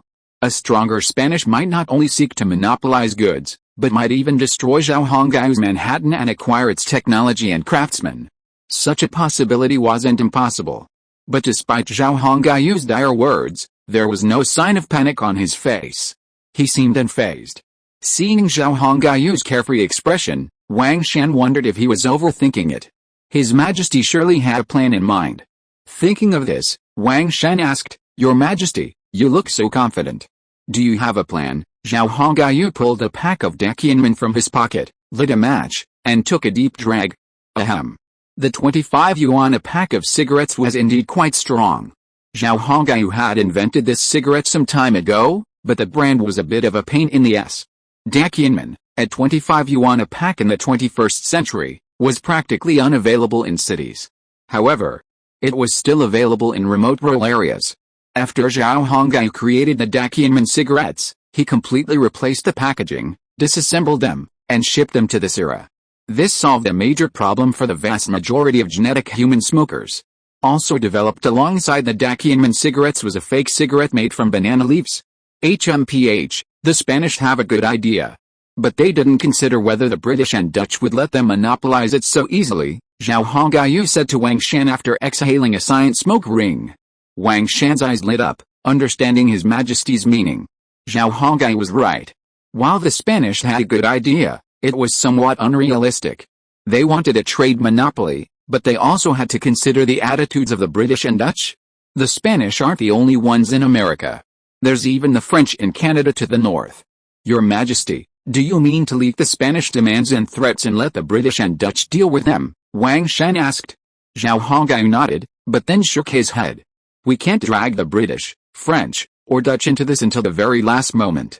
The Spanish are wolves, but so are the others, devouring people without leaving any bones. They're no different. Wang Shan was puzzled. Your Majesty, what do you mean? Zhao Hongaiu wiped the ash from his cigarette and sat up straight. First, we'll delay the Spanish envoys to buy time. We'll try to strengthen our naval power in the short term so that we have a greater say. Involving others in the confrontation with the Spanish is a last resort.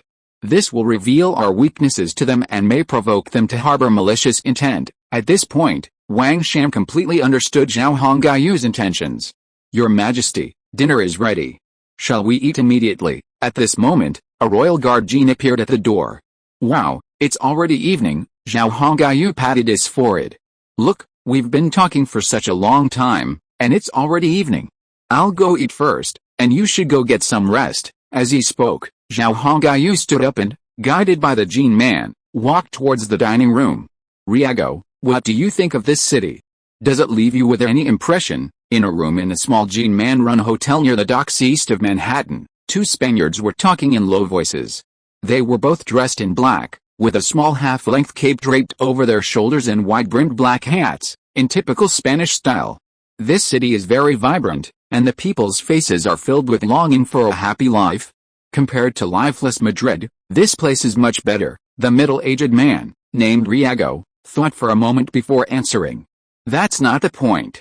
Don't you see something else? The man asked, his eyes flickering before continuing. They're soldiers. Riago glanced at him. Those soldiers impressed me the most. There's no trace of laziness in them, and you can sense the brutality hidden beneath their gorgeous uniforms. Riago's companion nodded. Yes, those guys' uniforms are really nice. A set like that would cost a few gold coins in Madrid, the man named Francisco said with envy. Chapter 147. Please be flexible. Sir, those two Spaniards want a meeting. You've been ignoring them for days. Do you want to meet them this time? Inside the Umbrella Corporation at the dock, Zhang Tai sat calmly in his office when a geneticist assigned to him knocked on the door to report. No, these two guys have bad intentions. We're going to expose them. Zhang Tai shared this news with Zhao Hongaiu and, upon his return, followed Zhao Hongaiu's lead, continuing to treat the two Spaniards coldly. This left Gonzalez and Francisco feeling frustrated. They didn't understand why the Song Empire officials had been unwilling to meet with him. Meanwhile, Gonzalez and Francisco had spent the past few days exploring Manhattan and the surrounding area. As they gradually learned more about Manhattan, they found their preconceived notions completely overturned. The Song Empire wasn't the indigenous civilization they'd assumed it was. It had its own unique culture, one completely different from that of continental Europe. Moreover, this culture, which can be continuously passed down, is a world apart from the indigenous people they had encountered. In Manhattan, they also encountered 3 schools, elementary, middle, and high schools, teaching children of different ages. This alone was far superior to European countries. They even sat in for a while, and although they couldn't understand what was being said, they were able to understand a little with the help of an interpreter. The knowledge taught in these schools progressed from the basics to the advanced, a very scientific approach. They also taught calligraphy, natural sciences, history, and even chemistry. This impressed them greatly. It was foreseeable that these educated Indian children would have a profound understanding of the Song Empire in the future. Furthermore, they were all literate and could write. They even had some knowledge of history, natural sciences, and chemistry, which would be very helpful in any future career. After all, illiteracy was still rampant in European countries. Beyond the school, the neat streets, the well-planned sanitation facilities, the occasional appearance of security personnel, everything made them feel both fresh and astonished. The sheer strength of discipline was what struck them most. It can be said that the people of the Song Empire have a deep-seated obedience to the law. A disciplined nation is a powerful one. How could Gonzalez and Francisco not know this? If war broke out, such a nation could mobilize its entire population, each one a qualified and elite warrior. This was not a nation to be trifled with, and their strength was undeniable. They were also intrigued by the flintlock rifles slung over the shoulders of the genetically modified warriors they occasionally saw on the streets of Manhattan. These rifles had slender barrels, unlike the crude, bulky matchlocks, but instead possessed a distinctly streamlined aesthetic. Furthermore, they were lightweight, requiring no mounting or igniting fuse to ignite the powder and lead. Furthermore, they could be fitted with a long bayonet. Unfortunately, the Song Empire soldiers didn't give them a chance to examine the weapon, known as a flintlock rifle. Even when they asked to touch it, they were met with wary eyes and refused without hesitation. The 2 men had a deep understanding of the Song Empire's soldiers' vigilance. Furthermore, during these days, they had also seen Song Empire merchandise. The exquisite porcelain immediately revealed business opportunities and huge profits. The neatly stacked grain at the docks also saw an opportunity to ease domestic food prices. Simple matches were also a popular commodity with the market. Zhake, pickled mustard tuber, was a new food, but it likely wouldn't have much of a market in Europe. Winter protective gear might have some military value, helping regiments across the country withstand the cold. Spices from the east, such as Sichuan peppercorns and aniseed, like porcelain, held great promise in Europe. 13 spices, a blend of 13 spices, particularly captivated the 2 men. The presence of British merchant ships at the docks also instilled a deep sense of crisis in the 2 men. The British have already begun trading with the Song Empire. If they don't step up, the European market will be completely controlled by the British. This is something the Spanish, who have a grudge against the British, do not want to see. Now all they have to do is meet with the minister of the Royal Umbrella Company, which holds the Song Empire's foreign trade rights, and sign a trade agreement with him. But for some reason, this Song Empire minister keeps making excuses. Did the British say something to them? The 2 pitiful Spaniards, believing the British are behind this, don't think much about it. Although defeated by the British decades ago, Spain's current strength is undeniable. They have never been treated like this before, and it is truly unacceptable. However, the Song Empire is not like those indigenous peoples. They have elite troops and warriors, so Gonzalez and Francisco can only accept Zhang Tai's teasing obediently. If this had happened in Central America, Gonzalez and Francisco would have arrogantly attacked the natives with only a Spanish warship and 400 soldiers. However, in Manhattan, they had to be cautious. The situation was stronger than the people, and the Spanish knew that they would always pick on the weak. The Song Empire in North America was no Inca, as they had conquered Central America. If they had acted that way, the Manhattan garrison at the harbor alone would have wiped them out in a flash. A few days ago, a shipload of British soldiers arrived in Manhattan. Simply for molesting Indian women, they were reprimanded by the security guards, who wore bandanas around their heads. They threatened to bombard the harbor, But what happened? They were all arrested, and the leader was imprisoned and fined. The harbor garrison's quick response, orderly formation, and aggressive tactics were a real eye-opener for Gonzales and Francisco. A garrison of over 100 men quickly suppressed over 300 rebellious British. Their brutal, and cold-blooded methods were so brutal and ruthless that the two Spanish envoys still felt a little terrified when they recalled them. The more they interacted with the Song people in Manhattan and the more they understood them, the more unfathomable they found them.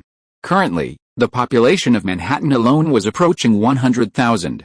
Of course, what the two Spanish envoys didn't know was that 90% of these people were Native Americans. And the population of the genetic people under Zhao Hongayu's direct rule numbered only a few thousand. Even so, the two Spanish envoys found it terrifying. A city with a population of 100,000, and only a fiefdom of the imperial crown prince, demonstrated the immense power of this empire and its formidable combat capabilities. It was precisely because of these factors that the two men, despite being exposed to Zhang Tai for so long, dared not harbor any complaints. When facing the powerful, maintaining awe is the golden rule of survival. You see, even at the height of their power, when the Spanish opened up the Eastern Sea route, they still groveled before the mighty Ming Empire. And now, having seized the Eastern Sea route, the Dutch were just as cautious when dealing with the Ming Empire, constantly flattering a minor official. Go back. Our master is very busy and doesn't have time to see you yet. After receiving Zhang Tai's instructions, the Jin man arrived at the company's lobby to inform Gonzales and Francisco. Please inform them again. We've been waiting for your arrival for many days, Gonzales said, bowing and addressing the Jin man. Of course, the Jin man didn't understand his words. Spanish wasn't popular among the Jin men, but English was passable. However, they had brought an interpreter with them who understood English. So, his words were translated so the Jin man could understand. They looked at the Jin man with hope, but a cold shake of his head dashed their hopes. I've already told you, Your Excellency is very busy right now. Our docks have a lot of cargo to unload every day, and a lot of goods to load onto ships. These all require Your Excellency's management. Please come back later, please be flexible. Francisco then pulled a leather bag from his bosom and pressed it into the Jin man's hand. The bag made a constant clinking sound, evidently containing a lot of metal clashing. The Jin man wasn't stupid, he could easily understand what Francisco meant. He was one of those Jin men with independent thinking and intelligent personality traits, so he understood this aspect much better than the more taciturn ones. His reason for joining Umbrella Corporation wasn't just to seek a job, but also to avoid the possibility of going to war. He shook the bag in his hand, felt it, and finally smiled. Okay, I'll try my best, but I advise you not to get your hopes up too high. Our master has a very peculiar personality. After putting the bag into his pocket, he turned and walked back inside, giving them a warning. Chapter 148 Europeans are not stupid. The Jin man turned and left, helping them pass the message again. Gonzales and Francisco exchanged a glance, both breathing a sigh of relief. Hey, I never thought someone from the Song Empire would accept bribes, Gonzales whispered to Francisco. Francisco rolled his eyes and replied, that's great. I was just worried they wouldn't take my money. But now, there's no need to worry about that. As long as we take the money, everything will be easy. Spain was also plagued by corruption, and officials under the nobility and ministers were known to commit corruption and abuse their power. So, the two of them were not unfamiliar with this, but rather, very familiar with it. Since the Jin man had accepted the bribe, it didn't matter if he couldn't help them this time. But they had found a friend here, which would be of great benefit to them in the future. They also realized that the Umbrella Company was the department with full responsibility for the Song Empire's foreign trade and held considerable power. To trade with the Song Empire and obtain more goods, the approval of the company's top management was necessary. Besides grain, many commodities were limited in quantity rather than supply. Therefore, commodities with potentially huge profits became the target of merchants. For example, ceramics became a prime example. Furthermore, the geneticist could meet with the top management of the Umbrella Corporation, giving him the opportunity to occasionally speak well of them to the Umbrella Corporation's ministers. Therefore, this investment was necessary. Knock, knock, knock. Wang Shan, who was smoking with his legs crossed, answered the knock on the door. The geneticist opened the office door, walked in, closed it behind him, and stood in front of Zhang Tai. The Spanish outside gave me a bag of money and asked me to make some concessions so I could come in and report. I can see they're getting impatient. He didn't hide the fact that the Spanish had given him the money, and he even took the bag out of his pocket and placed it on the desk in front of Zhang Tai. Zhang Tai still sat cross-legged on his desk, but he reached out and took the purse in his hands, slowly weighing it before opening it and inspecting it. Oh, it's pistoles, the mainstream Mediterranean currency. After opening the purse, Zhang Tai examined the 5 or 6 gleaming pieces of metal. Then, with a smile, he sealed the bag and returned it to the table. Since starting to trade, Zhang Tai had come across quite a few contemporary currencies. Pistoles, livres, Louis d'or, gold pounds, carats, ducats, and so on. It was truly eye-opening. He was truly impressed by the sheer variety of European and Mediterranean currencies. Of course, the purity of these coins wasn't very high, whether they were gold or silver. On the contrary, these Europeans were very interested in the silver and gold coins of the Song Empire, as they were of a very high purity. When the umbrella company first opened, Zhang Tai hadn't noticed this, allowing some merchants to exploit the situation. However, Zhang Tai had now realized what was happening and had clearly posted the exchange rate for the imperial currency against popular European and Mediterranean currencies. For now, the Song Empire's currency was the strongest, generally trading at a 1, 2 or 1, 3 exchange rate against other currencies. However, considering the current era, the gold coins the Spanish offered were a considerable sum. Stored in Manhattan, they would have been enough for a family of 5 to live on for 3 months without doing anything. 5 or 6 gold coins could be exchanged for a whopping 56 imperial silver coins. Meanwhile, the Manhattan soldiers' monthly salary was only 12 silver coins, which was enough to allow them to live comfortably. Keep this money. Since it's given to you, you can't return it. Zhang Tai didn't say anything about his men accepting bribes. He firmly believed that clear water attracts fish. These individuals with independent minds and personalities were just as difficult to manage as normal people. Even if you forbade them from accepting the money, you couldn't control them. At least with his support, they would inform you after accepting the money, rather than remain silent. Don't worry. Just because you're paid doesn't mean you have to do anything for them. These country bumpkins have plenty of money, so it's okay if you help them spend it. Zhang Tai casually exhaled a green smoke ring and said to the Gene Man in front of him. Sir, how should I respond to them? The Gene Man asked. Zhang Tai thought for a moment and said, tell them to come back tomorrow. I'll see them tomorrow, and they won't say anything. But I'm thinking they'll bother you a lot on the future, so you need to know how to deal with them. The Gene Man nodded and replied, don't worry, sir. These country bumpkins are so disrespectful that they think they can bribe me with such a small amount of money. Alright, go away. Just be clear about what you're doing. If they're willing to pay, take it. But you must remember, you are still a member of the Song Empire. You can never change your skin color or your race, Zhang Tai simply reminded the Gene Man. The Gene Man nodded and turned to leave Zhang Tai's office. Watching the Gene Man depart, Zhang Tai pondered. Everything at the company was now on track, but something had emerged that he hadn't anticipated. That was corruption and bribery. While the corrupt officials hadn't yet appeared, bribery had already occurred. If he didn't find a solution, even Zhang Tai couldn't guarantee whether corruption would continue in the future. But for now, at least the bribery was under control. The Gene Man who accepted favors from merchants would report them to him, and then, with Zhang Tai's tacit approval, they would take the money. This was much more comfortable than secretly accepting bribes. However, human nature was unpredictable. If we didn't control it, we couldn't predict the future. People change, becoming increasingly greedy and ambitious. After pondering for a while, Zhang Tai felt he needed to address this matter with His Majesty. With trade booming, certain rules and regulations should be established in advance. Waiting until problems arise to address them could lead to rot at the root. Thinking of this, Zhang Tai immediately called his secretary in. Using turkey feathers and craft paper purchased from Europeans, he wrote a report on the recent situation and submitted it to Zhao Hongyu to let him know. The master said you should come tomorrow. He will meet you there. Be prepared. The Gene Man shared the news with Gonzalez and Francisco, who were delighted. They both sighed. It really only works if you spend money. It's no different from Spain, but it didn't matter. As long as they could spend money, nothing was a problem. As long as a trade agreement was signed, what was the cost? It wasn't that they didn't want to trade with Umbrella, but without a trade agreement, No merchants here would buy or sell goods with them. This was a lesson they had learned after many setbacks.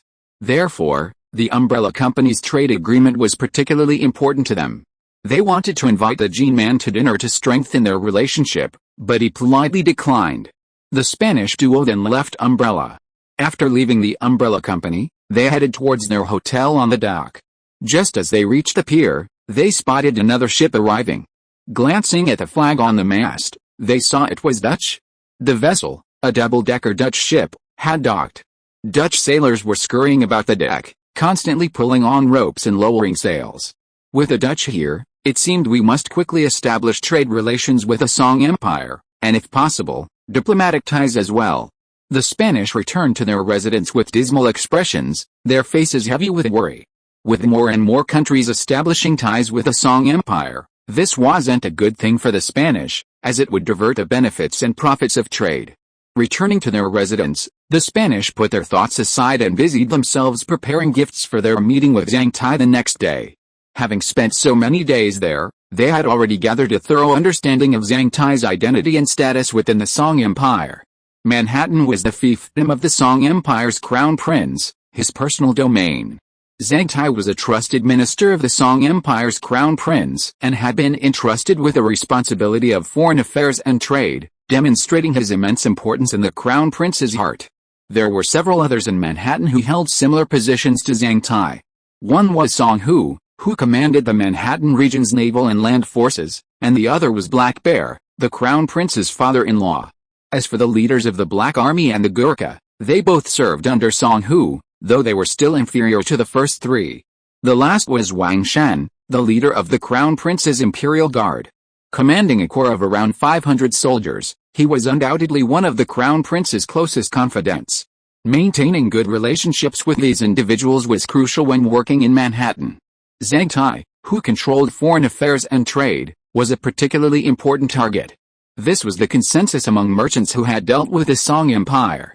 The crown prince's confidants would become crucial officials upon his ascension to the throne, so cultivating good relationships now was invaluable.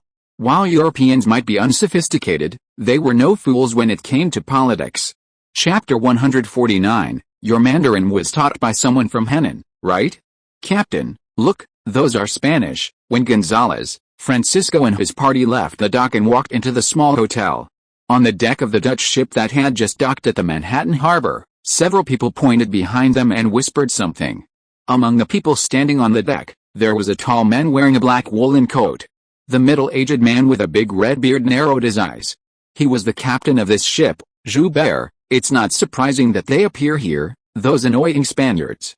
As long as there is profit, they will always smell it. This place is rich in ceramics and tea, and the voyage is shorter than the East. And there is a big market for slaves here. It would be strange if they didn't appear here. Joubert said a few words softly. Ignore these Spaniards. We must sign a trade agreement with this empire as soon as possible. We can't let the Spanish get ahead. The British have already started trading with the Song dynasty, and we're already a step behind. Captain Joubert's heart surged with excitement as he thought of the porcelain that had recently taken Europe by storm. The merchant ship privately acquired by the governor of Virginia had received the news immediately and arrived in Manhattan to purchase the goods. Williams made a fortune that day, and the exquisite porcelain astounded the Europeans. Although the Dutch also brought porcelain from the East during this period, the journey was not only too long, but also severely damaged. Furthermore, the Ming dynasty imposed strict trade restrictions, forcing them to rely on smugglers along the coast, purchasing porcelain, tea, and silk from them. In these transactions with smugglers, the Dutch, at a disadvantage, were often ripped off. The price of the porcelain or silk they purchased was often exorbitant. However, with the emergence of the Song Empire, this situation had reversed. Not only was the journey short, but the price of porcelain was also very low. Although silk was not available, tea and spices were highly profitable commodities, far more profitable than those from the East. Consequently, European merchants were frantic, using every possible means to secure ships to the New World. The Dutch, unwilling to continue to be harassed by Eastern smugglers, came to Manhattan to investigate, hoping to focus their efforts on the New World. Of course, through the mouths of the governor of Virginia, word of the Song Empire's strength spread throughout Europe.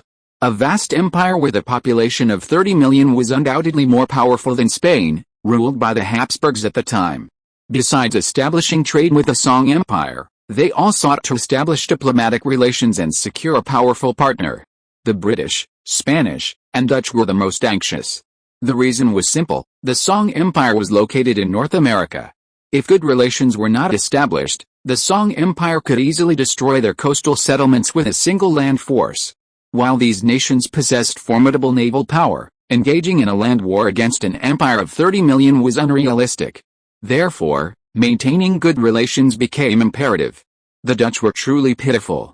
While they were powerful in Europe, they were considered pure pawns in the East, constantly bullied by the rich and handsome Ming smugglers. However, after several setbacks, the Dutch pawns finally understood their situation. From then on, they remained obedient, remaining quiet and refusing to fight back.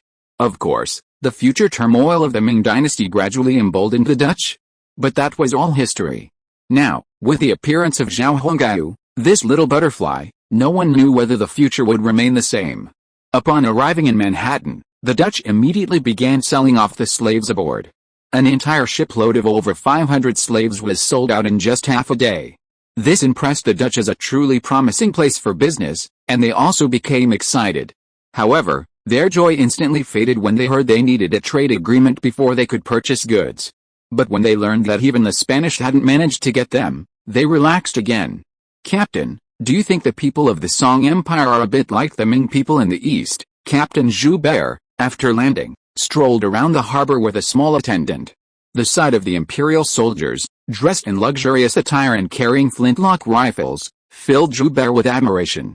The attendant's words caught Joubert's attention. Indeed, they shared black hair, black eyes, and yellow skin. Listening to the occasional conversations of the Song soldiers, their language seemed somewhat similar to that of the Ming. However, their speech wasn't as complex and profound as that of the Ming people. Joubert had lived in the East for over a decade and had some understanding of the Ming. "Young gent, may I ask if your language in Shuoti is the official language?" Joubert, bold enough, immediately began testing the waters. Zhang Tai, accompanied by a group of guards, was heading towards the port to review the cargo manifest when a strange voice suddenly rang out. If you didn't listen carefully, you'd think it was Henan dialect. "Oh, is there a Henan native among our people?" Zhang Tai looked around and immediately spotted Joubert, dressed in European-style attire and bowing with his hands clasped. "Are you kidding me?" he asked, surprised. Joubert was also somewhat surprised to see that Zhang Tai understood him. He wondered, could these people really have some intricate connection with the Ming dynasty? "Little gem, brother, none. I learned Mandarin on my own." "What's a Henan?" "Henan, person." "And you?" "Sheng, what is Kuya?" "Mandarin." Joubert lowered his hands and began chatting with Zhang Tai in his nonsensical accent. Zhang Tai was at a loss for words, but he also noticed Joubert's difference. There weren't many Europeans who could communicate properly with them these days, and even fewer were. Therefore, Zhang Tai also had his eye on things, preparing to have a proper chat with this European. At Zhang Tai's invitation, they settled down at a nearby barbecue stall. The stall owner was a genetic individual with an independent mindset. Seeing the future of the docks, he and his Indian wife had opened a snack bar there. Now, each of Zhao Hongyu's independent-minded genetic individuals had found their true love. Among them were Indian women, and some were British women captured from afar. Even women from Virginia had come to Manhattan, seeking marriages with men from the Song Empire. Of course, the first targets were those with dark hair and dark eyes, followed by Gurkhas. Next came the Indians, who were responsible for public security and city management in Manhattan. Sadly, Old Black fell to the bottom of the list of women's choices. The fact that even Indians couldn't compare to Old Black's made his leader, Lammer, somewhat infuriated. Therefore, he encouraged his men to approach British women every day. However, the Gene people under his command were all quite disappointing. They only dated prostitutes, but those were British women. "We are the descendants of the Song Empire. When the Mongols attacked our imperial palace, the emperor, determined to preserve his bloodline, sent a loyal general and the prince across the sea to this continent." Zhang Tai explained their origins to Zubat. This story, a prearranged one between Zhao Hongyu and Wang Shan, was the most believable and likely to withstand criticism. Zubat believed it without a doubt. He had traveled to the east and had some knowledge of its history. Furthermore, Marco Polo's travelogue, popular in Europe at the time, mentioned this ancient Eastern Empire. The song. Yes, Marco Polo mentioned this country in his travelogue, a country that had been conquered by the Mongols. As a captain on Eastern routes, he had always studied Marco Polo's travelogue before setting out in his youth. It helped him understand Eastern customs and better prepare him for interactions with them. However, after arriving in the Ming dynasty, Zhubert discovered that all his studies were useless, so he had to slowly relearn them. After hearing Zhang Tai's words, Zhubert exclaimed, "So you are the heirs of that ancient kingdom? No wonder you speak Eastern languages and look like the people of the Ming Empire I've met." Zhang Tai's eyes flashed when he heard Zhubert mention the word Ming. "Sir, have you been to the East?" Zhang Tai asked tentatively. Zhubert nodded. "Yes, I joined the fleet at the age of 17 and went to the East. I lived in the East for 17 years and only returned to Europe 3 years ago." Zhang Tai couldn't help but feel delighted when he heard Zhubert admit that he had been to the East and had returned 3 years ago. They were currently very isolated from news about the East, and this kind of person was exactly what they needed. However, Zhang Tai didn't seem particularly interested. Instead, he said to Zhubert with a blank expression, "The old land of the East, that's a place the older generation longs for. But for us young people, it's just a place name in their mouths, and we're not very interested. After all, we left that place hundreds of years ago, and we were born and raised on this continent." Zhang Tai shrugged and made a face of frustration. Zhubert nodded in agreement. "By the way, since you've been to the East, could you share some interesting anecdotes about it?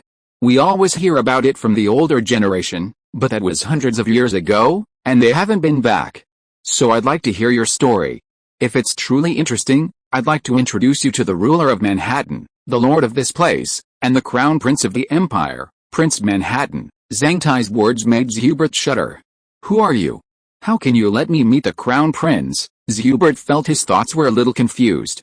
Although Zhang Tai wore what he considered a rather luxurious uniform, this kind of uniform was worn by every imperial soldier on the street. Therefore, he also thought Zhang Tai might be a soldier.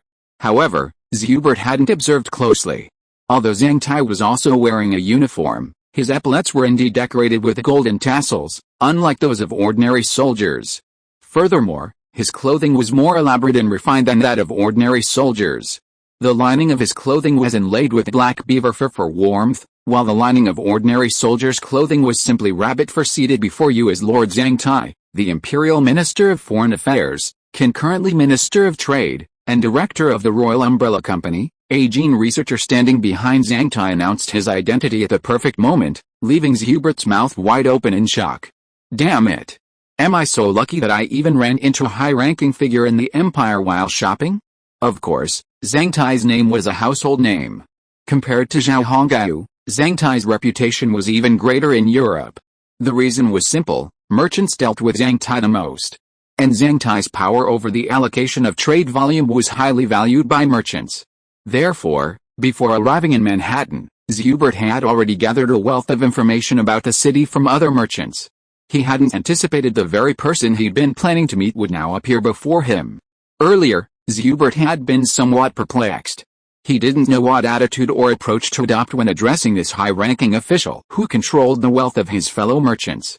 And what kind of gift should he present? These questions had been plaguing Zhubert. It must be said that after spending so much time in the East, he'd constantly interacted with Ming officials. Zhubert had been deeply ingrained with the Ming rules and regulations, his mindset becoming almost like that of the locals. After a moment's shock, Zhubert quickly stood up and prepared to salute. Zhang Tai placed a hand on Zhubert's shoulder, saying, "We've been away from the East for so long, so many etiquette procedures have become less complicated. You don't need to do this." Technically speaking, Zhubert's understanding of Eastern etiquette was mediocre, not entirely formal. But it was still far superior to Zhang Tai and the others. However, Zhang Tai felt a strange mixture of amusement and amusement as he watched a red-haired, blue-eyed, bearded European perform an Eastern salute. "Can you first tell me about the current situation in the East? Also, your life there, and the local customs and practices," Zhang Tai said to Zhubert with a smile as he sat down. Chapter 150, Really a Loser, Pure. My journey to the East wasn't smooth sailing. Along the way, we encountered attacks from indigenous Africans and elephant-mounted warriors in India. We lost many men, but our hearts were filled with yearning for a land paved with gold, and it was this yearning that kept us going. Then, we arrived in the eastern land known as Ming. Zhubert, led by Wang Shan, had already met Zhao Hongyu. In front of Zhao Hongyu, Zhubert, speaking in his eccentric, nonsensical voice, recounted his travels in the East. Zhubert was thrilled to meet the Lord of Manhattan, the young emperor of the Song Empire. Before meeting Zhao Hongyu, Zhang Tai had specifically instructed Zhubert. He told him that if he pleased His Highness, a trade agreement would be a breeze. He might even receive a significant increase in commodity quotas.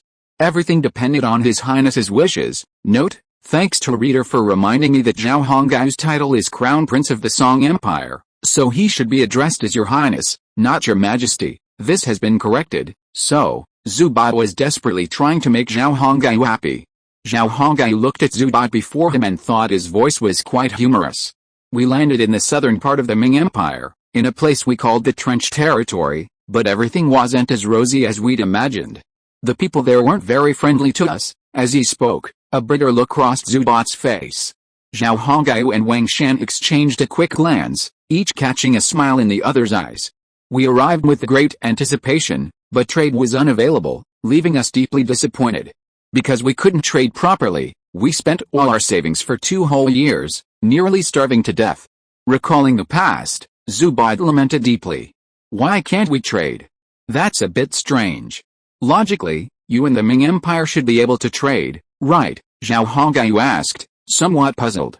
Although Zhao Hongyu came from the 21st century and had studied some history, that knowledge was rather general and far from detailed. History books, and other historical texts, only briefly touched upon the Dutch's trade in the East, with details rarely detailed. So, how could Zhao Hongyu possibly know so much? It was precisely because of this that Zhao Hongyu developed a keen interest in this topic. After all, in many people's minds, during the Age of Exploration, the Dutch rose to prominence after Spain's decline. The infamous sea coachman wasn't called that for nothing. Given the European disposition, could the Dutch tolerate the Ming Empire's refusal to allow them to trade? Upon hearing this, Zhubert gave a wry smile and replied, Your Highness, you don't know. In the eyes of the Ming Empire's officials, we are actually foreigners, and they look down on us. Furthermore, the Ming Empire has a policy of prohibiting maritime trade and does not support it at all. He explained the reasons. Zhao Hongyu nodded silently, gesturing for Zhubert to continue. Encouraged, Zhubert continued, due to language barriers, we weren't very clear about this at first, we only gradually learned about it later, and in the past 2 years, some of our crew members have violated Ming laws and been punished by the Ming Empire, which has made us even more desperate. Zhao Hongyu chuckled inwardly, genuinely amused by the Europeans of this era. However, when Zhao Hongyu thought of the future, he sighed inwardly. If it weren't for the wild boar skin, China might have reason. So, you all must abide by the laws of the Ming Empire, Zhao Hongyu asked deliberately. Zhubert nodded, his face serious. Of course. The Ming Empire is immensely powerful. We can't treat them with the same policies we use for the indigenous people. That would be unwise. We've suffered greatly in the territory. If we violate Ming laws, they'll treat us mercilessly. Zhubert then recounted their experiences in the territory to Zhao Hongyu. Even though these matters were deeply shady and embarrassing to share, he didn't hide them. The reason was simple. Zhubert saw Zhao Hongyu's keen interest in these matters, so he began to play to his liking. While the Europeans might seem unsophisticated at the time, they weren't fools. Especially with Zhubert, who had spent over a decade in the East, he understood the Eastern way of thinking. He knew perfectly well that if he could please His Majesty, a trade agreement would be highly likely, and he would sign it himself. As for face, that wasn't important. Sailors drinking in the Haojing area without paying were arrested by the local magistrates' yamen runners, who stripped down their pants and exposed their white buttocks before them, and spanked them with a stick. When they went to brothels to satisfy their sexual needs, the Ming madams bullied them, finding only the most despicable women to entertain them, and then demanded exorbitant fees when they paid. Any complaint was met with a spanking and sent to the prison. Ming Dynasty prisons were horrific. Not only were they abused by the yamen runners, but they were also subjected to the perverts of the prison. Chrysanthemums bloomed, withered, and withered. If Joubert could write a novel, he would definitely write the heartbreaking Song of the Black Prison, recounting the sailors' experiences in the Ming Dynasty. In the early days of the Haojing area, the Dutch were brutally mistreated by the Ming. Joubert's words were etched in his heart, leaving Zhao Hongyu, Wang Shan, and Zhang Tai wanting to laugh but unable to, feeling the pinch of laughter. So you finally made it through, didn't you? Unable to contain himself, Zhao Hongyu interrupted Joubert, lost in his dark recollections, and changed the subject. Bless you. Yes, we made it through. Joubert raised his right hand and made the sign of the cross in front of him. Zhao Hongyu shifted his hips to make himself more comfortable and asked, so, given the circumstances, how did you convince the Ming Empire to trade with you? War, Joubert shook his head. We did, but now I think it was the most idiotic decision. We suffered heavy losses because the Ming Empire was so powerful. Joubert then recounted their war with the Ming Empire, detailing its course. It was their third year in the trenches, and the Dutch had dispatched 5 warships. To expedite the situation, a major named Fackway launched an offensive against the Ming capital of Fuzhou. Everyone thought they could strike it rich, but to their surprise, before they even reached Fuzhou, they encountered a pirate fleet comprised of thousands of ships. As for the outcome, needless to say, the Dutch suffered a tragic fate. 5 Dutch warships ultimately became pirate trophies, and any Dutch who dared to resist were slaughtered. The rest joined the pirates, ultimately seeking survival. It was during that battle that Fackway was killed. At the time, Joubert was also forced into the pirate business. Oh, so you ended up joining the pirates? But was there any connection between joining the pirates and engaging in trade? Zhao Hongyu continued. Of course, Your Highness, please listen carefully, Joubert briefly explained, then continued, the pirate we followed was named Li Dan, the greatest tyrant on the seas at the time. It was through him that we learned how to trade in the East. As Joubert recounted his story, Zhao Hongyu gradually grasped the current situation along the Ming coast. Joubert's first pirate, Li Dan, was attacked by another pirate group, Zhang Zhilan. This man, known as Zhang Zhilan, allied with another pirate group, Li Xiang, and after defeating Li Dan, the two sides engaged in a fierce battle. It was precisely after Li Dan's downfall that Joubert and his companions finally abandoned their piracy. During their time as pirates, the sons of officials and their agents from coastal provinces were using their own ships to sell goods to Japan, or collaborating with the pirate Li Dan. The Dutch witnessed these activities firsthand. After Li Dan's downfall, the Dutch used their connections to find these agents and sons of officials and began collaborating with them, engaging in semi-smuggling trade.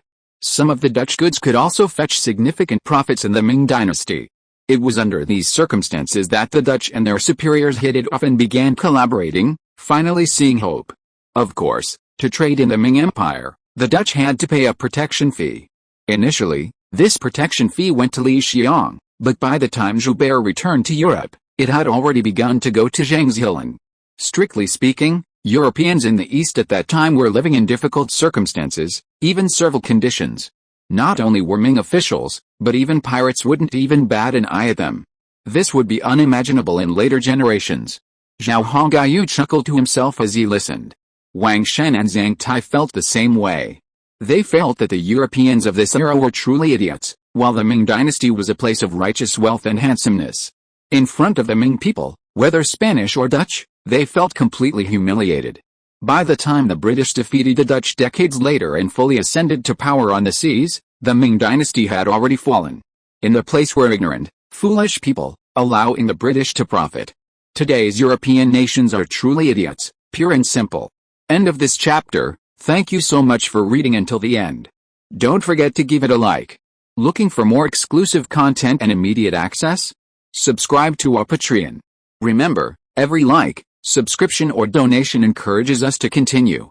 Thank you all. See you in the next video.